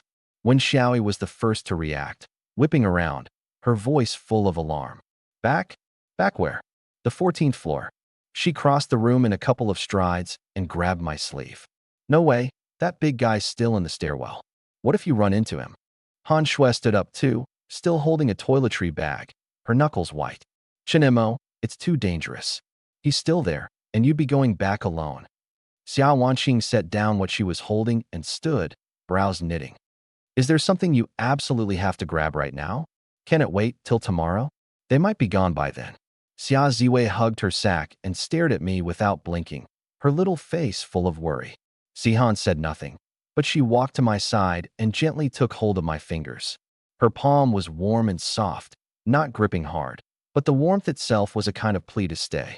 Li Wanning leaned against the kitchen doorframe holding a dishcloth, her eyes resting on me a moment, then moving to the girls. She didn't cut in. She'd only just met these people. It wasn't her place to say much. I looked at Wen Xiaoyi's hand clutching my sleeve, then at Han Shui's white knuckles, and finally at Si-Han's calm but quietly worried face, and gently patted the back of Wen Xiaoyi's hand. It's fine. They won't stop me. How do you know? Wen Xiaoyi wouldn't let go. The corner of my mouth lifted. They didn't stop me before, and they won't now. I know what I'm doing. I'll be back soon. The girls exchanged a glance, wanting to say more, but my eyes were too steady. That certainty wasn't an act, it came from the bone. They opened their mouths, and in the end no one spoke again. 10 minutes, Si-Han said, her voice soft, but leaving no room for argument. If you're not back in 10 minutes, I'm coming to find you. I nodded. Okay. I pulled the security door open and stepped out, but instead of heading for the stairwell, I turned and walked deeper into the hallway, a dozen-odd steps, and ducked into a windowless dark corner at the bend in the corridor. No cameras here. I stopped and listened. Silence. Just the wind pouring in through the cracks in the corridor, whining. I closed my eyes and sank my consciousness into the system space. The fuel-powered heater lay quietly in the corner. Back in that little room on the 14th floor, I'd never taken it out to use. The room was too small, barely 200 square feet, and running the heater there would have been a waste. But now, at Li Wanning's place, it was different. Her apartment was 2 bedrooms, a good 500+ square feet, just right for it. The system said the heater could maintain the temperature of an 80 square meter space, but that figure was for -10 or 20 degrees. Right now the apartment was probably around -40, so the effect would be cut at least in half, 80 down to 40, barely enough to cover the living room and the second bedroom. But it didn't matter. Even a few degrees above freezing was 10,000 times better than outside. A flick of intent, and the heater moved out of the system space and dropped solidly to the floor. I bent and lifted it, hefting its weight.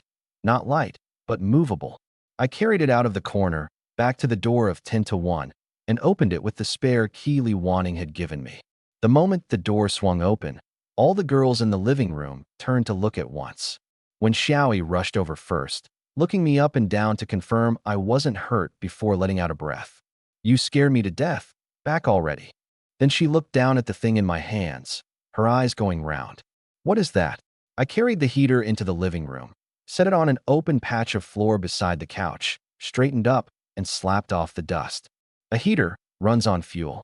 With this, the place will warm up a good bit. The girls all gathered around. Han Shui crouched down and ran a hand over the heater's metal shell, her eyes bright. Where did you get this, Chinemo? I didn't answer that. I just said, the room on the 14th floor was too small to use it. Now that there's more space, it's perfect. I crouched down, opened the fuel cap, and carefully poured kerosene in, my movements steady, not a drop spilled. Xiao Wanqing watched from the side and couldn't help asking, is this safe? Safe. I didn't look up. Military grade, with overheat protection and an automatic shutoff if it tips. Put it in the living room, and it can bring the whole place up to 5 or 10 degrees above freezing. I screwed the fuel cap back on and pressed the start button. The heater let out a low hum, and a few seconds later a stream of warm air poured out of the vent. The air in the living room began, perceptibly, to warm bit by bit. Wen Xiaoyi was the first to lean in front of the vent, holding out her hands to feel that long-missed warmth, an almost blissful look on her face. So warm. Finally, no more cold. Han Shui came over too, rubbing her hands, unable to stop smiling. Sihan walked to my side and said nothing, just gently squeezed my hand. Her hand was cool, and the warm air soon thawed it. Her gaze moved off the heater and landed on my face, the corner of her mouth curving into a shape only the two of us understood.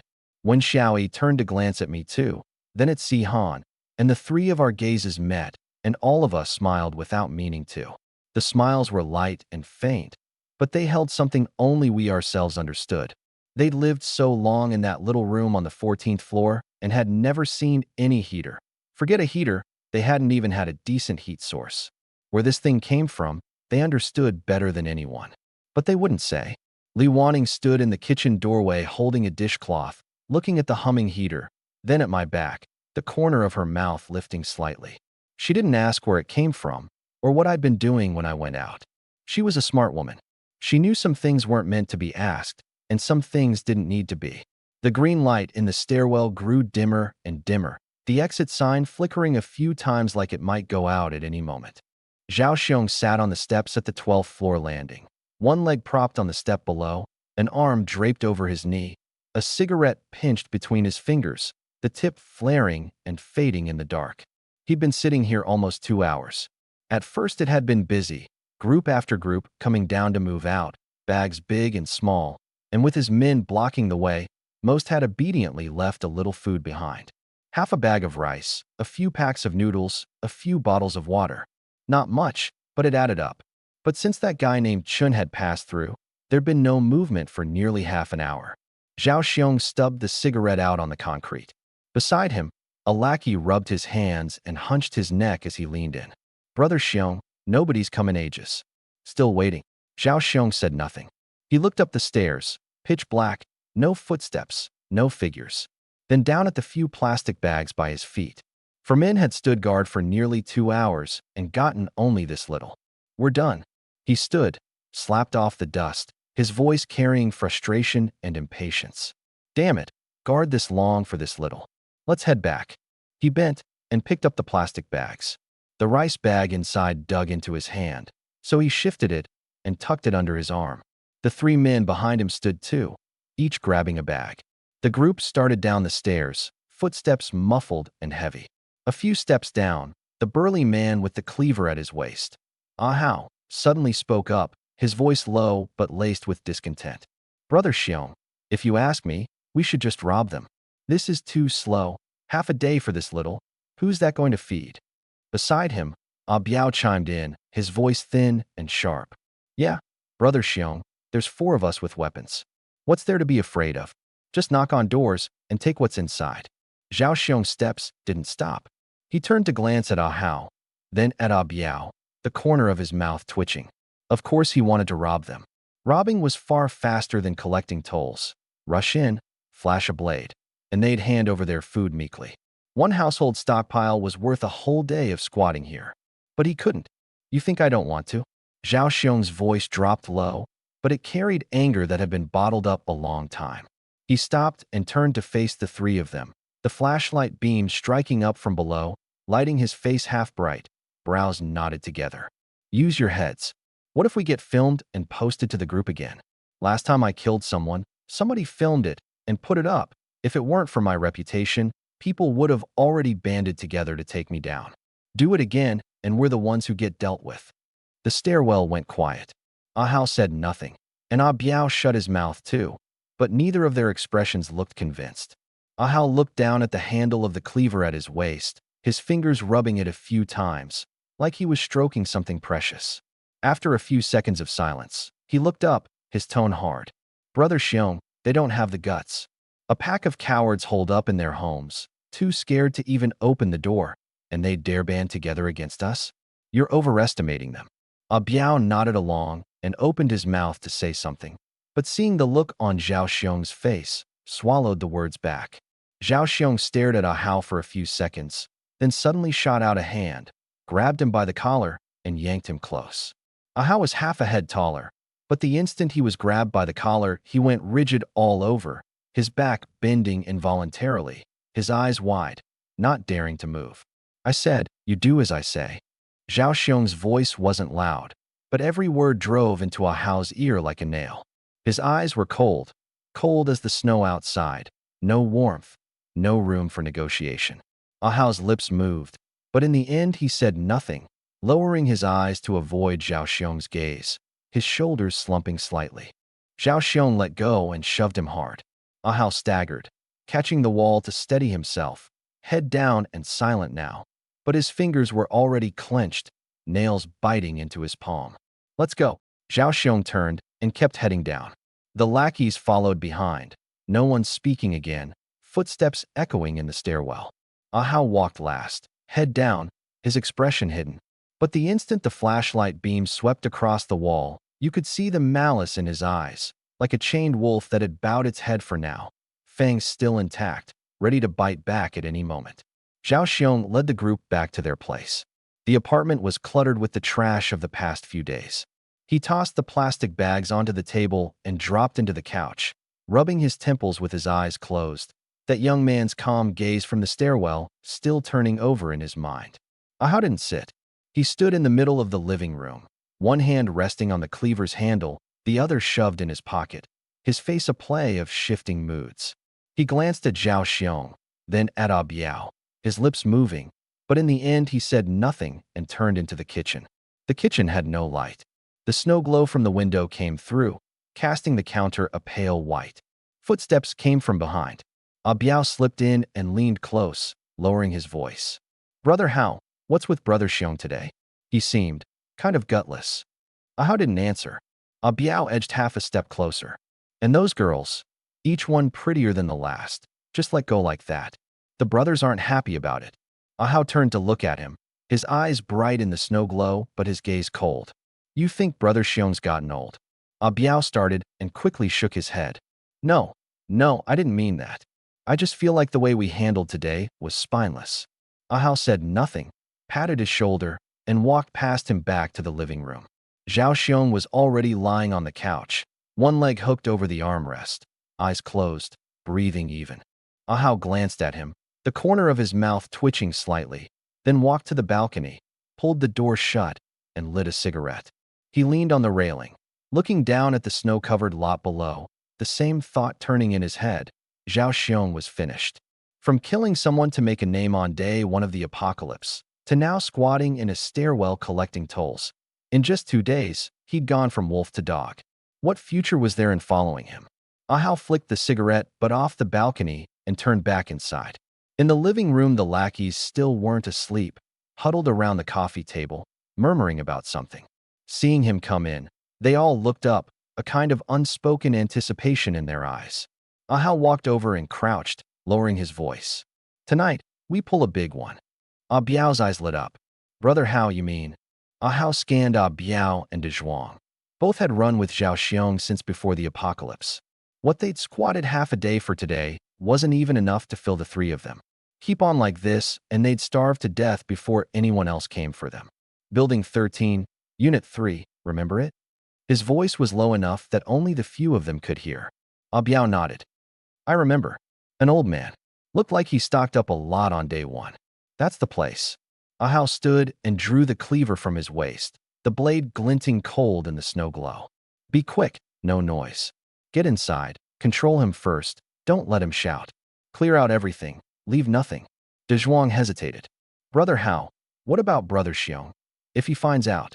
Ah Hao shot him a look, impatient. I'll handle Brother Xiong. You just do the job. The group exchanged glances, and in the end they all nodded. At 2 in the morning, the only sound in the corridor was the wind. Ah Hao crept to the door of Building 13, Unit 3, with 3 men. An old-style security door, the lock cylinder simple enough. De Zhuang worked a screwdriver into the keyhole, fiddled a few seconds, click, and it opened.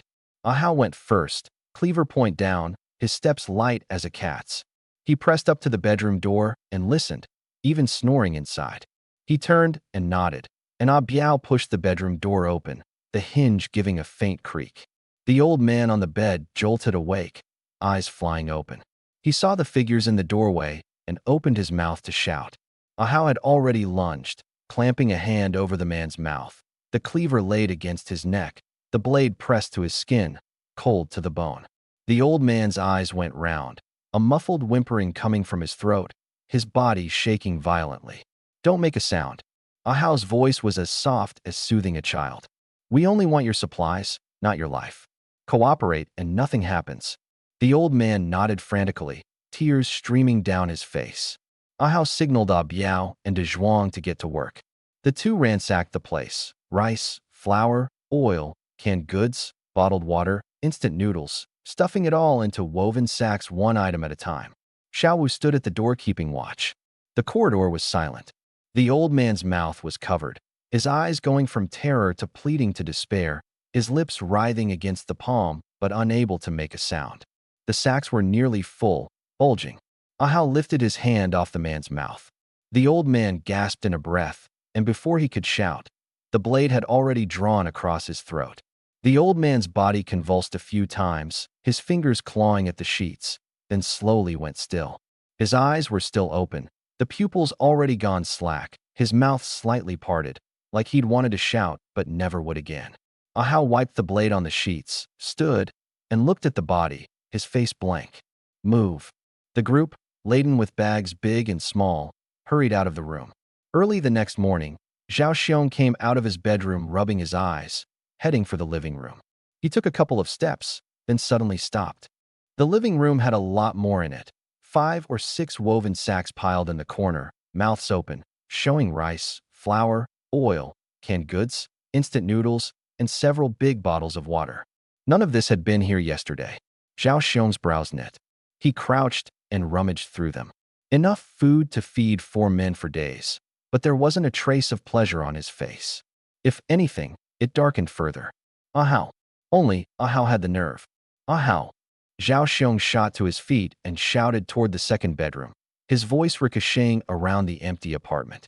A moment later, the second bedroom door opened. Ah Hao came out, black padded jacket, cleaver tucked at his waist, hair a mess like he'd just woken up, but his eyes bright, not a trace of sleep in them. Ah Biao and De Zhuang followed, both looking uneasy, heads down, not daring to meet Zhao Xiong's eyes. Zhao Xiong pointed at the pile of sacks, his finger trembling slightly, whether from cold or anger. Where did this come from? Ah Hao glanced at it, then at Zhao Xiong, the corner of his mouth lifting slightly, his tone as flat as a remark about the weather. Got it last night. Building 13, Unit 3, an old man living alone. We slipped in, took the supplies, handled him, didn't disturb a soul. He said it lightly, like it was nothing. Behind him, Ah Biao's lips moved, then he swallowed it back. De Zhuang stared at the tips of his shoes, fingers rubbing the seam of his pants.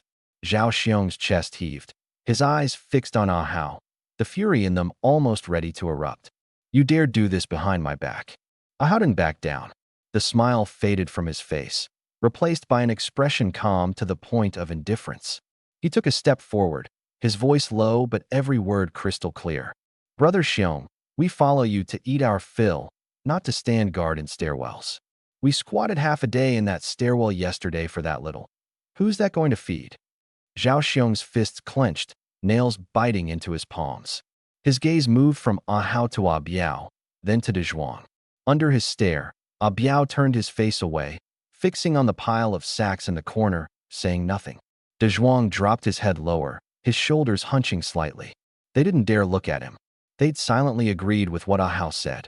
Zhao Xiong suddenly laughed, a laugh of pure fury. He really hadn't expected these underlings to be this stupid. Good. Very good. His voice was hoarse, with an indescribable bitterness. You've got nerve. You really do. Ah Hao watched him, saying nothing. Only when the laughter died did he speak, calm as a pool of dead water. Brother Xiong, just stay home and take it easy. We'll bring you food, you won't go hungry. But from now on, stop sticking your nose in our business. The living room fell silent. Ah Biao and De Zhuang didn't even dare breathe loudly, the air like it had frozen solid. Zhao Xiong looked at Ah Hao, then at the sacks, and finally at Ah Biao and De Zhuang. Neither of them looked up. He drew a deep breath, said nothing, turned, and walked back into his own bedroom. Ah Hao watched that half-shut door, silent for a few seconds, then turned to Ah Biao and De Zhuang. Split the supplies up. Eat what's to be eaten, store what's to be stored. Tonight we'll see which other households we can hit, scout them out ahead of time. Ah Biao nodded and went to dig through the woven sacks. De Zhuang crouched to help too, the plastic bags rustling, and no one looked once more at that half-shut door. I was woken by the hum of the heater. The second bedroom wasn't big, 3 people crammed onto the double bed. I slept on the outside, Si-Han in the middle, Wen Xiaoyi on the far inside, the blanket wrapped tight, just 3 heads showing. The heater was in the living room, the warm air seeping through the gap under the door, not exactly toasty, but at least it wasn't cold enough to make you curl up. I stared at the ceiling for a few seconds, then silently thought, check supply pack. Ding. Today's daily supply pack has been issued. Today's supply pack tier, low. Open it. Low tier. Not much of a ripple in my chest. Open. Ding. Low tier supply pack opened. 1.1 case of self-heating hot pot, 24 boxes. 2.1 case of spicy beef noodles, 24 packs. 3.1 bundle of 500 milliliters energy drinks, 24 bottles. 4.1 case of sausages, 90 links. 5. Daily necessities set times 100, toothbrush, toothpaste, towel, soap, ceramic cup, toilet paper, plastic basin, sanitary pads, comb, bar soap. 6. Padded clothing set times 10, padded jacket, wool socks, padded gloves, padded cap, scarf, padded shoes. All supplies stored in the system space, retrievable by thought at any time. A low-tier pack couldn't compare to mid or high tier, but it won on practicality. I read through it, exited the system space, and opened my eyes. Then I picked up my phone and opened the residence group out of habit. A lot of messages had piled up. I scrolled up, and my face slowly darkened. The group had barely quieted down all night. The earliest message said someone had heard movement on the south side of the garage while moving out, like something digging at the snow. Then someone said they'd heard it too. Then came an urgent voice message. Zhou Hao's crew, the ones buried in the snow, they turned into snow ghosts. They crawled out of the snow, 5 of them. I saw it with my own eyes. Below it was a string of frantic questions. You saw clearly? They really crawled out. Absolutely. Dug up out of the snow, stood there in the snow, then walked into the building. After that it got more chaotic. Someone said they'd hidden behind their door and heard screams in the corridor. Someone said old Lu in Building 2 had been knocked down, and Xiao Wang in Building 6 hadn't gotten away either. Someone said they'd watched with their own eyes as the snow ghosts began mutating after eating people. 5, all 5 mutated. So many people dead. There's crying in the corridor and pounding on doors. Young, do you have any way to deal with this? This building isn't livable anymore. Every message was like a knife stabbing into my eyes. 5 snow ghosts, and all of them had already completed the mutation. I knew they'd go home.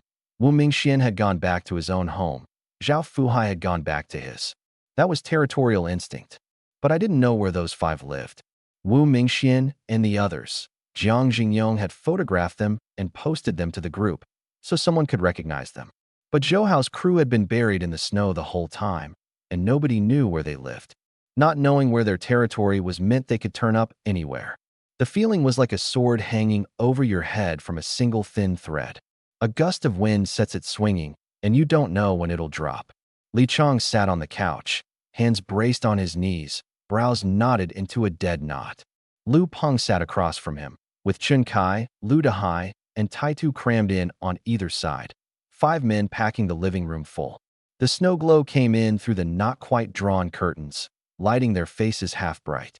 "Chong, we can't go on like this," Lu Peng said, lowering his voice. "That thing's been roaming up and down between downstairs and this floor. It knocked on the door 3 times last night, each time scaring everyone into a cold sweat." Li Chong didn't answer.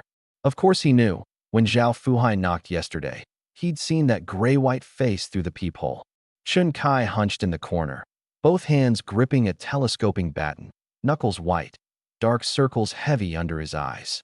Lu Dahai sat head down, his thumb endlessly rubbing the web of his hand. Taitu leaned back against the couch with his eyes closed, but his brows never unknit. "Chong, that snow ghost hasn't mutated yet." Lu Peng leaned forward, his tone urgent. Chun Mo analyzed it in the group. An unmutated snow ghost is just stronger, otherwise about the same as a normal person. There's 5 of us, all with weapons.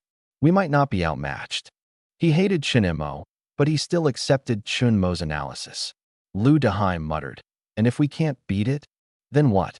Lu Peng's voice rose, then dropped. "Stay inside forever and starve to death? The supplies will run out eventually, and if we wait until they're gonna go out, we won't even have the strength to run. Better to gamble now." The living room went quiet. The men looked at one another, no one speaking. Li Chong was silent a long time, staring at the door in front of him, Lu Peng's words turning over and over in his head. Lu Peng was right. 5 men with weapons, they might not lose. Not fighting meant waiting until the food ran out and the strength was gone, and then they'd truly have nothing left but to wait for death. He stood up abruptly. "We do it." His voice was quiet but heavy. "While it still hasn't mutated, we take it out." He walked to the entryway, grabbed a metal baseball bat from beside the shoe cabinet, the grip wrapped in black tape, the barrel marked with a few old scratches. He gripped it and gave it a swing, the bat whistling through the air. Lu Peng pulled a steel pipe out from under the coffee table, one end wrapped in cloth, heavy in the hand. Chun Kai flicked his baton open, the metal sections snapping out one after another with a crisp clatter. Lu Dahai took out a wooden club. Taitu hefted a half-meter length of iron pipe from the corner. Li Chong went to the door, bent to move aside the cabinet bracing it shut, then undid the wire wound around the door handle, unwinding it loop by loop, his knuckles white. He straightened, drew a deep breath, and yanked the door open. The corridor was cold as an ice cave, empty, no sign of Zhao Fuhai. "It's in the stairwell." Li Chong lowered his voice and went out first, the metal bat in his right hand, head down, held flush against his thigh. Lu Peng followed behind, steel pipe hanging at his side. Chun Kai, Lu Dahai, and Taitu came after, one by one. The corridor wasn't long, only 20-odd steps, but every step felt like treading on his own heart. The fire door was shut. Li Chong reached out and pushed it gently, the hinges creak especially jarring in the quiet stairwell. He slipped in sideways and stood on the landing, looking up. Empty, nothing there. He looked down. Zhao Fuhai stood on the steps at the landing below. Its eyes were clouded and lifeless, but the instant the flashlight beam hit them, something seemed to flicker in those murky pupils. It had seen them. It moved, not fast, but with savage force, like an enraged beast, lunging straight up from the steps, taking 2 at a stride, its body slamming into the railing with a deafening crash. Li Chong was afraid, but he didn't retreat. He met it head-on, swung the bat in a full arc, and smashed it hard into the thing's chest. A dull thud. Zhao Fuhai's body tilted, but it didn't fall, didn't even step back. It reached out and grabbed Li Chong's shoulder, 5 fingers clamping into the padded jacket like iron pincers, nails sinking into flesh. Before Li Chong could react, he was yanked hard and slammed forward, his back cracking against the steps, the back of his skull hitting a concrete edge. His vision went black. Zhao Fuhai pressed down on top of him, that gray-white face inches away, the cold breath it exhaled reeking of rot. Its mouth opened, bearing jagged teeth, and lunged for his throat. Chong! Lu Peng rushed in, swinging the steel pipe in a full arc and smashing it down on the thing's head. A sharp clang, like striking stone. Zhao Fuhai's head knocked aside, and the pressure on Li Chong eased a little. Lu Peng didn't stop. The second blow landed on its shoulder blade, and its body finally rolled off Li Chong, limbs bracing on the ground to push itself up. Li Chong sprang off the floor, the back of his head throbbing numb. But he ignored it, gripped the bat, aimed for the back of its skull, and brought it down hard, the impact jarring up through the web of his hand. Zhao Fuhai swayed but still didn't fall, bracing to stand. Chun Kai, Lu Dehai, and Taitu finally snapped into action, baton across the face, club across the back, iron pipe across the legs. Zhao Fuhai was battered, staggering this way and that, but it would not go down, like an unbreakable stone statue. Hit its head. Li Chong roared, the bat coming down again. I don't believe we can't kill it by smashing its skull open. Taitu threw down the iron pipe, lunged, and pinned its back with his knee. Li Chong's bat came down on the crown of its head blow after blow, the head of the bat quickly staining dark red. One blow, a crack split the skull. 2. Murky fluid welled from the crack. 3. The skull shattered, dark red mixed with gray-white bone fragments spattering the ground. Zhao Fuhai's body convulsed sharply, then went completely still. Its fingers loosened and slid across the concrete with one last faint sound. The stairwell went quiet. Only the 5 men's heavy gasping mingling together like a worn-out bellows. Li Chong threw down the bat, stepped back against the wall, and gulped for air. His back ached, his head ached, the wound on his shoulder burned. But he stood, didn't fall. He turned to Lu Peng, his voice hoarse. Thanks, Lu Peng. That swing back there saved my life. Lu Peng waved a hand, breathing hard. As long as you're okay, Chong. Li Chong said nothing more. He slowly turned, crouched, and looked at Zhao Fuhai's no longer moving corpse. Bone fragments and dark red fluid mixed together, and something inside it caught the light. He reached out and brushed the bone shards aside, pinching something out from within, a blue crystal. About the size of a fingernail, irregular in shape, like a polished shard of glass, glowing a deep blue in the flashlight beam, the halo spreading outward layer by layer, as if something living were pulsing inside. What is that? Chun Kai leaned in. No idea. Li Chong pinched it between his fingertips, turning it over and over. The crystal was very light and felt faintly warm to the touch, a sharp contrast to the snow ghost's frozen body. That warmth poured from his fingertips up into his arm, his chest, his brain. Suddenly a voice echoed in his head, welling up from his bones, his blood, every cell. Swallow it. Li Chong paused. The voice grew louder, clearer, washing over his reason wave after wave like a tide. He raised the crystal to his eyes, staring at that core of deep blue, his mouth opening beyond his control. Chong, don't. Lu Peng reached out to stop him, a step too late. Li Chong swallowed the crystal. He stood there, motionless. A few seconds, a dozen seconds, nothing happened. Just as everyone thought it was nothing. His body jerked violently, his knees buckled, and he dropped to the floor. His back arched, his fingers clawed at the ground, nails scraping the concrete with an ear-splitting screech. His mouth gaped, a garbled sound coming from his throat, wanting to scream but unable to. Chong! Chong! The men crowded around, but no one dared touch him. A few minutes later, Li Chong's body finally stopped shaking, and he lay still on the floor. It had been only a few minutes, but to him it felt like a lifetime. He braced against the floor and slowly straightened up. The motion was slow, steady, not the stiff, eerie way Zhao Fuhai moved, but a fluidity, every muscle in concert, every joint lubricated. He stood, looked down at his own hands, turning them over and over like he was examining something unfamiliar. He clenched a fist, the knuckles cracking crisply. Chong, how do you feel? Lu Peng asked cautiously. Li Chong didn't answer. He walked to the wall, clenched his fist, and threw a sudden punch. A dull boom, dust sifting down. He drew his hand back. A fist-sized hole had appeared in the wall, broken bits of brick clattering to the floor. Lu Peng and the others stared dumbly at the hole, mouths open, eyes round. Li Chong looked down at his fist. There were only a few scratches on the knuckles, no broken skin, no blood, not even any swelling. I'm fine. His voice was steady and strong, without a tremor. I've never felt this good in my life. He paused, his voice turning a little unmoored, dazed with disbelief. I've evolved. The tone shifted from daze to certainty, like he'd finally confirmed this wasn't a hallucination, wasn't a dream, but something real happening inside his body. My physical strength, it's at least 10 times what it was. He looked at his fist. My eyes are clearer too. A stairwell this dark, and I can even see that cigarette, but in the corner. My reactions are faster. He looked up, his gaze sweeping over the four of them. The corner of his mouth lifting into a smile he'd never worn before, a confidence that came from the bone, a certainty of being in control of everything. The me I am now, even standing in front of a fully mutated snow ghost, I'm not afraid anymore. He raised one hand, fingers splayed, then snapped it into a fist. The air was crushed in his palm, letting out a faint cracking pop. This power pouring endlessly out of my body, it makes me feel like a god, in control of everything. The stairwell was quiet enough to hear only the wind. Lu Peng and the other three stood on the steps, mouths open, eyes round as saucers, like four nailed-down posts.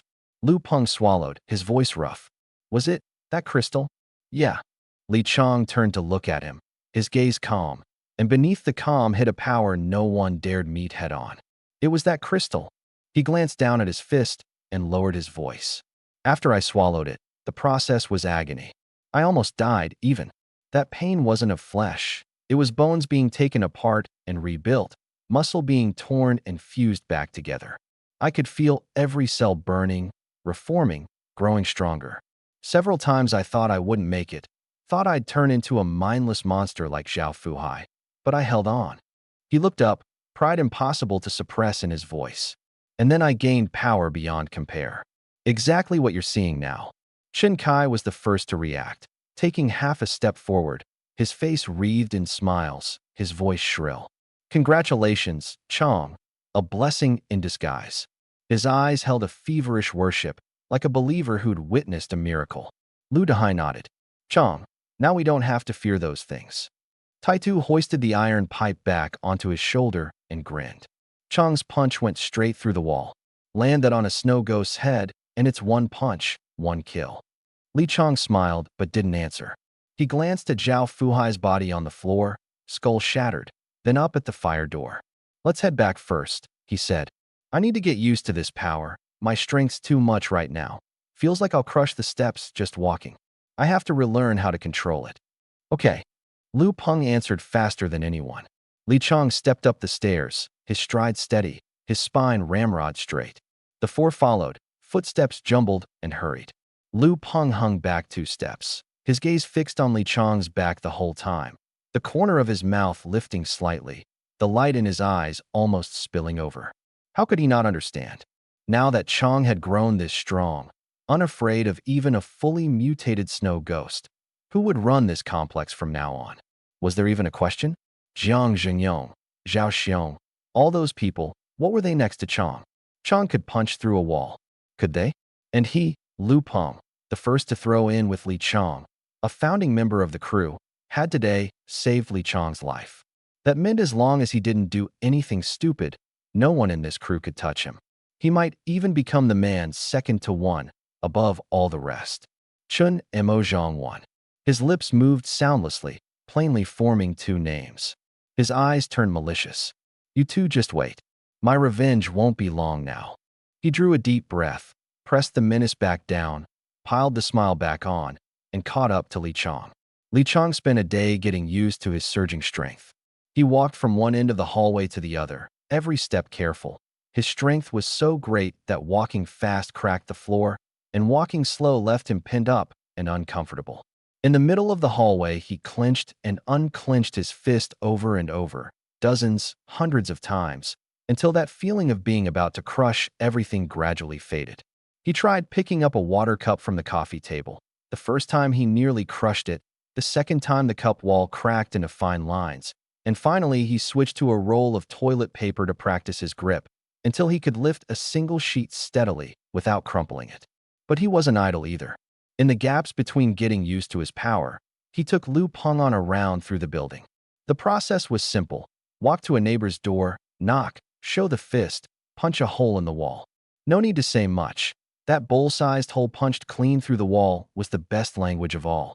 No one dared say a word of refusal. They all nodded obediently, willing to follow Chong, hand over their food, and obey his arrangements. In a single day, every resident on this floor and around it had been brought under his command.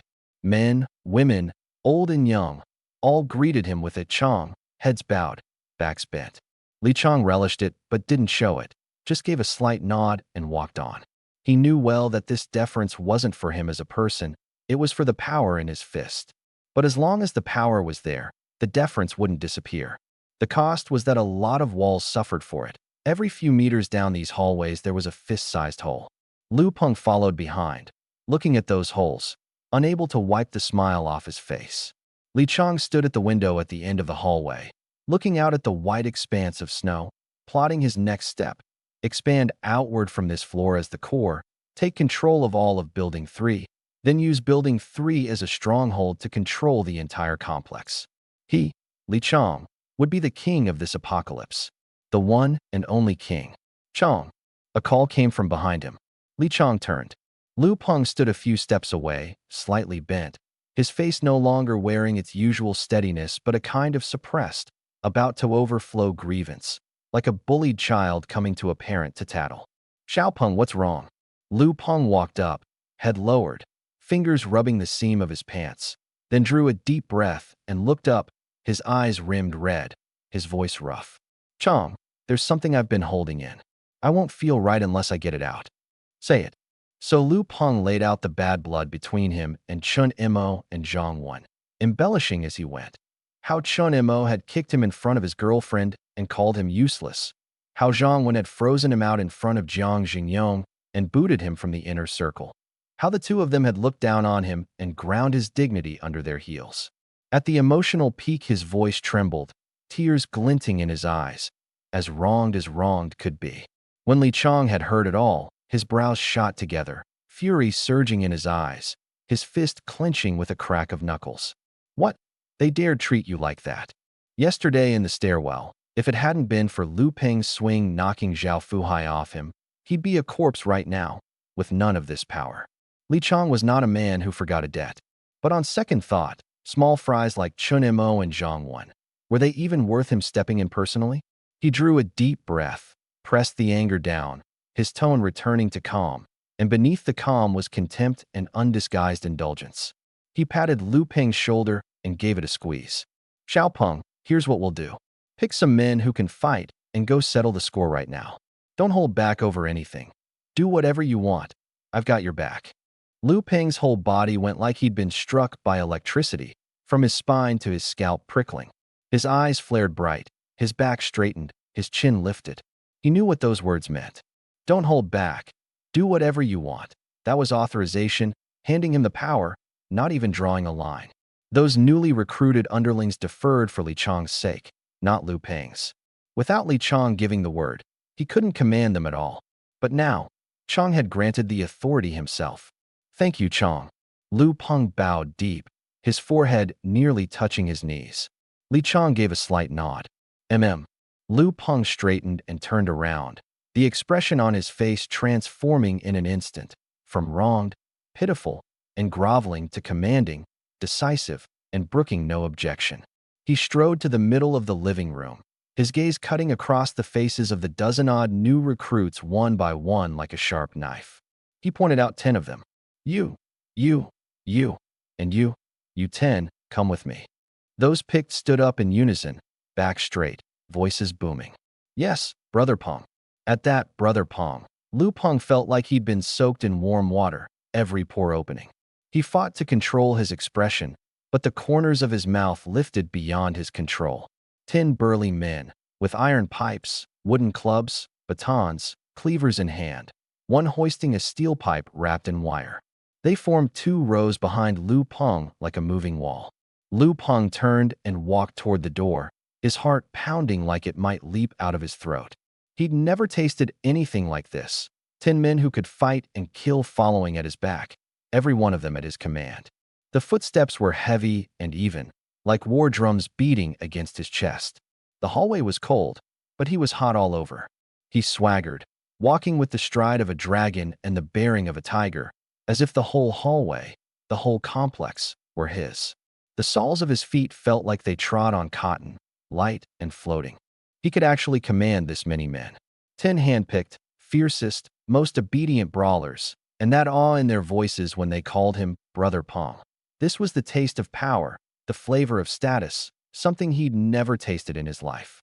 He'd known it, not scattering like the rest after the snow dig failed, but staying with Li Chong was the best decision of his life.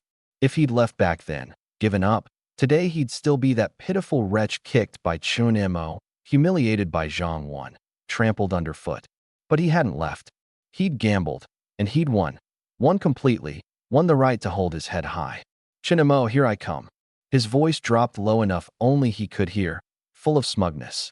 Chun Mo's face surfaced in his mind, and he imagined what expression the man would wear in a moment.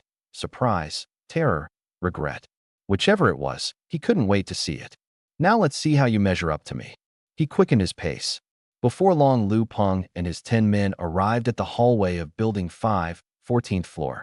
The same dim, narrow hallway, only a sliver of snow glow coming in from the window at the far end. He had no idea about the news of the mutated snow ghosts upstairs.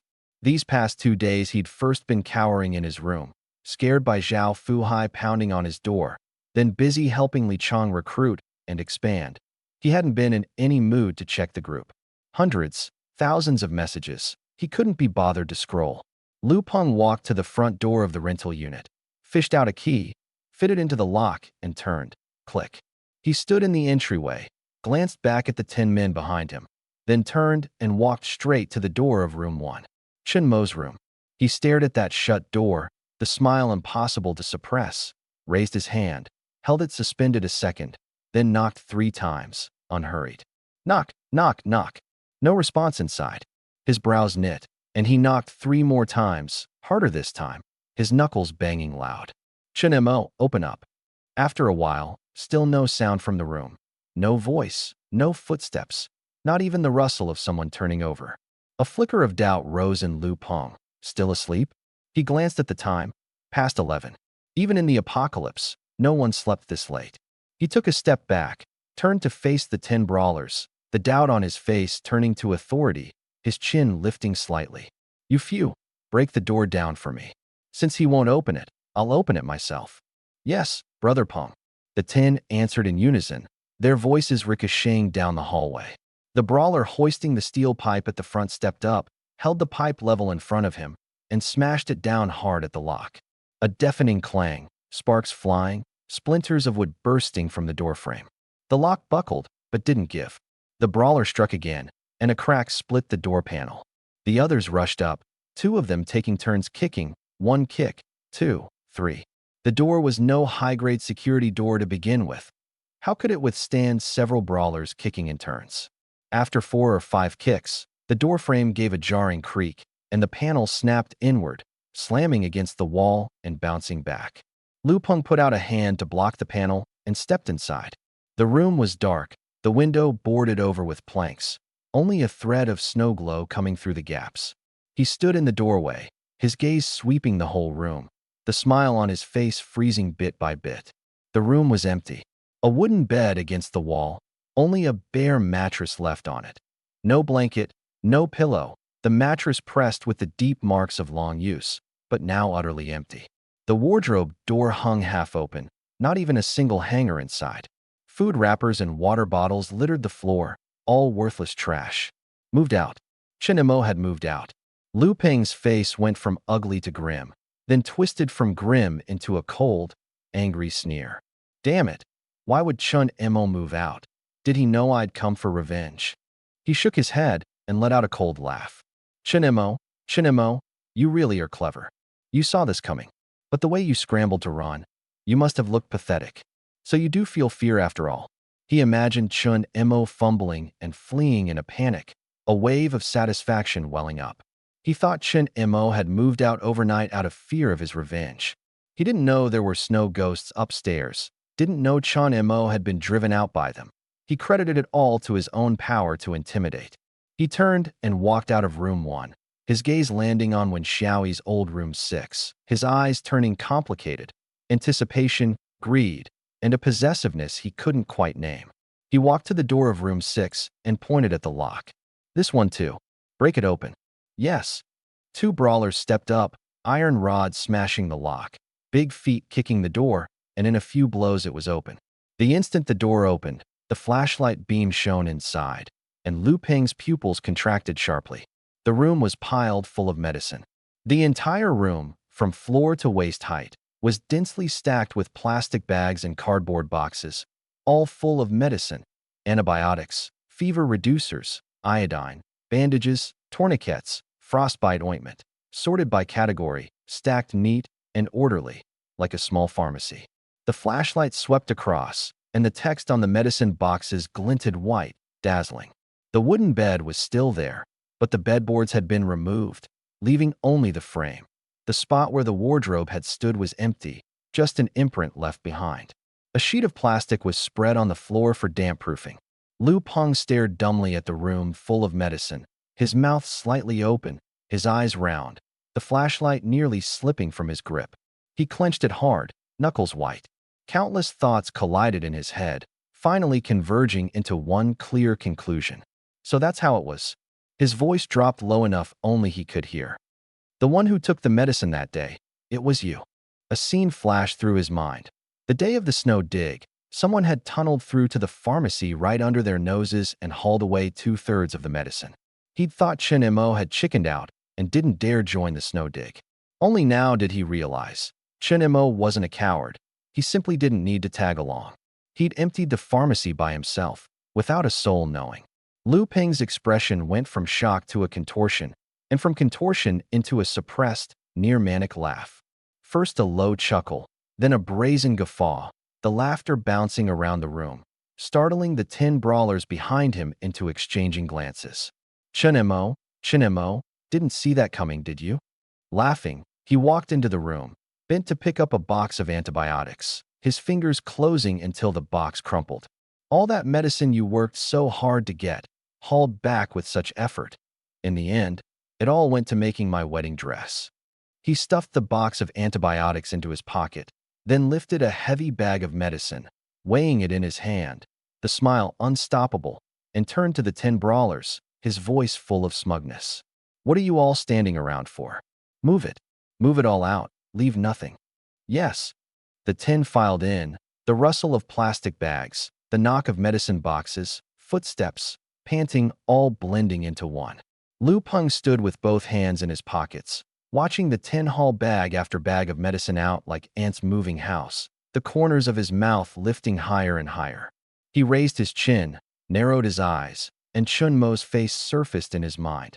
If Chun Mo knew that all the medicine he'd worked so hard to bring back had been carried off by him, what expression would he wear? Shock, fury, despair. Just imagining it left him deeply gratified. Chen Mo, what good does it do you to run fast? What good does it do you to move your food away? Your biggest trump card, this medicine, it's all in my hands now. He muttered under his breath, his fingers tapping lightly in his pocket, like he was humming a soundless tune. What will you fight me with? What will you fight Chong with?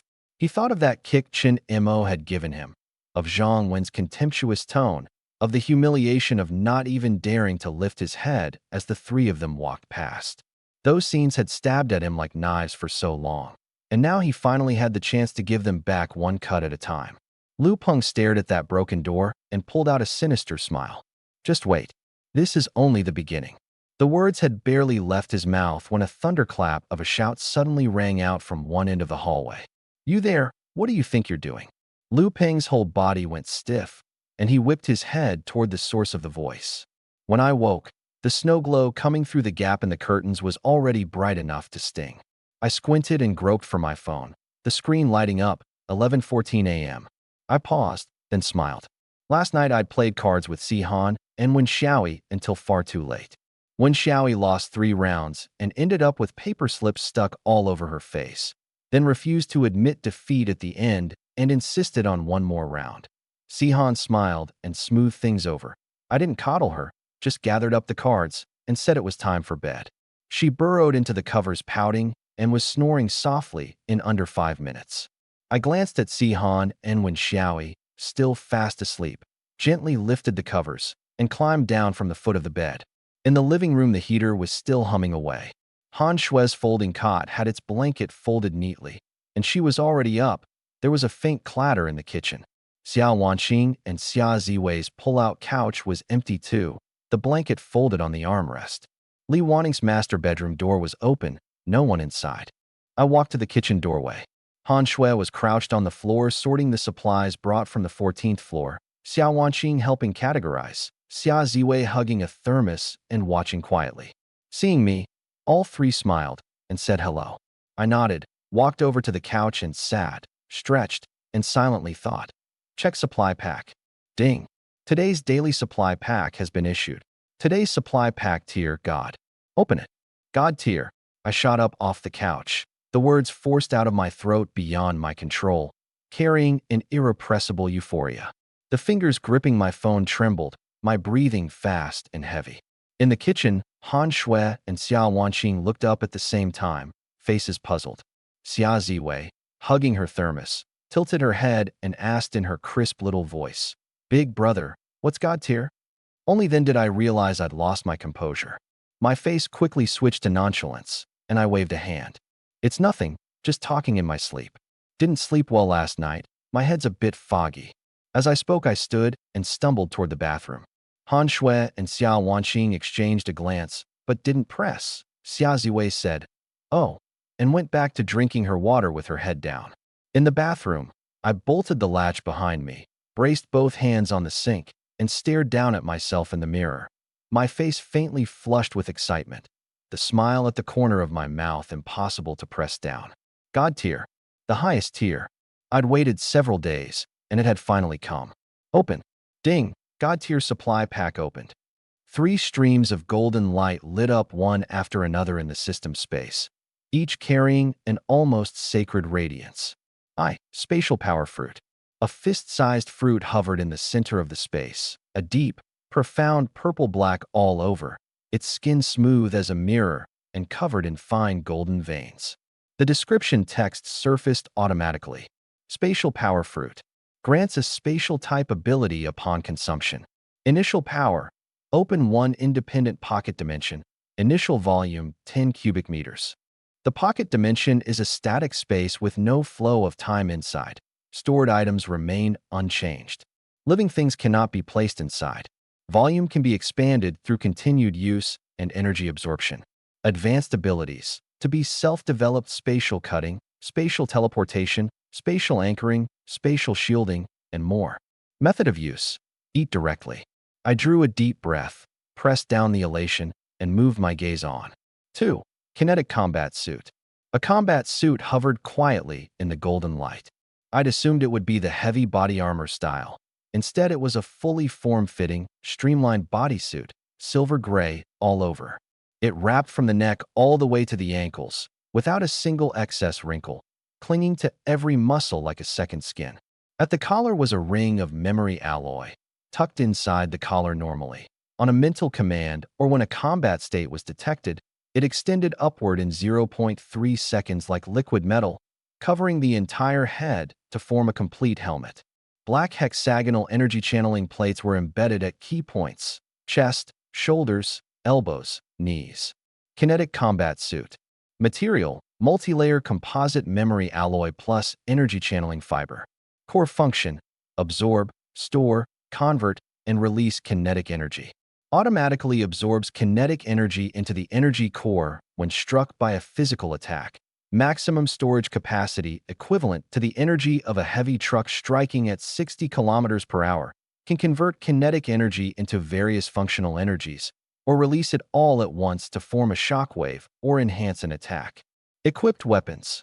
Kinetic gauntlets. Add stored kinetic energy to a punch, delivering several to dozens of times the force. Retractable kinetic blade. Deploys from the wrist, high-density energy condensed, can cut through most known materials. Shoulder-mounted pulse cannons. 1 on each shoulder.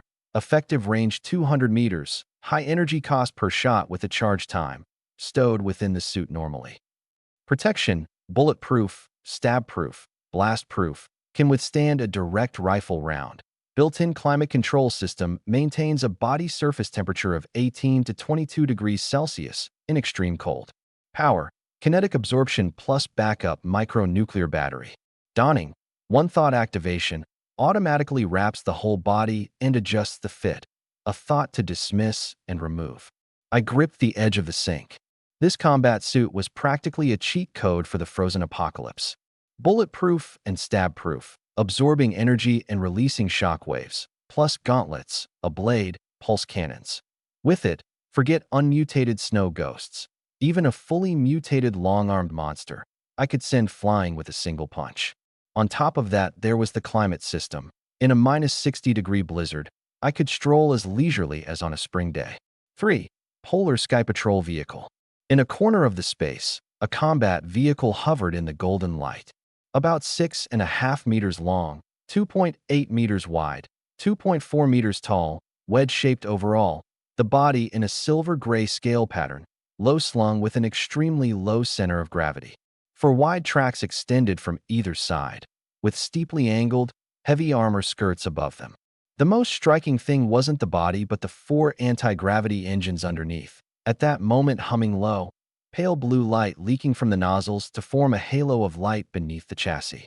The roof had a raisable observation hatch, the rear and roughly 3 cubic meter cargo bay, a set of searchlights on either side of the front, and sensors arrayed all around the body.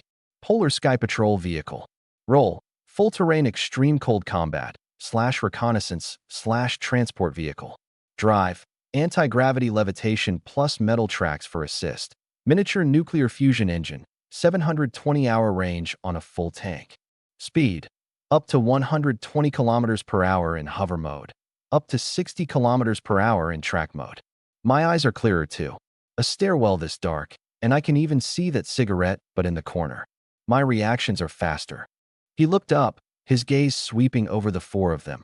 The corner of his mouth lifting into a smile he'd never worn before, a confidence that came from the bone, a certainty of being in control of everything. The me I am now, even standing in front of a fully mutated snow ghost, I'm not afraid anymore. He raised one hand, fingers splayed, then snapped it into a fist. The air was crushed in his palm, letting out a faint cracking pop. This power pouring endlessly out of my body, it makes me feel like a god, in control of everything. The stairwell was quiet enough to hear only the wind. Lu Peng and the other 3 stood on the steps, mouths open, eyes round as saucers, like 4 nailed-down posts. Lu Peng swallowed, his voice rough. Was it that crystal? Yeah.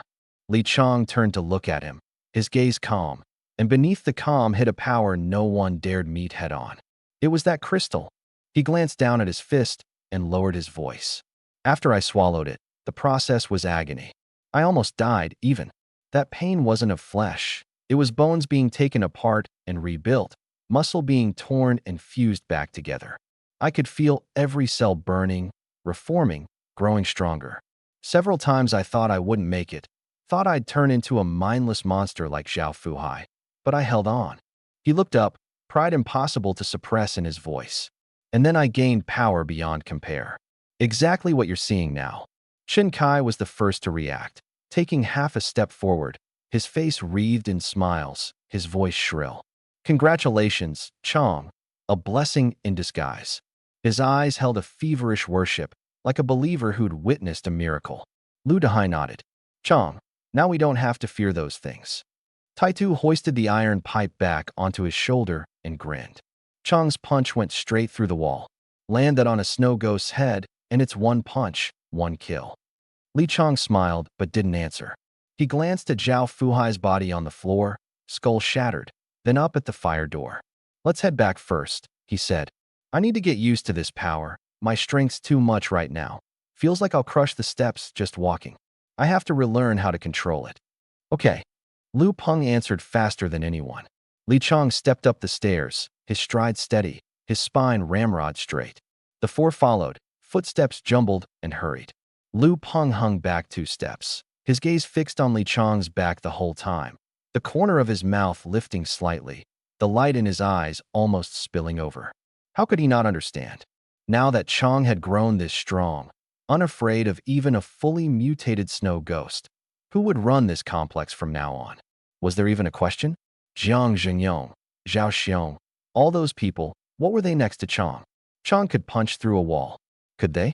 And he, Lu Peng, the first to throw in with Li Chang, a founding member of the crew, had today saved Li Chang's life. That meant as long as he didn't do anything stupid, no one in this crew could touch him. He might even become the man second to one, above all the rest. Chun Mo Zhang won. His lips moved soundlessly, plainly forming two names. His eyes turned malicious. You two just wait. My revenge won't be long now. He drew a deep breath, pressed the menace back down, piled the smile back on, and caught up to Li Chang. Li Chang spent a day getting used to his surging strength. He walked from one end of the hallway to the other, every step careful. His strength was so great that walking fast cracked the floor, and walking slow left him pinned up and uncomfortable. In the middle of the hallway, he clenched and unclenched his fist over and over, dozens, hundreds of times, until that feeling of being about to crush everything gradually faded. He tried picking up a water cup from the coffee table. The first time he nearly crushed it, the second time the cup wall cracked into fine lines, and finally he switched to a roll of toilet paper to practice his grip, until he could lift a single sheet steadily without crumpling it. But he wasn't idle either. In the gaps between getting used to his power, he took Lu Peng on a round through the building. The process was simple. Walk to a neighbor's door, knock, show the fist, punch a hole in the wall. No need to say much. That bowl-sized hole punched clean through the wall was the best language of all. No one dared say a word of refusal. They all nodded obediently, willing to follow Chang, hand over their food, and obey his arrangements. In a single day, every resident on this floor and around it had been brought under his command. Men, women, old and young, all greeted him with a Chang, heads bowed, backs bent. Li Chang relished it but didn't show it, just gave a slight nod and walked on. He knew well that this deference wasn't for him as a person, it was for the power in his fist. But as long as the power was there, the deference wouldn't disappear. The cost was that a lot of walls suffered for it. Every few meters down these hallways there was a fist-sized hole. Lu Peng followed behind, looking at those holes, unable to wipe the smile off his face. Li Chang stood at the window at the end of the hallway, looking out at the wide expanse of snow, plotting his next step.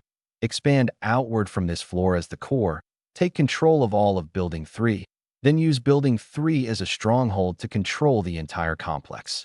He, Li Chang, would be the king of this apocalypse. The one and only king. Chang. A call came from behind him. Li Chang turned. Lu Peng stood a few steps away, slightly bent, his face no longer wearing its usual steadiness but a kind of suppressed, about to overflow grievance, like a bullied child coming to a parent to tattle. Xiaopeng, what's wrong?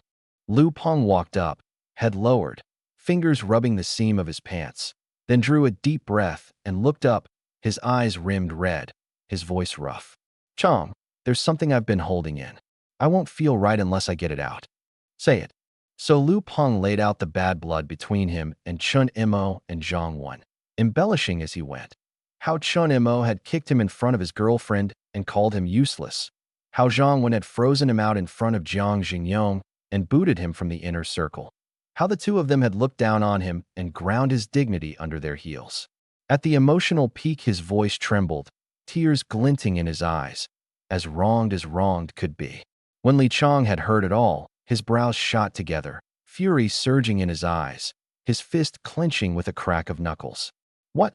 They dared treat you like that? Yesterday in the stairwell, if it hadn't been for Lu Peng's swing knocking Zhao Fuhai off him, he'd be a corpse right now, with none of this power. Li Chang was not a man who forgot a debt. But on second thought, small fries like Chun Mo and Zhang Wan, were they even worth him stepping in personally? He drew a deep breath, pressed the anger down, his tone returning to calm, and beneath the calm was contempt and undisguised indulgence. He patted Lu Peng's shoulder and gave it a squeeze. Xiaopeng, here's what we'll do. Pick some men who can fight and go settle the score right now. Don't hold back over anything. Do whatever you want. I've got your back. Lu Peng's whole body went like he'd been struck by electricity, from his spine to his scalp prickling. His eyes flared bright, his back straightened, his chin lifted. He knew what those words meant. Don't hold back. Do whatever you want. That was authorization, handing him the power, not even drawing a line. Those newly recruited underlings deferred for Li Chang's sake, not Lu Peng's. Without Li Chang giving the word, he couldn't command them at all. But now, Chang had granted the authority himself. Thank you, Chang. Lu Peng bowed deep, his forehead nearly touching his knees. Li Chang gave a slight nod. Lu Peng straightened and turned around, the expression on his face transforming in an instant, from wronged, pitiful, and groveling to commanding, decisive, and brooking no objection. He strode to the middle of the living room, his gaze cutting across the faces of the dozen-odd new recruits one by one like a sharp knife. He pointed out 10 of them. You, and you 10, come with me. Those picked stood up in unison, back straight, voices booming. Yes, Brother Peng. At that, Brother Peng, Lu Peng felt like he'd been soaked in warm water, every pore opening. He fought to control his expression, but the corners of his mouth lifted beyond his control. 10 burly men, with iron pipes, wooden clubs, batons, cleavers in hand, one hoisting a steel pipe wrapped in wire. They formed 2 rows behind Lu Peng like a moving wall. Lu Peng turned and walked toward the door, his heart pounding like it might leap out of his throat. He'd never tasted anything like this. 10 men who could fight and kill following at his back, every one of them at his command. The footsteps were heavy and even, like war drums beating against his chest. The hallway was cold, but he was hot all over. He swaggered, walking with the stride of a dragon and the bearing of a tiger, as if the whole hallway, the whole complex, were his. The soles of his feet felt like they trod on cotton, light and floating. He could actually command this many men. 10 handpicked, fiercest, most obedient brawlers, and that awe in their voices when they called him Brother Peng. This was the taste of power, the flavor of status, something he'd never tasted in his life. He'd known it, not scattering like the rest after the snow dig failed, but staying with Li Chang was the best decision of his life. If he'd left back then, given up, today he'd still be that pitiful wretch kicked by Chun Mo, humiliated by Zhang Wan, trampled underfoot. But he hadn't left. He'd gambled, and he'd won. Won completely, won the right to hold his head high. Chun Mo, here I come. His voice dropped low enough only he could hear, full of smugness. Chun Mo's face surfaced in his mind, and he imagined what expression the man would wear in a moment. Surprise, terror, regret.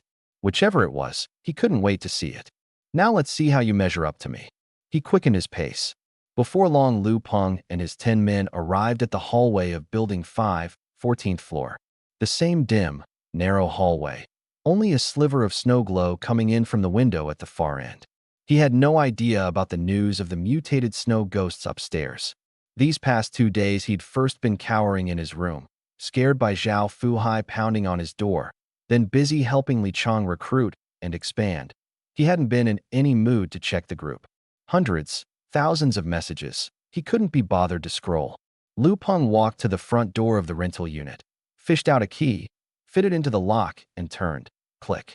He stood in the entryway, glanced back at the 10 men behind him, then turned and walked straight to the door of room 1. Chun Mo's room. He stared at that shut door, the smile impossible to suppress, raised his hand, held it suspended a second, then knocked 3 times, unhurried. Knock, knock, knock. No response inside. His brows knit, and he knocked 3 more times, harder this time, his knuckles banging loud. Chun Mo, open up. After a while, still no sound from the room. No voice, no footsteps, not even the rustle of someone turning over. A flicker of doubt rose in Lu Peng. Still asleep? He glanced at the time. Past 11. Even in the apocalypse, no one slept this late. He took a step back, turned to face the 10 brawlers, the doubt on his face turning to authority, his chin lifting slightly. You few, break the door down for me. Since he won't open it, I'll open it myself. Yes, Brother Peng. The 10 answered in unison, their voices ricocheting down the hallway. The brawler hoisting the steel pipe at the front stepped up, held the pipe level in front of him, and smashed it down hard at the lock. A deafening clang, sparks flying, splinters of wood bursting from the doorframe. The lock buckled, but didn't give. The brawler struck again, and a crack split the door panel. The others rushed up, 2 of them taking turns kicking, 1 kick, 2, 3. The door was no high-grade security door to begin with. How could it withstand several brawlers kicking in turns?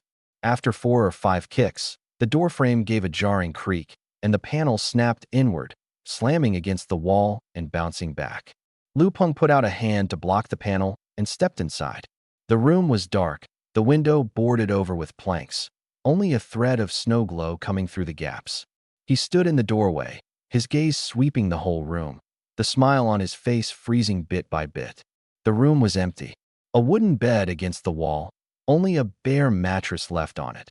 No blanket, no pillow, the mattress pressed with the deep marks of long use, but now utterly empty. The wardrobe door hung half open, not even a single hanger inside. Food wrappers and water bottles littered the floor, all worthless trash. Moved out. Chen Mo had moved out.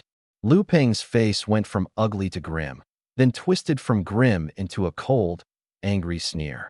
Damn it! Why would Chun Mo move out? Did he know I'd come for revenge? He shook his head and let out a cold laugh. Chen Mo, you really are clever. You saw this coming. But the way you scrambled to run, you must have looked pathetic. So you do feel fear after all. He imagined Chun Mo fumbling and fleeing in a panic, a wave of satisfaction welling up. He thought Chen Mo had moved out overnight out of fear of his revenge. He didn't know there were snow ghosts upstairs, didn't know Chun Mo had been driven out by them. He credited it all to his own power to intimidate. He turned and walked out of room 1, his gaze landing on Wen Xiaoyi's old room 6, his eyes turning complicated, anticipation, greed, and a possessiveness he couldn't quite name. He walked to the door of room 6 and pointed at the lock. This one too. Break it open. Yes. 2 brawlers stepped up, iron rods smashing the lock, big feet kicking the door, and in a few blows it was open. The instant the door opened, the flashlight beam shone inside, and Lu Peng's pupils contracted sharply. The room was piled full of medicine.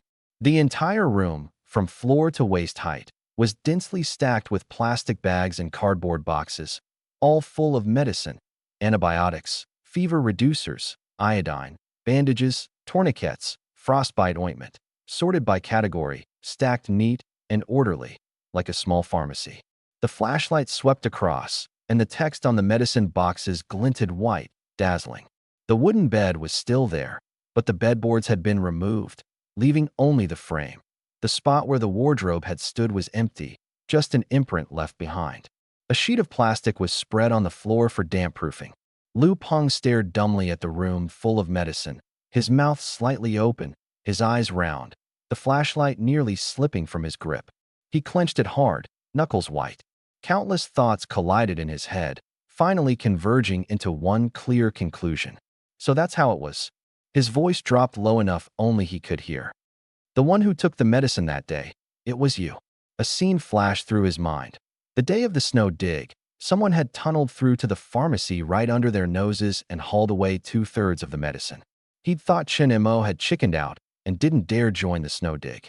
Only now did he realize Chen Mo wasn't a coward. He simply didn't need to tag along. He'd emptied the pharmacy by himself, without a soul knowing.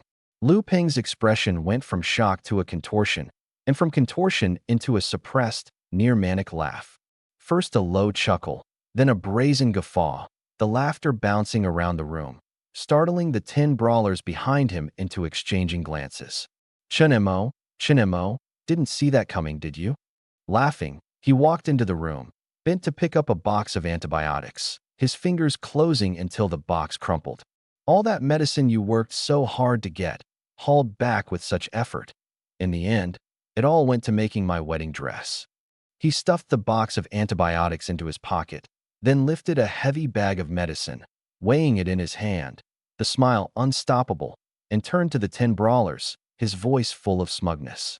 What are you all standing around for? Move it. Move it all out. Leave nothing. Yes. The 10 filed in, the rustle of plastic bags, the knock of medicine boxes, footsteps, panting, all blending into one. Lu Peng stood with both hands in his pockets, watching the 10 haul bag after bag of medicine out like ants moving house, the corners of his mouth lifting higher and higher. He raised his chin, narrowed his eyes, and Chun Mo's face surfaced in his mind. If Chun Mo knew that all the medicine he'd worked so hard to bring back had been carried off by him, What expression would he wear? Shock, fury, despair. Just imagining it left him deeply gratified. Chinemo, Chinemo, what good does it do you to run fast? What good does it do you to move your food away? Your biggest trump card, this medicine, it's all in my hands now. He muttered under his breath, his fingers tapping lightly in his pocket, like he was humming a soundless tune. What will you fight me with? What will you fight Chong with? He thought of that kick Chin Imo had given him, of Zhang Wen's contemptuous tone, of the humiliation of not even daring to lift his head as the three of them walked past. Those scenes had stabbed at him like knives for so long, and now he finally had the chance to give them back one cut at a time. Lu Peng stared at that broken door and pulled out a sinister smile. Just wait. This is only the beginning. The words had barely left his mouth when a thunderclap of a shout suddenly rang out from one end of the hallway. You there, what do you think you're doing? Lu Peng's whole body went stiff, and he whipped his head toward the source of the voice. When I woke, the snow glow coming through the gap in the curtains was already bright enough to sting. I squinted and groped for my phone, the screen lighting up, 11:14 a.m. I paused, then smiled. Last night I'd played cards with Si Han and Wen Xiaoyi until far too late. Wen Xiaoyi lost 3 rounds and ended up with paper slips stuck all over her face, then refused to admit defeat at the end and insisted on one more round. Si Han smiled and smoothed things over. I didn't coddle her, just gathered up the cards and said it was time for bed. She burrowed into the covers pouting and was snoring softly in under 5 minutes. I glanced at Si Han and Wen Xiaoyi, still fast asleep, gently lifted the covers and climbed down from the foot of the bed. In the living room, the heater was still humming away. Han Shue's folding cot had its blanket folded neatly, and she was already up. There was a faint clatter in the kitchen. Xiao Wanqing and Xia Ziwei's pull-out couch was empty too, the blanket folded on the armrest. Li Wanning's master bedroom door was open, no one inside. I walked to the kitchen doorway. Han Shui was crouched on the floor sorting the supplies brought from the 14th floor, Xiao Wanqing helping categorize, Xia Ziwei hugging a thermos and watching quietly. Seeing me, all three smiled and said hello. I nodded, walked over to the couch and sat, stretched, and silently thought. Check supply pack. Ding. Today's daily supply pack has been issued. Today's supply pack tier, God. Open it. God tier. I shot up off the couch, the words forced out of my throat beyond my control, carrying an irrepressible euphoria. The fingers gripping my phone trembled, my breathing fast and heavy. In the kitchen, Han Shui and Xiao Wanqing looked up at the same time, faces puzzled. Xia Ziwei, hugging her thermos, tilted her head and asked in her crisp little voice, Big brother, what's God tier? Only then did I realize I'd lost my composure. My face quickly switched to nonchalance, and I waved a hand. It's nothing, just talking in my sleep. Didn't sleep well last night, my head's a bit foggy. As I spoke, I stood and stumbled toward the bathroom. Han Shui and Xiao Wanqing exchanged a glance, but didn't press. Xia Ziwei said, Oh, and went back to drinking her water with her head down. In the bathroom, I bolted the latch behind me, braced both hands on the sink, and stared down at myself in the mirror. My face faintly flushed with excitement, the smile at the corner of my mouth impossible to press down.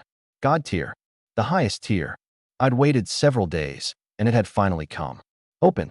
Ding. God tier supply pack opened. 3 streams of golden light lit up one after another in the system space, each carrying an almost sacred radiance. Spatial power fruit. A fist-sized fruit hovered in the center of the space, a deep, profound purple-black all over, its skin smooth as a mirror and covered in fine golden veins.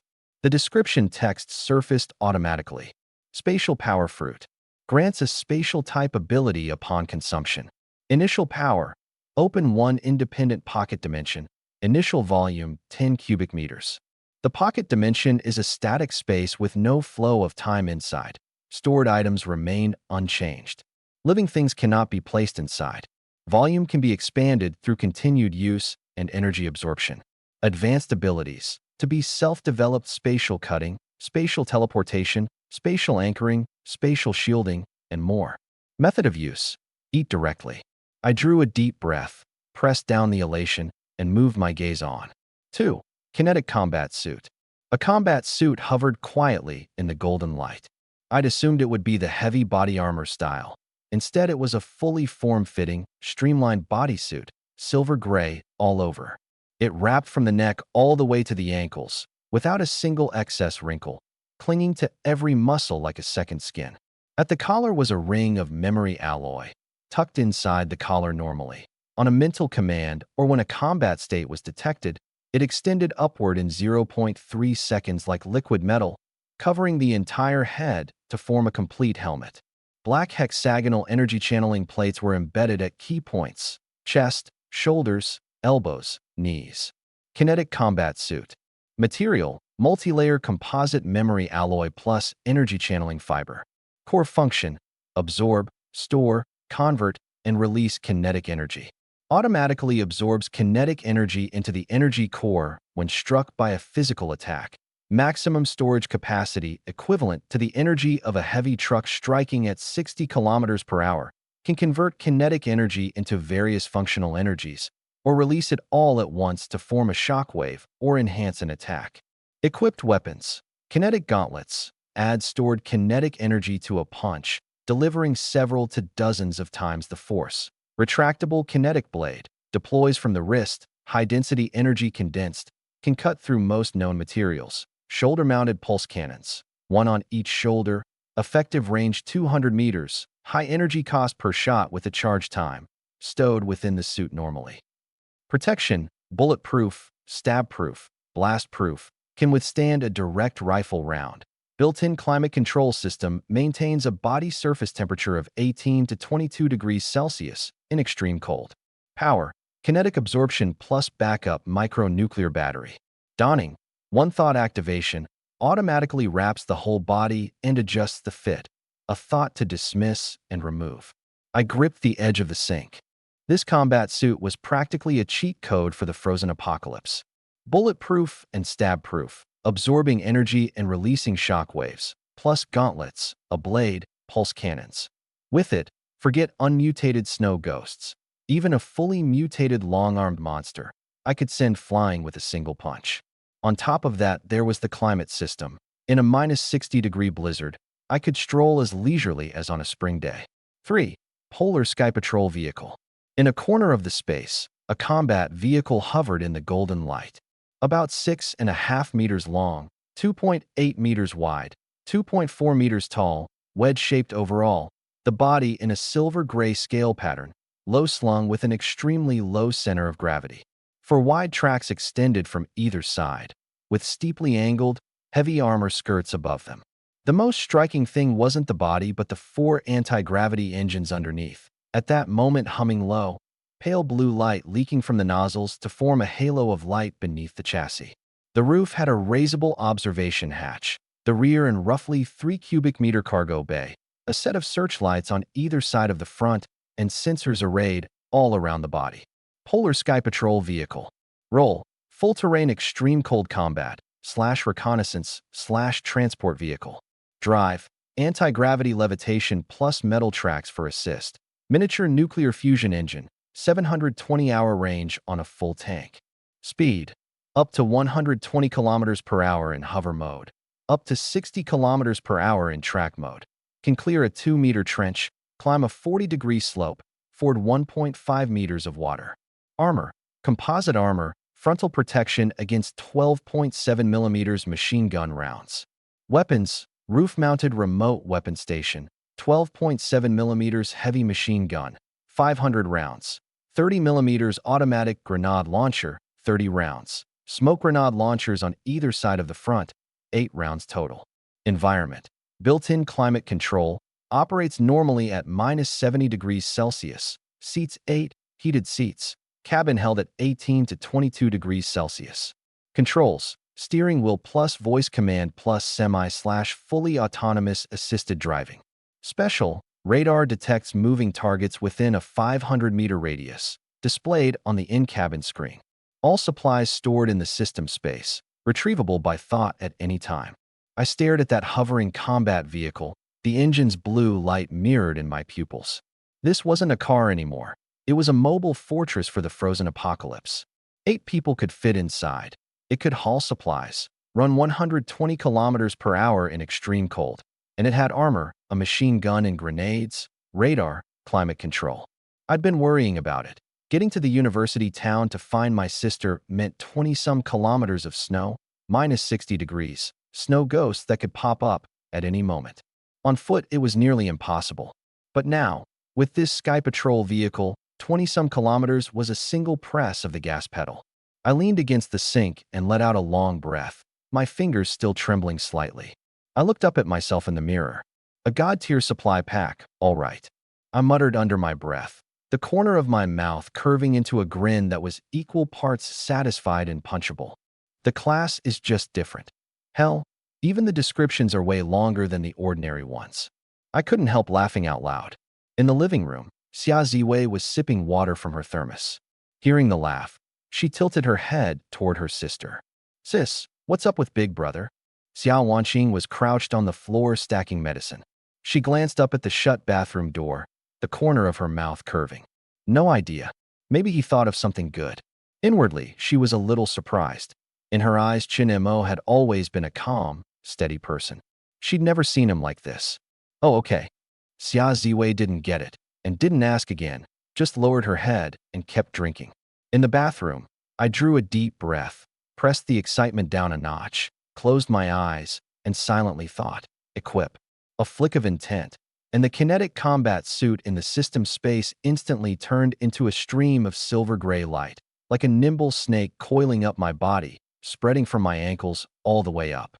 Wherever it passed, there was no sensation of anything foreign. I couldn't even feel the suit was there, as if it had already fused with my skin.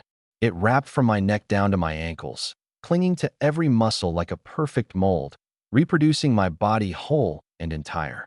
I looked down at my hands, the texture across the backs glowing a faint blue under the light. I clenched a fist, and the energy core on the back of my hand lit up at once, a soft pale blue spreading along the gauntlets, channeling lines to every finger. That sense of power came so naturally. Like instinct, I'd only clenched my fist, and the power came on its own. No thought needed. The way breathing needs none, the way a heartbeat needs no controlling. I could feel a terrifying force banked inside my fist, and I couldn't tell whether it was me exerting it or the suit putting out the force. The two had already become one. I raised my fist, aimed it at the wall in front of me, hesitated a second, then drew it back. I had a gut feeling that if I threw this punch, the whole wall would come down.